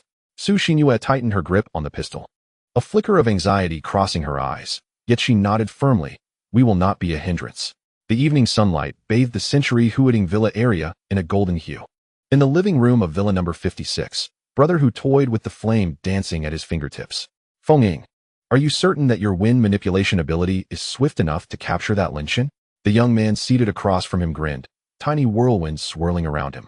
Fear not, brother Hu. In recent days, many mutated vipers have emerged in the villa area. I have consumed 2 viper cores, enhancing my wind ability. He stood, leaving a fleeting shadow behind as he instantly appeared at the door. At 10 o'clock, we will launch Molotov cocktails, coupled with brother Hu's fire ability. We shall surely force that lad from his iron cage. At that moment, I will exploit my speed advantage to seize him. However, be cautious of his metallic abilities. They are quite troublesome. Brother Hu licked his lips. I never anticipated that Lin Chen would be hiding here. Rest assured, Feng Ying replied with disdain. No matter how formidable an ability may be, if it cannot match my speed, it is futile. In Villa Number 18, Brother Sheng stood at the rear window, observing the wall of Villa Number 8 through night vision binoculars. Boss, that wall appears newly constructed and seems quite sturdy, murmured a subordinate behind him. Brother Sheng remained silent, his finger on the bone flute emitting an eerie green glow. Since the onset of the apocalypse, he had slain a mutated pangolin in prison, consuming its core. After escaping, he gathered a group of followers to help him eliminate zombies, having already ingested over 800 cores derived from zombie brain essences. On this journey from the city center, he consumed more than 200 cores, finally shaping his zombie summoning ability. Blowing the bone flute would attract zombies and mutated animals within a kilometer radius. He gazed at the towering 5-meter steel wall, a cold smile gracing his lips. Sturdy? Then let the zombies soften it. Chapter 28. Chaotic Night Battle at 9:50 p.m. The night was as dark as ink. In the underground level of Villa Number 8, within the century-hooting villa area, Lin Chen fixated on the flickering shadows on the surveillance screen, his fingertips gently gliding over the assault rifle. Zhang Ruoshi closed her eyes, Her mental energy stretched like a taut net, sensing the turbulent emotions of creatures within 30 meters. Behind the wall of Villa Number 2, 15 surges of restless emotions danced with the flames. Near the western Villa Number 9, 10 chilling presences mingled with the stench of decay. Within the tumult of emotions, a ruthless fervor intertwined with a fervent yearning for a certain power. The group from the west had just approached from the direction of Villa 18. Seemingly in search of something, Jiang Ruoshi cautioned.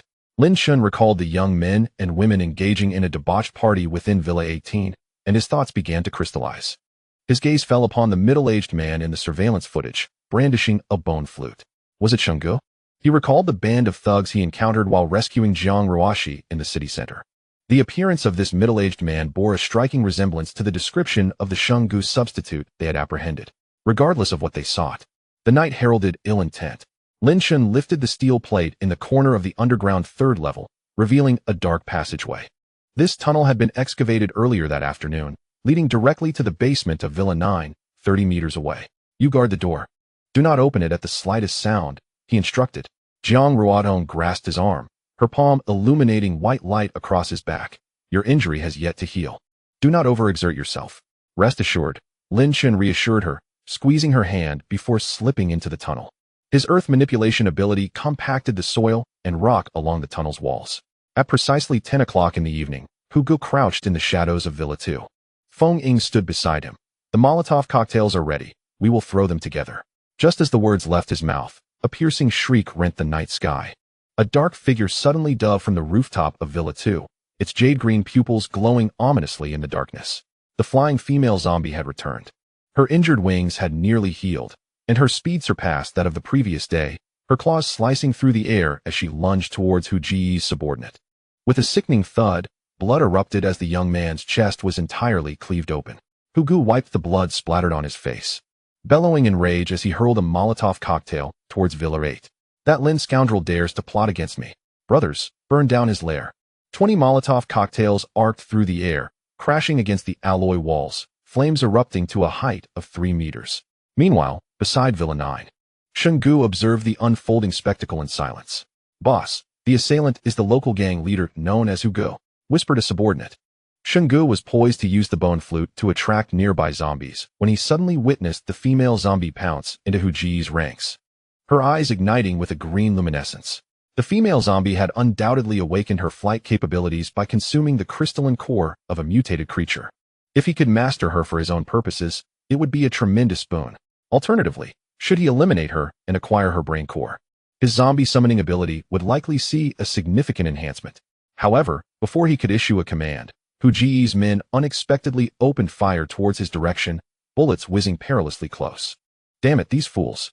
Shenggu cursed vehemently, instructing his subordinates to retaliate. The two factions exchanged gunfire across a 20-meter gap, bullets ricocheting chaotically amidst the space between the villas. Within the basement of Villa 9, Lin Chen peered through the ventilation shaft at the unfolding farce.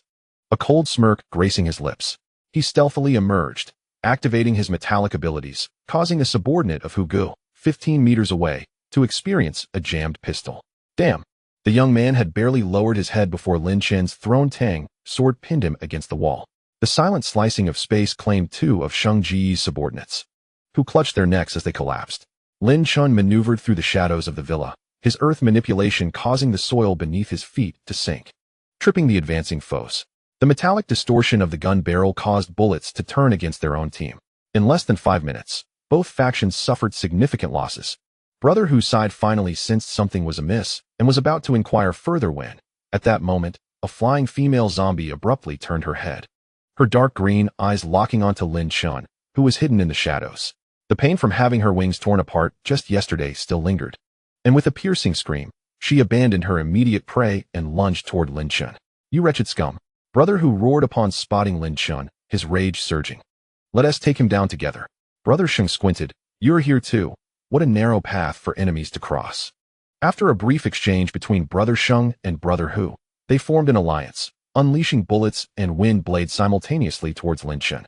Brother Hu summoned flames, erecting a wall of fire 20 meters away, while the speed of the wind shadow left only an afterimage. Brother Sheng's bamboo flute resonated, commanding the zombies to encircle them. The ground beneath Lin Chen's feet heaved, and 3 earthen walls rose to block the impending attack. He pivoted and dashed towards Villa Number 9, wielding spatial slicing to create a 2-meter-wide chasm in the ground, temporarily halting the wind shadow. Roar! The female zombie, however, leaped across the chasm, her claws nearly snagging the back of his neck. Lin Chen swiftly turned, activating his metallic ability. A discarded bicycle frame nearby morphed into a shield-like barrier against the claws. The impact echoed loudly as the frame was marred by 3 deep gashes. Utilizing the recoil, Lin Chen retreated, manipulating the earth to transform the soil beneath the female zombie's feet into quicksand, impeding her speed. This brief delay allowed Brother Hu and Brother Sheng to catch up. Kid, meet your end. Brother Hu concentrated a fireball in his palm. Brother Sheng raised his bone flute, a green light swirling in his eyes. Unbeknownst to them, the female zombie's pupils grew even greener. In her perception, Lin Chen was her prey, and no one else could interfere. She suddenly turned towards Brother Hu, her claws shrouded in black mist lunging at him. Damn it! Brother Hu hastily defended with flames, but was blinded by the suffocating black mist, blisters forming on his face. The wind shadow quickly retaliated with a wind blade aimed at the female zombie, but sustained a grievous injury to his shoulder, retreating with a scream. Retreat! Seeing the dire situation, Brother Sheng decisively commanded. He gazed at the female zombie's retreating form, his greed intensifying, yet he understood that a direct confrontation was unwise. The bone flute sounded urgently, summoning zombies to surge toward the female zombie, buying them time to escape. Brother Hu, disregarding Lin Chen, covered his oozing face and fled alongside the wind shadow out of the villa district. Seizing the opportunity, Lin Chen dashed into the basement of Villa Number 9, activating earth control to seal the entrance with soil and stone. He raced through the underground passage, the thunderous sound of the female zombie crashing against the basement door reverberating behind him, accompanied by the anguished screams of torn zombies.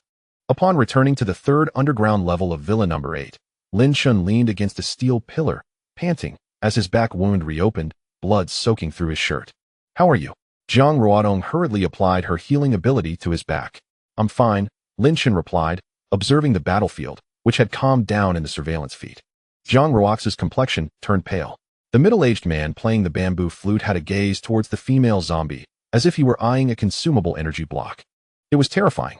Lin Chen frowned, realizing Brother Sheng had awakened an ability to control zombies. Such an ability was indeed formidable in this apocalyptic world beset by the undead. If the female zombie falls under his control, it could lead to endless troubles. Inside Villa 18, Brother Sheng was soothing the zombies with a bone flute. A green glow emanated from his fingertips, a manifestation of the energy absorbed from the recently slain zombie's brain core. The flying zombie licked its lips, its eyes flickering with green light, anticipating the moment when it could be transformed into a weapon with further refinement of the brain cores. The subordinates behind him watched the green glow with trepidation, their throats tightening, yet none dared to utter a word. Brother Sheng cast a glance at them, and the bone flute played again, the melody more urgent than before. In the night breeze, distant howls grew denser, clearly indicating that more zombies were being drawn in, causing the very ground of the villa area to tremble. Lin Chen, we are sensing a surge of hunger and agitation from deep underground. Zhang Ruoxi exclaimed in urgency. Let us ascend to the 3rd floor. Lin Chen led the women upstairs in haste. What do you think will transpire next, esteemed readers? Chapter 29. The zombie tide approaches the villa area inside Villa 18. Brother Sheng set down the bone flute from his lips. A minute later, the vibrations from the ground ceased. His gaze swept across the villa's interior with a sinister glint. This place felt ominously peculiar. He waved his hand, signaling a retreat. The remaining 5 subordinates, as if granted a reprieve, quickly followed suit. Unbeknownst to them, as they departed, a foul liquid began to seep from the crack of the basement door of Villa 18. In the abandoned repair shop in the eastern part of the city, Brother Hu hurried back with Wind Shadow and the remaining 4 subordinates. He frantically rummaged through boxes for medicine to treat the sores on his face. By 7 in the morning, the zombie howls in the villa area grew increasingly intense. Lin Chen leaned against the window of the 3rd-floor bedroom, peeking through a narrow gap in the curtain. Outside the villa, a throng of zombies crowded the empty spaces between the buildings. Ordinary zombies staggered toward the alloy walls, their nails screeching against the steel plates. A few zombies with a bluish-black hue bashed their heads against the gate, each collision causing a slight tremor in the surrounding walls. Further away, 3 zombies with webbed hands and feet were climbing up the drainage pipes. There are at least 1,000, Lin Chen murmured, his gaze drawn to the shadows atop Villa 9. There, a flying female zombie crouched, her dark green pupils flickering in and out of the shadows. Jiang Ruoxi curled up on the sofa, her complexion pale from the excessive consumption of spiritual energy. The bluish-black zombies emitted defensive waves of emotion, while the web zombies exuded a sense of adhesion. She paused, her voice trembling. The most terrifying ones are the speed zombies. Just moments ago, a regular zombie was torn apart in an instant when it obstructed their path. Lin Chen furrowed his brows.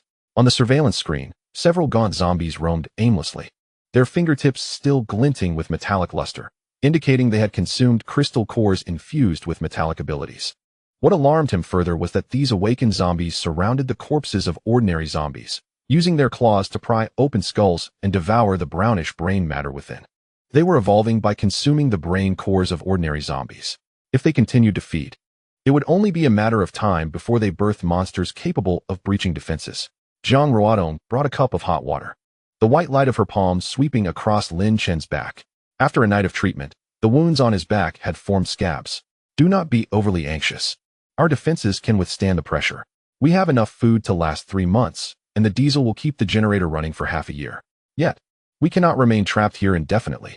Last night, Ruoxi sensed the chaotic emotions emanating from below, indicating there are still significant threats underground. Lin Chen's expression grew grave as his awareness swept over the 2 remaining crystal cores in the space. The system's gift list revealed the first 2 entries. Su Xinyue has a cooling period of 5 days remaining, while Jiang Ruoxi has 4 days left. He eagerly anticipated the conclusion of their cooling periods, hoping that their next gifts would bring him delightful surprises. In the following 2 days, Lin Chen first ventured along the tunnel to Villa Number 9. Before he could emerge from the basement, he could already hear the cacophony of footsteps on the first floor, suggesting a multitude of zombies. He dug in other directions, only to find the same dire situation. The sheer number of zombies made any escape impossible.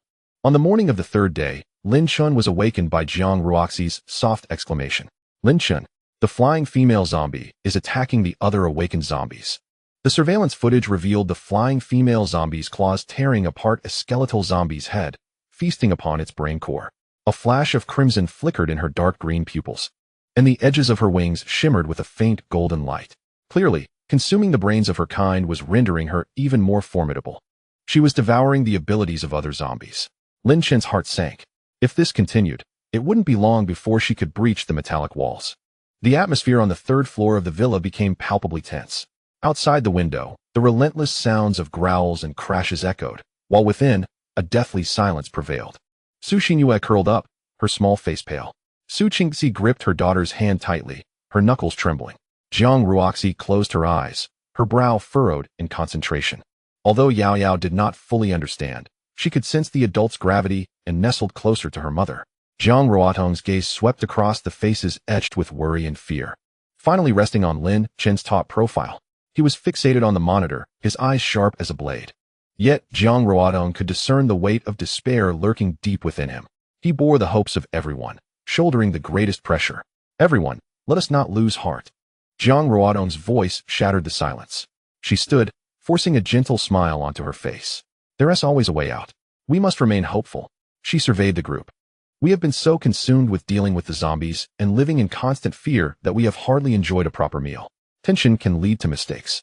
She turned to her sister, Ruoxi. Didn't you often mention your love for culinary arts before the apocalypse, lamenting that you had no chance to showcase your skills? Why not prepare a hearty meal for everyone today? Jiang Ruoxi paused momentarily, then grasped her sister's intent. In such a despairing environment, a decent meal might serve as an anchor to prevent their spirits from crumbling. She took a deep breath, suppressing her tumultuous thoughts, and nodded affirmatively. You're right, sister. Man is iron, and rice is steel. We must eat well to gather strength for solutions. I will get started right away. Yes. Sister Ruoxi is right. Su Xinyue clapped in agreement. I can hardly remember the taste of warm food. Sister Ruoxi, I'll help you. Su Qingxi also exhibited a look of approval. Jiang Ruodong's words had pried open a crack in the oppressive atmosphere, and the girls swiftly sprang into action. The long-forgotten sounds of pots and pans clattering, along with the rhythmic chopping of vegetables, filled the kitchen. The aroma of food gradually dispersed the pervasive despair lingering in the air. Lin Chen observed the bustling crowd around him, and the tension in his shoulders eased slightly. He understood Jiang Ruodong's intentions and appreciated her ability to stabilize everyone's spirits at such a moment.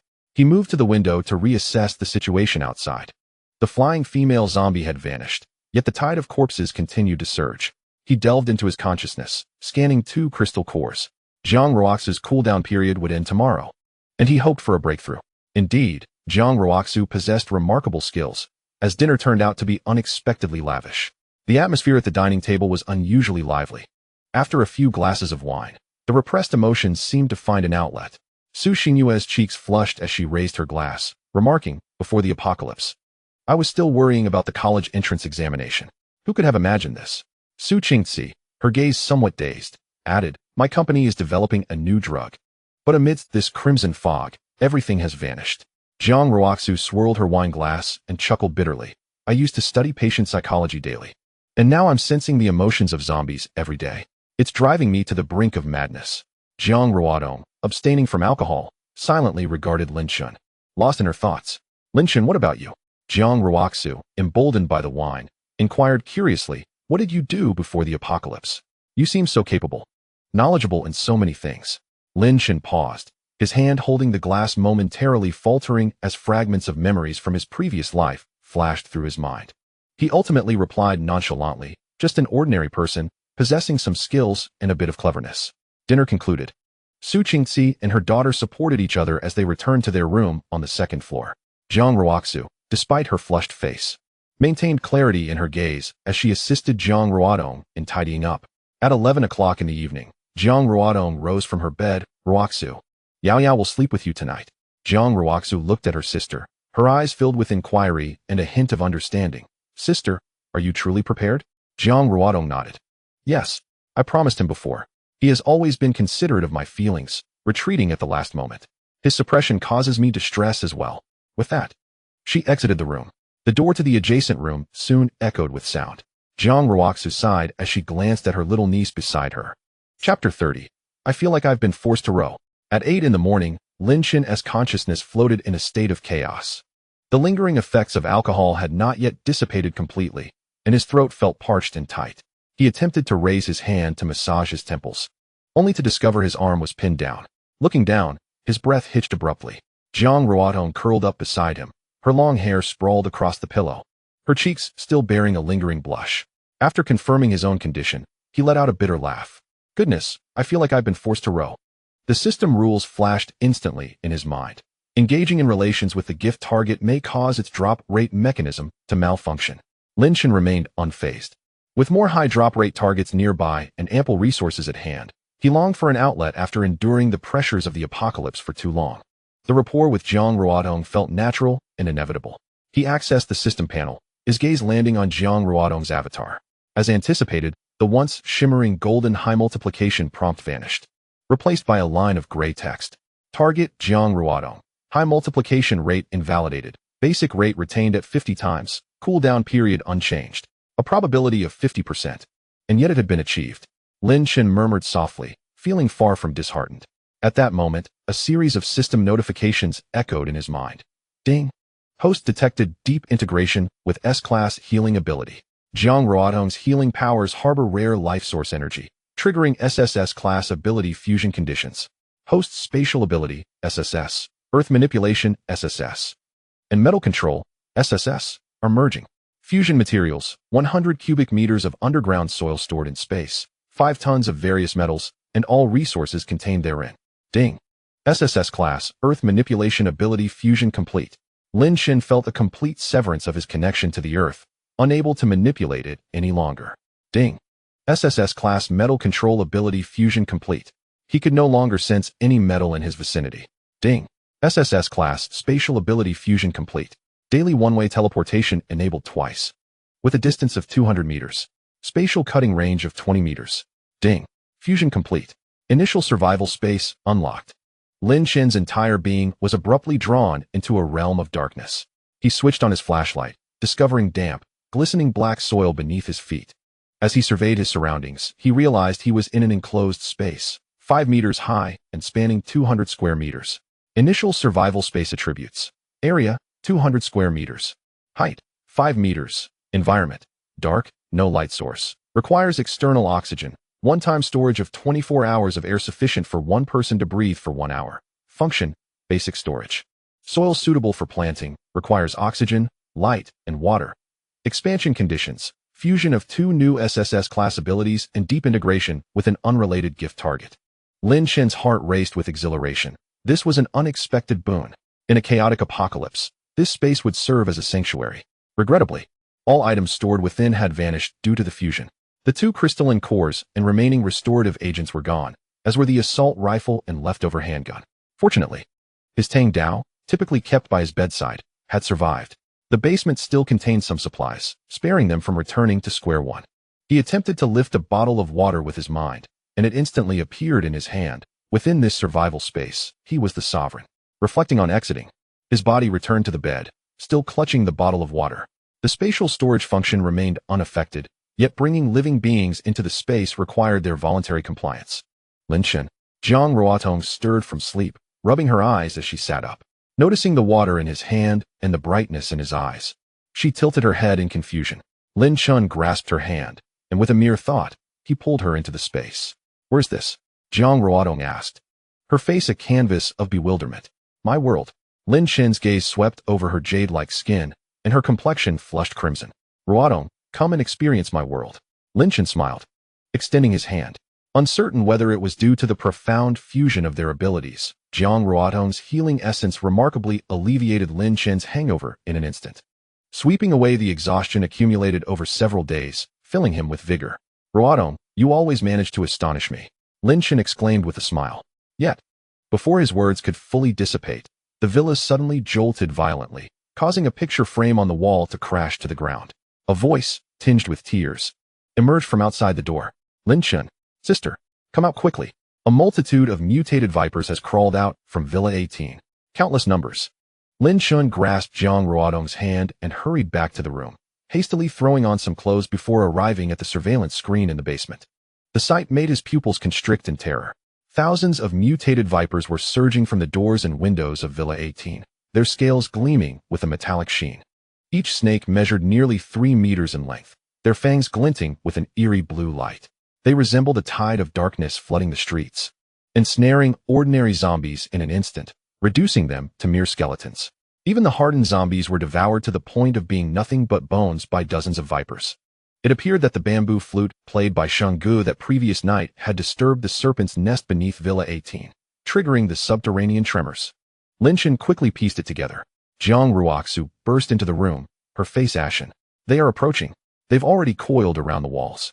Their scales can pierce steel." On the monitor, the vipers were scraping their scales against the alloy walls, sparks flying as tiny cracks began to appear. "Everyone, gather your belongings in the first-floor hall immediately. We must depart at once," Lin Chen commanded decisively. He first stored the water and supplies from the basement pool into his spatial compartment. Then he dashed to the second basement level, collecting the generator, diesel barrels, and stored supplies as well. Returning to the first-floor hall, he stored the items prepared by the 4 women into his space. "Everyone, hold hands tightly," Lin Chen shouted, and with a flicker of his consciousness, he transported the 4 women along with Yao Yao into the survival space. The sudden transfer of so many individuals left him reeling with dizziness. In the blink of an eye, the women found themselves enveloped in darkness. Jiang Ruotong, having anticipated the situation, switched on a flashlight, illuminating their terrified faces. "This is..." Su Qingxi murmured as she felt the dark soil beneath her feet and gazed at the water in a nearby puddle, utterly astonished. Outside, Lin Chen, having utilized his one-way teleportation skill twice in one day, reached the entrance of the villa district. Looking back, he saw the entire area submerged by the vipers. Even the flying female zombie atop Villa 9 was ensnared by the serpents, struggling to break free before finally soaring into the air. How terrifying! Lin Chen's voice trembled, the continuous teleportation exacerbating his dizziness, forcing him to stagger into the guardroom. He then entered the survival space, seeking Jiang Ruotong's assistance for recovery. The oxygen in the space could only sustain them for a little over 10 minutes. They needed to find a new stronghold swiftly. As he spoke, he pulled Jiang Ruotong aside and turned off the flashlight. After consuming several vials of healing essence, his dizziness began to subside. In the darkness, the rapid breaths of the group were particularly pronounced. Su Qingxi, her face flushed, inquired, "Lin Chen, this space. Last night, my spatial ability evolved." Lin Chen explained briefly while recovering. "From now on, this will serve as our mobile fortress." Su Qingxi contemplated as she touched the soil, with earth and water. As long as we find a light source, we can cultivate crops. Lin Chen nodded, stating, I will take a moment to recover, then depart from here to seek a secluded refuge. Embracing the soft form in his arms, Lin Chen was acutely aware that this unexpected sanctuary would evolve into a tranquil haven amidst the chaotic apocalypse. To enhance this refuge, he needed to discover new high-multiplication target gift crystals and swiftly awaken a new SSS-level ability. Moreover, he had to tread carefully regarding his relationship with Jiang Ruoxi and Su Xinyue, mother and daughter. In the distance, the direction of Villa 18 continued to tremble. The hissing of the viper echoed like a death knell, urging them to vacate this perilous place without delay. Chapter 31 Damn. It's the Snake King. 5 minutes later.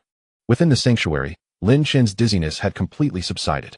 He activated the generator, illuminating the darkness that enveloped the space, visibly easing the tension in the shoulders of the women present. I will step outside to assess the situation. You all wait for me here. Lin Chen seized his tang knife, and with a flicker of consciousness, reappeared in the guardroom. A faint, sweet metallic scent lingered in the air, the residue of the viper's scales brushing against one another. Just as he steadied himself, a sudden rustling noise emerged at his feet. A viper, as thick as a bowl, raised its head, its forked tongue flickering, and its eerie blue fangs glistening menacingly. Lin Chen's pupils constricted, and in an instant, the space was cleaved. A flash of white light passed, precisely severing the viper's vital spot. Its body convulsed twice on the ground before falling still.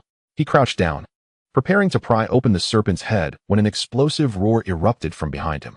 It felt as if the entire villa was uprooted, causing the ground to tremble violently. In that fleeting moment, he turned around, and his blood ran cold. The roof of Villa 18 was forcibly breached, the steel and concrete peeling away like paper. A colossal serpent's head emerged from the gaping hole. Its body was as thick as a water tank, with dark brown scales thicker than steel plates, each scale the size of a palm and glimmering with a metallic sheen. A pair of lantern-sized vertical pupils fixated on him, reflecting his diminutive figure within. The forked tongue, nearly 2 meters long, swept across the wall, instantly corroding the bricks into honeycomb-like cavities. Damn it, it's the Snake King. Lin Chen observed steel rods coiling around its neck, clearly indicating that the earlier tremors were caused by its struggle to break free. The Snake King's gaze was fixated on the lifeless viper he had just slain. Run! The thought raced through his mind as he turned and fled. The Snake King's massive form remained entangled in the ruins of the villa, momentarily unable to pursue. This was his sole chance of survival. After sprinting 30 meters, an ear-piercing hiss pierced the air behind him. A wave of sickly sweet air grazed his left shoulder, slamming into the nearby cypress tree. The trunk withered and blackened in an instant, its bark flaking away like ash. Lin Chen could feel a tingling numbness in his shoulder, as if coated in a viscous substance. Yet, there was no time to look back. He could only muster every ounce of strength to run. The Snake King seemed to lose interest in him, the hissing gradually transforming into a dull thumping sound as it focused on extricating itself from the villa's debris. Lin Chen ran for 2 kilometers without stopping until the outline of the villa district vanished from view, finally halting in a corner of an abandoned gas station. Leaning against the fuel pump, he gasped for breath, the numbness in his shoulders still lingering. Looking down, he noticed his clothes were smeared with a pale green viscous fluid, slowly seeping into the fabric. He hastily shed his clothing and discarded it, retrieving a damp towel to wipe away the small amount of viscous fluid that clung to his arms. As the slime was removed, the numbness began to subside. However, he failed to notice that the area on his left arm, contaminated by the viscous substance, emitted a faint glow. With each breath, it slowly seeped into his skin, like a concealed mark. With a mere thought, several individuals appeared in his vicinity. As Jiang Ruotong steadied herself, she caught sight of the direction of the villa area. A colossal serpent's head was slowly rising. What is that? Su Xinyue gasped, covering her mouth, her eyes filled with dread. The Serpent King. Lin Chen's voice trembled slightly. It must have been at least 10 meters high, and he had nearly been targeted by it moments before. The group followed his gaze, observing the serpent's head undulating above the villa district. Before long, a cacophony of screams and roars erupted from that direction, only to be swiftly silenced. Clearly, all the zombies and mutated creatures in the villa area had been annihilated by the Serpent King. Fortunately, we managed to escape, Su Qingxi said, gripping her daughter's hand. We must leave this place at once, Lin Chen urged, pointing toward the distant national road. The Serpent King may expand its territory. We should head toward the national road and seek a safe haven. They had not ventured far when they spotted a few scattered survivors sprinting frantically, all fleeing from the villa area, their faces etched with terror. I've never seen so many people running together since the apocalypse began. Su Xinyue murmured as she surveyed her surroundings. Lin Chen tightened his grip on the Tang's saber, his gaze vigilant. Wherever there are many people, troubles abound. No sooner had he spoken than 3 ordinary zombies staggered into the road ahead, blocking their path. Lin Chen did not slow down. He swung the Tang saber horizontally. 3 flashes of white light flickered, and the zombies' heads tumbled to the ground. "Be careful," Jiang Ruashi suddenly cried out. From the right side greenbelt, a 2-meter-long mutated wild dog sprang forth, its fangs glinting ominously. Lin Chen deftly maneuvered, cleaving the wild dog's head with his saber. The creature convulsed before collapsing, a grayish-white crystal core rolling out from its skull. Just as he reached to pick it up, 2 men rushed out from the side, wielding steel pipes. "Hey, kid. Leave the crystal." The off-road vehicle traveled along the national highway for half an hour, encountering 2 mutated crows, which were swiftly brought down by Su Xinyue's water arrows. The vehicle's noise attracted more than 10 ordinary zombies, which Lin Chen promptly dealt with upon exiting the car. Just as he was about to return, Jiang Ruashi suddenly called out, "Lin Chen, be careful. Something is rushing towards you from the alley on your left." Lin Chen quickly glanced to the left, spotting an elderly zombie sprinting towards him. This particular undead creature was remarkably swift, clearly having consumed a crystal core. Lin Chen deftly dodged, swinging his Tang knife towards the zombie's head. Clang! The knife ricocheted off, leaving the zombie unscathed. "What the hell? It's so tough." Lin Chen was taken aback. The zombie relentlessly pursued him, and despite his efforts to outmaneuver it and find a weakness, he was unsuccessful for some time. Finally, recalling a cunning strategy used against men, he seized the moment and struck decisively. The ploy succeeded, and the zombie collapsed, unable to rise again. The women inside the vehicle witnessed the scene, their cheeks flushing with embarrassment. Lin Chen paid no heed to the struggling zombie and returned to the car, driving away. As they continued on their journey, the number of survivors dwindled. Near the national highway, they encountered a group of survivors attempting to rob them, all of whom Lin Chen dispatched without hesitation. He also rescued a middle-aged man besieged by zombies. After another 10 minutes of driving, the fuel ran out. The group disembarked, and Lin Chen stored the vehicle in his space, planning to refuel it later. Ahead lay a water station. Jiang Ruashi pointed forward, sensing no emotions in her mental perception. It was a water treatment facility, with the iron gate securely shut and the surrounding wall relatively intact. Inside stood a 2-story office building that appeared safe for the time being. "Let us take a break inside," Lin Chen suggested as he pried open the iron gate. The group swiftly entered the courtyard and closed the door behind them. Meanwhile, a man perched on the rooftop of an abandoned residential building 1 kilometer away observed Lin Chen storing the off-road vehicle in his space through binoculars, his eyes glinting with intrigue. Upon seeing the water station's gate close, he turned and departed. In Chapter 32, titled A Gift, Su Xinyue rejoices as Lin Chen secures the iron gate. The group surveyed their surroundings in the courtyard, despite its weathered appearance. The wall was sufficient to keep ordinary zombies at bay. Lin Chen instructed Jiang Ruashi to sweep the entire office building with her mental power.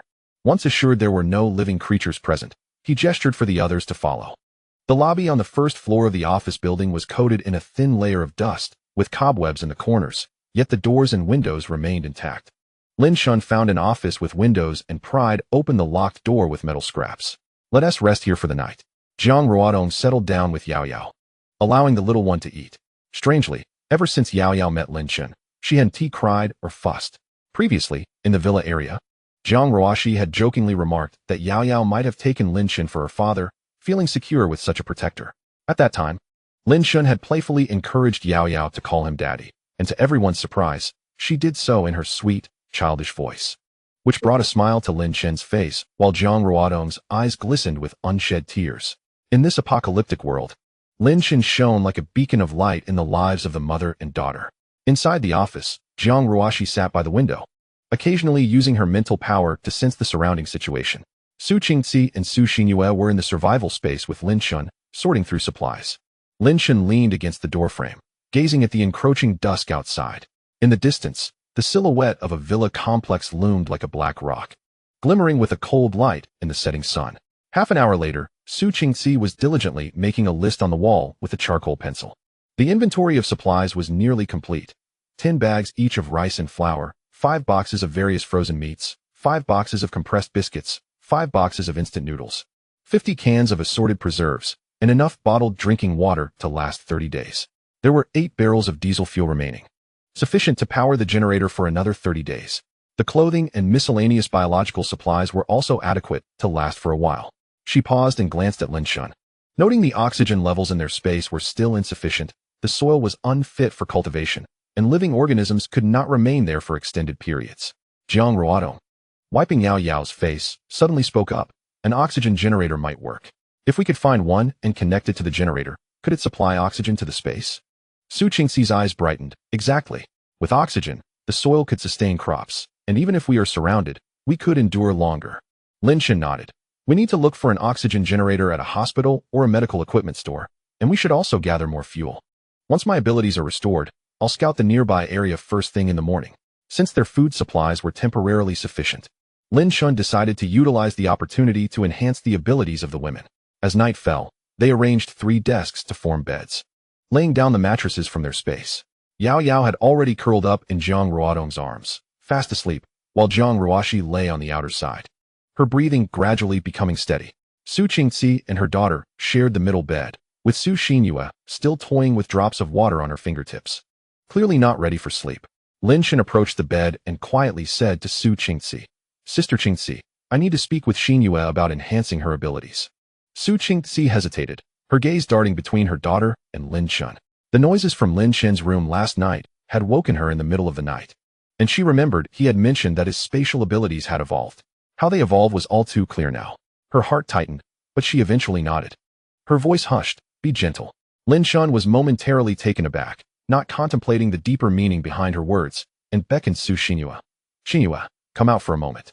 As Su Xinyue followed him out of the office, the moonlight from the corridor fell on her face, lending her a touch of youthful shyness. Su Qingxi watched their retreating figures, her heart subtly shifting, and she sighed quietly.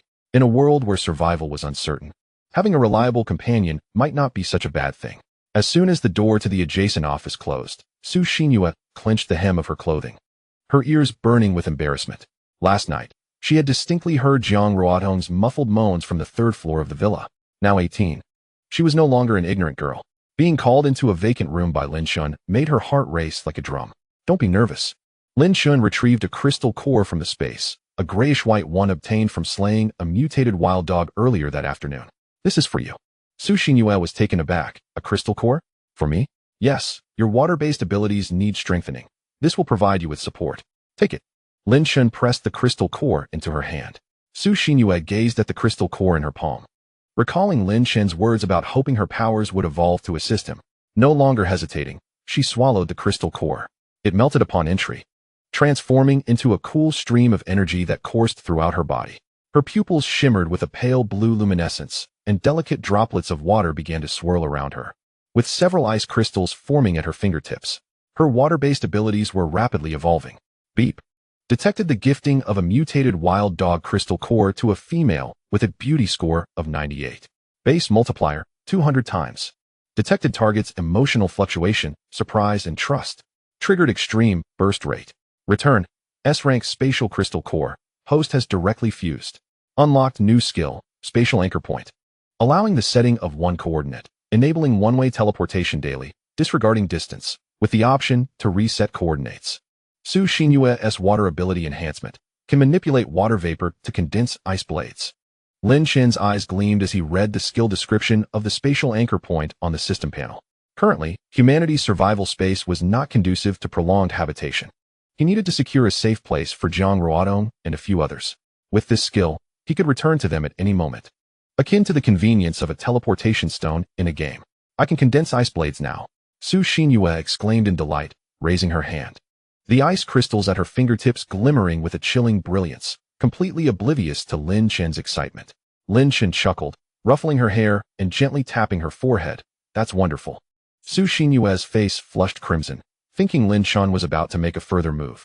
She shut her eyes tightly, her eyelashes fluttering like butterfly wings. Yet, after a long pause, she only heard Lin Chen say, "Be careful not to point the ice blades at yourself. You might cut yourself. Let's go back and get some sleep." When she opened her eyes, Lin Chen had already opened the door. The moonlight spilled behind him, revealing no hint of mischief. Su Xinyue, in a daze, followed him out of the office, inadvertently bumping into Su Qingxi standing outside. It was evident she had been eavesdropping. The 3 exchanged glances. the air suddenly thick with tension. Quick, let's return to the room and rest. Lin Chen broke the awkward silence, turning to head back. Internally sighing, he mused, truly. Mother and daughter share the same rich inner drama. If only the system rules permitted, he would certainly indulge their theatrics. Su Qingxi grasped her daughter's hand, hastening back to the bed, her heart racing even as she lay down. Earlier, she had worried about Lin Chen's impulsiveness, hence her decision to eavesdrop outside. However, not hearing the anticipated commotion left her both relieved and puzzled. Su Xinyue touched her forehead, glancing towards Lin Chen by the door.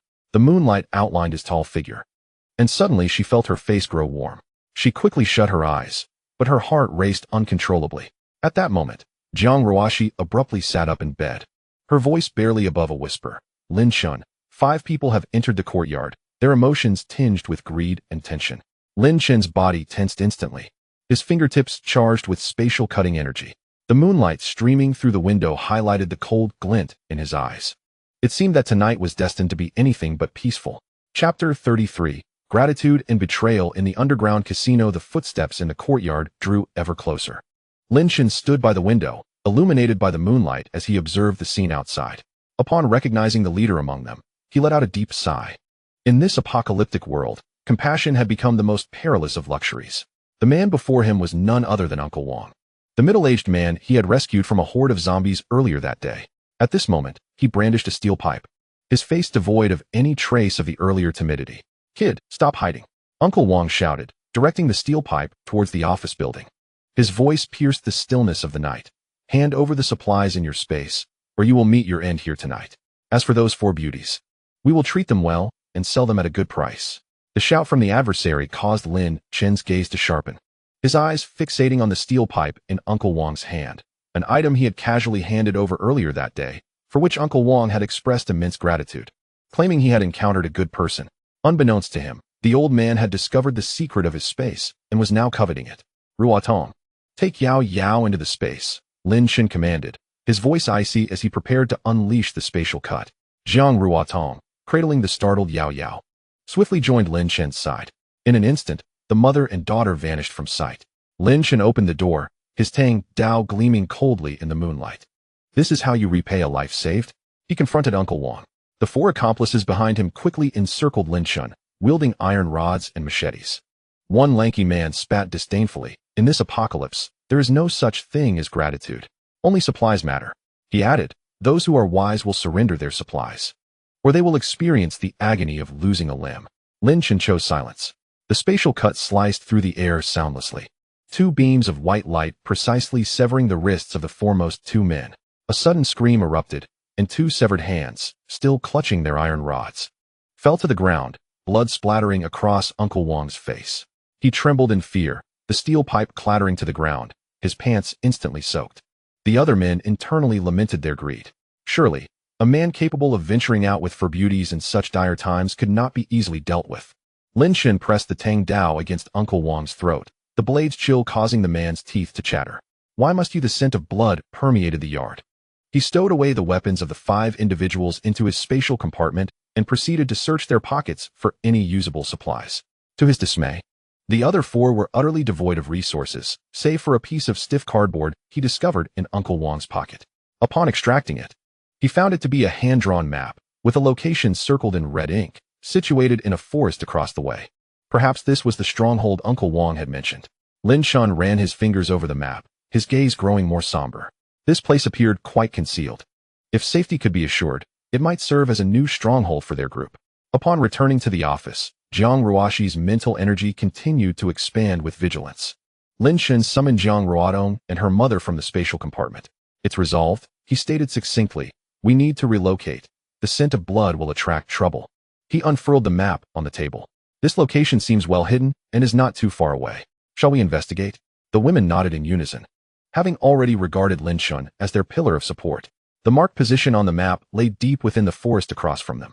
After a half-hour trek on foot, they stumbled upon a faux cave behind a thicket of dense underbrush. The entrance was cleverly disguised with vines. Without the map's indication, it would have been nearly impossible to detect.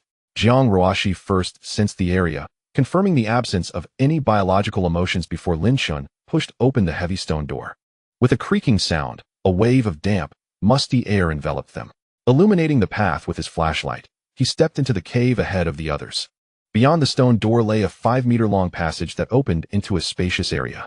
Upon activating the switch on the wall, they were surprised to find electricity running through the space. The underground chamber, spanning 100 square meters, was brightly lit. To the left were 6 bedrooms, while the right side featured several gambling tables, indicating that this had once been an underground casino before the apocalypse. The refrigerator and freezer in the corner still emitted indicator lights, clearly functioning properly. The ventilation shaft led up to the mountain's summit. After inspecting the area, Lin Chen pointed to the ceiling's grating. The refrigerator is operational, and there's a generator for power. Frozen meat can be stored here without spoilage. Yu Qingxi opened the refrigerator to find 5 boxes of frozen dumplings still inside.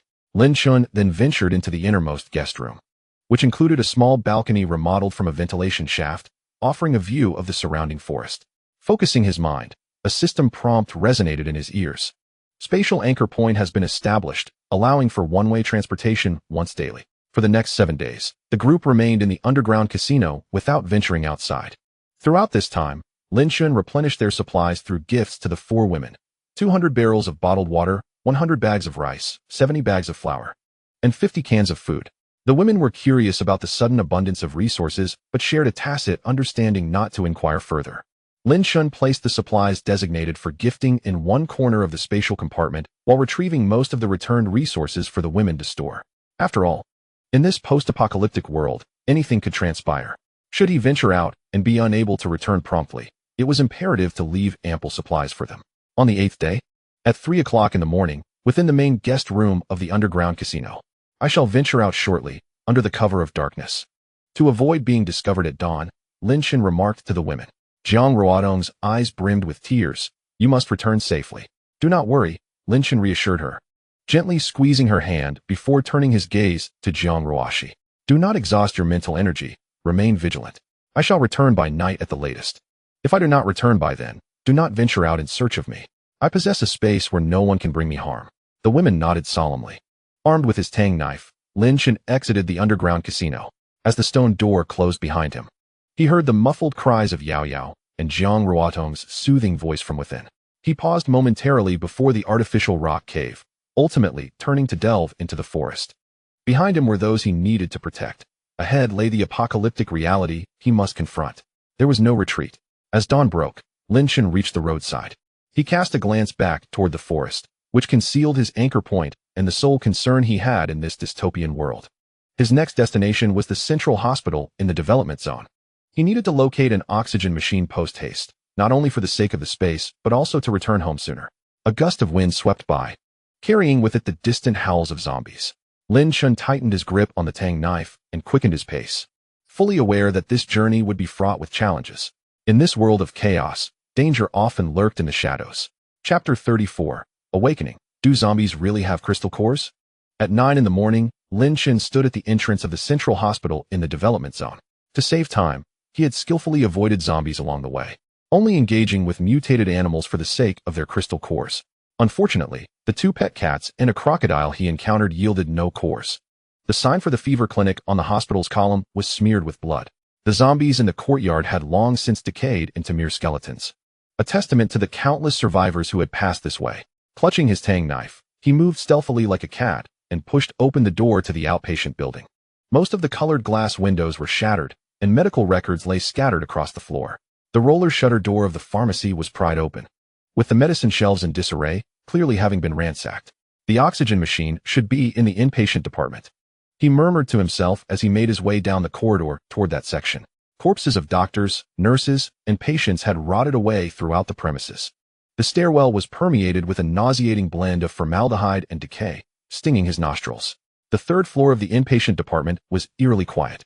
Lin Chen crept along the wall, most of the patient room doors ajar, revealing empty beds within. Only one bed by the window still housed a body, covered by a white sheet. The outline beneath was grotesquely distorted, suggesting a death far from natural. His gaze fell upon the nurse's station at the end of the corridor, where 2 silver-gray oxygen machines stood behind the counter, their tubes still connected to oxygen lines, evidently hastily abandoned. As Lin Chen approached, preparing to store the machines in his space, a sudden clattering sound echoed from the end of the corridor, reminiscent of bones scraping against the floor. Instantly, he tensed, positioning the tang knife across his chest. The sounds drew closer, accompanied by the unsettling scratching of nails against the walls. Lin Chen sidestepped into a nearby patient room, peering through the crack in the door. In the shadows at the end of the corridor, a gaunt figure emerged. The limbs of the zombie resembled elongated bamboo poles. Its skin tightly stretched over its bones, revealing dark blue veins beneath. Most peculiar were its fingertips, which glimmered with a metallic sheen, leaving faint white marks on the wall as it brushed against it. A speed-type zombie. Lin Chen's pupils constricted. Its physique bore a striking resemblance to the speed zombies he had encountered previously, yet the metallic luster of its fingertips exuded an air of menace. Before he could ponder further, the zombie abruptly turned, its hollow eye sockets fixating on the direction of the hospital room. In the next instant, it darted forward like a gray lightning bolt, the wind it generated sending scattered papers swirling through the crevice of the door. Bang! The zombie collided with the hospital door, causing a deep indentation in the wooden frame. Lin Chen, propelled by the force of the impact, retreated while simultaneously activating his spatial slicing ability, directing a beam of white light towards the zombie's hind leg. Clang! A surprising, crisp sound echoed as the spatial slice was unexpectedly deflected. The skin on the zombie's hind leg hardened into a grayish-white shell, leaving only a shallow mark where it had been cut, reminiscent of a blade grazing the bark of an old tree. Hardened ability? Lin Chen's heart sank. This zombie had simultaneously awakened both speed and hardening abilities. He refrained from hastily teleporting away, eager to observe the distinctions of this dual-powered zombie. As the creature turned to charge towards the inner door, the frame creaked ominously, evidently not able to withstand the assault for long. The inner hospital room was modest, furnished with a bed and a bedside table, its windows sealed with iron bars. Lin Chen's gaze fell upon a heavy iron infusion stand beside the bedside table, and an idea sparked within him. At the moment the zombie breached the door, he forcefully shoved the infusion stand towards the entrance. The zombie, unable to halt in time, stumbled over the stand. In that fleeting half-second of hesitation, Lin Chen maneuvered to its side. He noted that the joints of the zombie had not hardened, its skin retaining a normal bluish-gray hue. Now was the moment. Lin Chen concentrated all his strength, the white light of the spatial slice coalescing into a fine blade at his fingertips, aimed precisely at the zombie's elbow joint. This time, there was no crisp sound, only the wet tearing of flesh as it was sliced open. The zombie's right arm clattered to the ground, black blood splattering against the wall. It emitted a piercing shriek, its remaining left arm, glinting like metal, lunging for Lin Chen's throat. He deftly sidestepped, his tang knife gliding along its neck, slicing through the unarmored skin and embedding deeply into the vertebrae. With a sudden surge of force, the blade erupted from the top of its head. The zombie's body convulsed twice before finally falling still. Lin Chen, panting, stepped back, his back drenched in cold sweat. Had he been a moment slower, his throat would have been torn open. Approaching the lifeless body of the zombie, he forcefully extracted his tang knife, and with a clink, a crystal core the size of a pigeon egg rolled out from its skull. One half shimmered silver, resembling metal, while the other half retained the bluish-gray hue of hardened skin. The two colors flowed within the core, emanating an unusual glow. Even awakened zombies possess crystal cores? Lin Chen's gaze sharpened as he wiped the core clean with a cloth and stored it in his spatial pocket. The energy fluctuations of this core were considerably stronger than those of the mutated wild dog cores he had encountered earlier. Just as Jiang Ruoshi's cooldown period concluded, it would serve as a perfect gift for her. If her mental range were to expand further, her safety in the underground casino would be significantly enhanced. He did not depart immediately, opting instead to scour the corridor for other wards. At the far end, he stumbled upon an unopened first aid kit, containing iodine and bandages. Just as he tucked the kit into his space, shadows suddenly flitted past the window, accompanied by a sharp, piercing cry. Lin Chen dashed to the window, witnessing three mutated crows alight upon the rooftop of the adjacent building, their wings spanning nearly a meter, each edged with small, menacing bony spikes that glinted ominously in the sunlight. One of them cocked its head, gazing at him with avaricious yellow eyes, clearly perceiving him as prey. How unfortunate! Lin Chen frowned.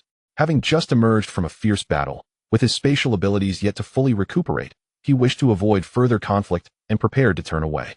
However, the three crows suddenly dove towards him. He swiftly retreated to evade the initial onslaught. The bone-spiked wings of the crows grazed his shoulder, leaving a trail of blood. Though shallow, the pain was keen. Gritting his teeth, he swung his knife, failing to sever the neck of one crow, yet managing to slice off the wings of two. The last, frightened, veered away, only to be cleaved in half by Lin Chen using the residual energy to activate a spatial cut. After descending, he searched for the crow's heads, but found no crystals and thus exited the hospital.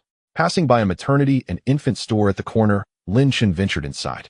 After a thorough search, he discovered several well-packaged infant garments, and in a corner buried beneath a collapsed shelf, he uncovered a box containing 12 cans of infant formula. Excellent. Yao Yao will not fear a shortage of supplies, and I can use the healing serum with peace of mind. He stored the formula in his space. Feeling a sense of relief, his consciousness swept across the 2 oxygen generators within the space. With them, oxygen could be produced. While he could not yet cultivate, at least he would have additional time in the face of danger. Just as he exited the maternity store, a rustling sound emerged from behind him. Lin Chen abruptly turned, only to find the street corner shrouded in emptiness. Was it merely an illusion? Frowning, he tightened his grip on the tang knife. His instincts warned him that the sound was no figment, suggesting the presence of other awakened zombies nearby. Without further hesitation, he resolved to teleport back to the underground casino via the spatial anchor point. However, as his consciousness traversed the space's crystal cores, he reconsidered and quickly made his way towards the underground casino. Suddenly struck by an idea on how to present a gift to Jiang Ruoxi that might trigger her explosion rate. Shortly after his departure, a mutated viper, as thick as a bowl, slithered from a concealed spot at the street corner, its crimson eyes fixed menacingly on the direction Lin Chen had taken. Chapter 35. New features of the survival space. The midday sun filtered through the mountains and forests, casting dappled shadows upon the ground. Lin Chen stood beneath an ancient locust tree on the eastern hillside, his fingertips grazing the walkie-talkie in his pocket. He lifted his gaze towards the direction of the underground casino. The dense canopy of trees enveloped the area, causing even the wind to circumvent it. From this vantage point, one could hardly discern the presence of a hidden underground structure. Exhaling gently against the wound on his arm, he retrieved a piece of gauze from his space. Loosely wrapping it around the injury, deliberately exposing half an inch of blood-soaked flesh. The very edges of the gauze were stained dark red, making for a particularly striking sight. The crackling sound of static resonated through the walkie-talkie as Jiang Ruoxi's voice emerged, tinged with urgency. Lin Chen? I can hear you. Where are you? On the eastern hillside. Beneath the old locust tree, Lin Chen replied, his tone subdued, deliberately infused with a hint of fatigue, as if he had just emerged from a fierce battle. Come alone. Do not let Ruodong and the others worry. There is nothing serious on my end. I merely wish to discuss something with you privately. Are you injured? Jiang Ruoxi's voice tightened abruptly. Lin Chen offered no response, merely curving his lips into a faint smile. Moments later, the sound of light footsteps echoed along the mountain path. Clad in a light gray windbreaker, Jiang Ruoxi gripped a machete tightly in her hand. Upon noticing the bandage wrapped around Lin Chen's arm, she halted, her pupils dilating in alarm. What happened? Why didn't you return directly for treatment for my sister? She rushed towards him, her urgency betraying her composure. It's nothing. Just encountered a few mutated crows.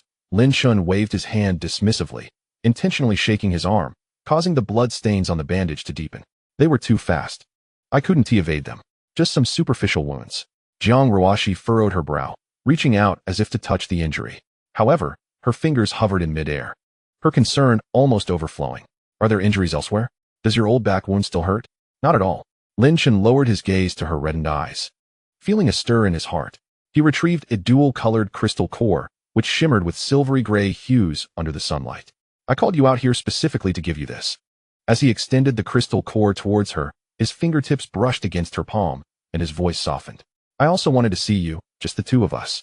Just as the words left his lips, he stumbled, his body leaning into Jiang Ruoxi's embrace. You miss me? Jiang Ruoxi instinctively reached out to steady him. Seizing the opportunity, Lin Chen wrapped his arms around her, enveloped by her warmth and fragrance. You rogue, having just flirted with my sister, now you wish to ensnare me as well. Jiang Ruoxi playfully scolded him from within his embrace, yet she did not push him away. Instead, she subtly tightened her own grip. You should absorb the crystal core yourself. She pushed the core back towards him, her fingertips resting against his chest. Your ability enhancement will ensure greater safety outside. The crystal core was intended for you. With your enhanced abilities, you will be better equipped to sense surrounding dangers, allowing for safer concealment here. Lin Chen pressed the crystal core firmly into Jiang Ruoxi's hand. She felt the sincerity in his words and ceased to resist, swallowing the core without hesitation. Instantly, its energy surged through her body, revitalizing her mental acuity, expanding her perception range to 50 meters. Even the zombies lurking in the underbrush below the mountain became distinctly visible, within a 10-meter radius. The surroundings materialized vividly in her mind. Simultaneously, Lin Chen's mind erupted with the sound of the system's notification. Ding. Detected a supply gift of a zombie crystal core to a female with an attractiveness rating of 96. Base multiplier, 100 times.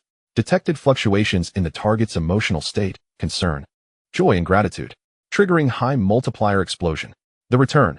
The survival space has expanded by 100 cubic meters. The daily one-way teleportation frequency has increased to 3 times. With a single distance extension of 250 meters, the spatial spiritual perception function has been unlocked, allowing simultaneous awareness of the surroundings within 10 meters.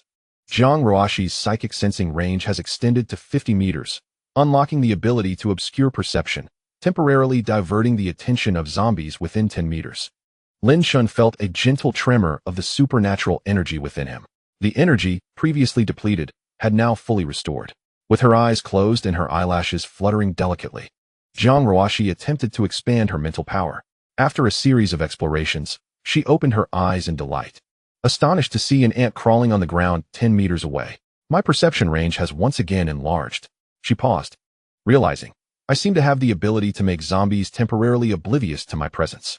Just moments ago, the wandering zombie at the foot of the mountain was clearly looking this way, yet it could not detect me.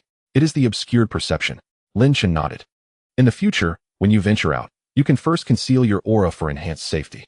After speaking, he embraced Zhang Ruoxi, and with a thought, the scenery around them subtly distorted, and in the blink of an eye, they had entered the survival space. The originally 200 square meter area now felt significantly more spacious. Zhang Ruoxi gazed around in astonishment. The space seems to have expanded. Closing her eyes, she opened them moments later, her eyes sparkling. I can also sense the surrounding situation within the space. The spatial spiritual perception function has been unlocked. Lin Chen's voice carried a hint of mirth. He could feel the faint resonance between Zhang Ruoxi's psychic energy and the space. From now on, while in the space, you will also be able to sense the movements outside. Thank you, Lin Chen. Zhang Ruoxi gazed at him with intense earnestness, her tone filled with sincerity. You always allow me to use the precious crystal cores you've risked your life to obtain. As she spoke, she stood on her tiptoes, preparing to peck a kiss on Lin Chen's cheek. However, he seemed to anticipate her movement, turning his head to meet her. The soft sensation ignited between their lips, instantly flushing Zhang Ruoxi's cheeks crimson. She instinctively wanted to withdraw, but was firmly held by Lin Chen's embrace at her waist, unable to move at all. Half an hour later, beneath the old locust tree, Lin Chen and Zhang Ruoxi's figures materialized out of thin air. Zhang Ruoxi adjusted her disheveled collar, shooting him a playful glare. Pervert. Had I known you had ulterior motives when collecting these costumes, I wouldn't have agreed. Her voice was soft, tinged with embarrassment.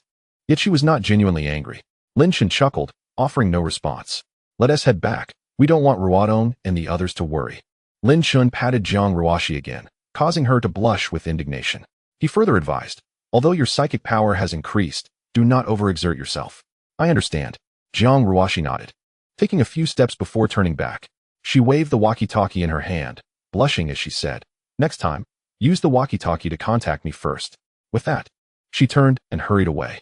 Lin Chen responded with a smile, watching her figure vanish behind the stone gate before leaning against the old locust tree. He had no intention of returning to the underground casino, fearing that leaving might upset Xiao Yaoyao. He had already informed Zhang Ruoxi that he would remain outside for 4 to 5 days before returning. In this precarious world, whether in the realm of survival or the depths of underground gambling dens, the demand for power is incessant. He must gather more fuel to generate electricity. Raising his gaze to the scorching sun above, a sudden thought struck him. If he could harness the ability to control electricity, could he not generate power directly, liberating himself from the reliance on generators and diesel? This notion, however, was swiftly suppressed. The immediate priority was to locate fuel. As for the supernatural ability, he could only hope for a suitable crystal core in the future. He oriented himself and made his way towards the gas station in the west. In this apocalyptic era fraught with danger, familiar faces awaited him at the gas station.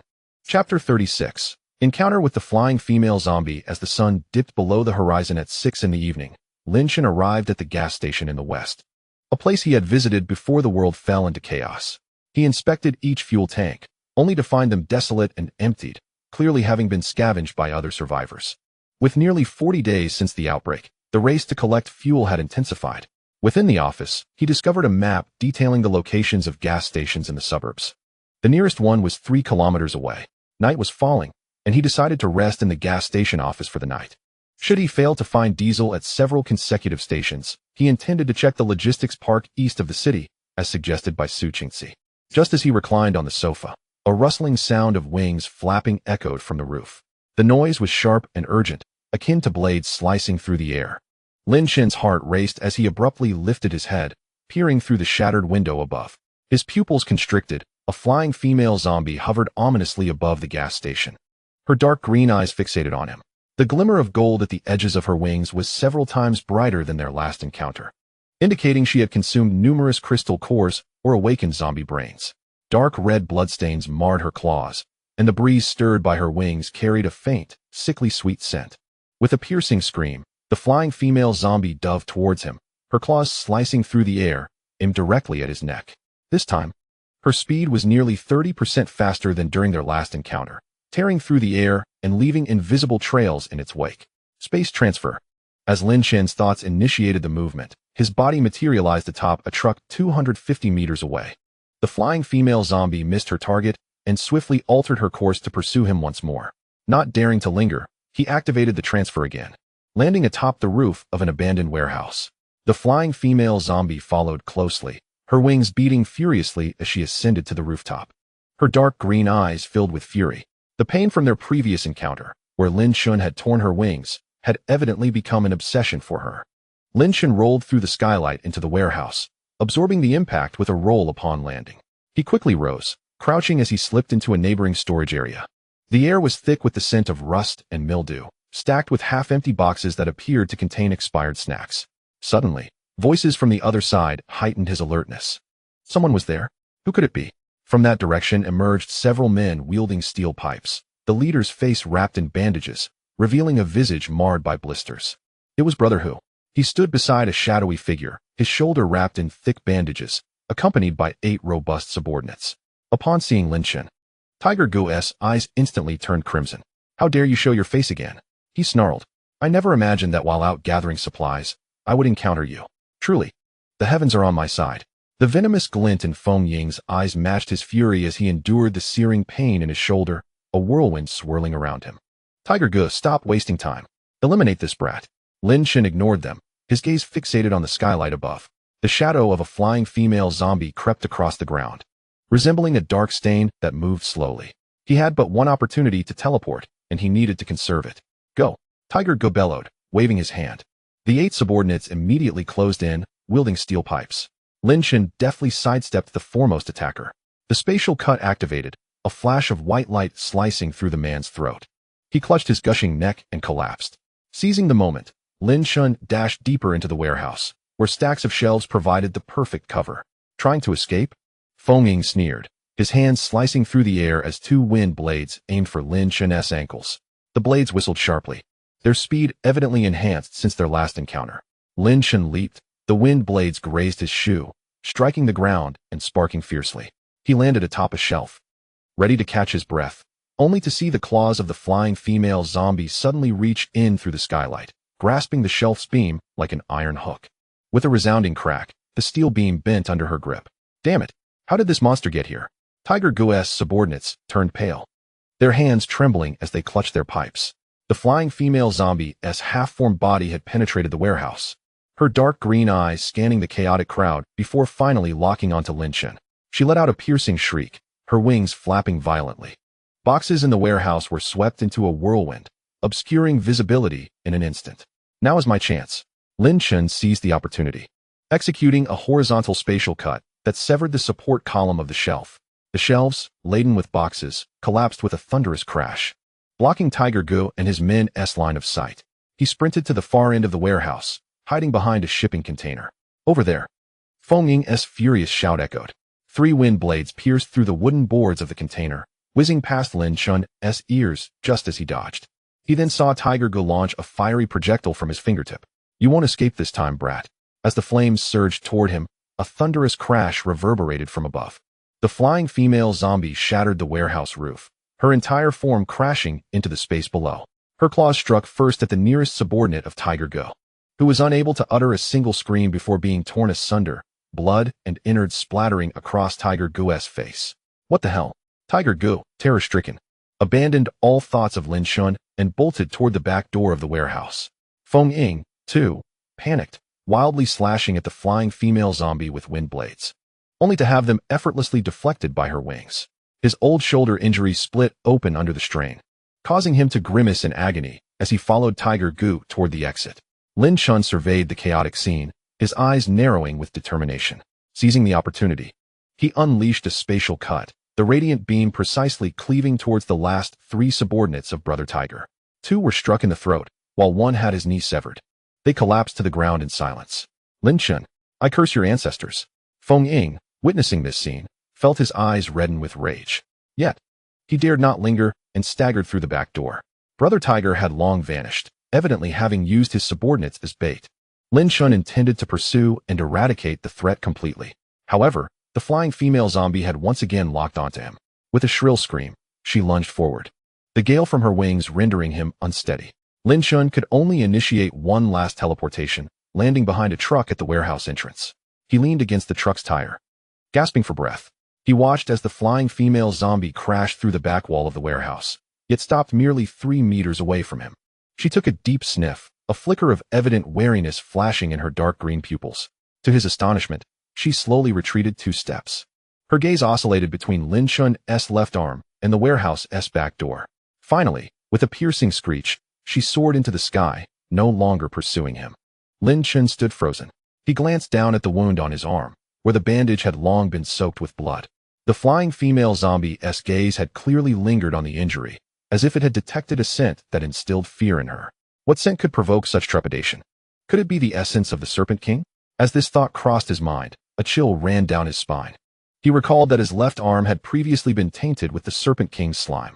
He also remembered the wary look in the flying female zombie's eyes. The essence of the Serpent King lingered upon him. Was this a blessing or a curse? He let out a bitter laugh. While the flying female zombie would not pursue him for the time being, being marked by a creature of the Serpent King's caliber was evidently no stroke of good fortune. With this realization, a weight settled in his heart. He needed to avoid the underground gambling den as much as possible. The essence of the Serpent King was like a mark, likely to attract not only the flying female zombie, but perhaps even the Serpent King himself. It seemed that in the days to come, he would have to confront even greater dangers alone. The night breeze grew colder. Lin Chen tightened his tactical jacket around him. He needed to find a safe place to spend the night and devise a means to rid himself of the Serpent King's essence.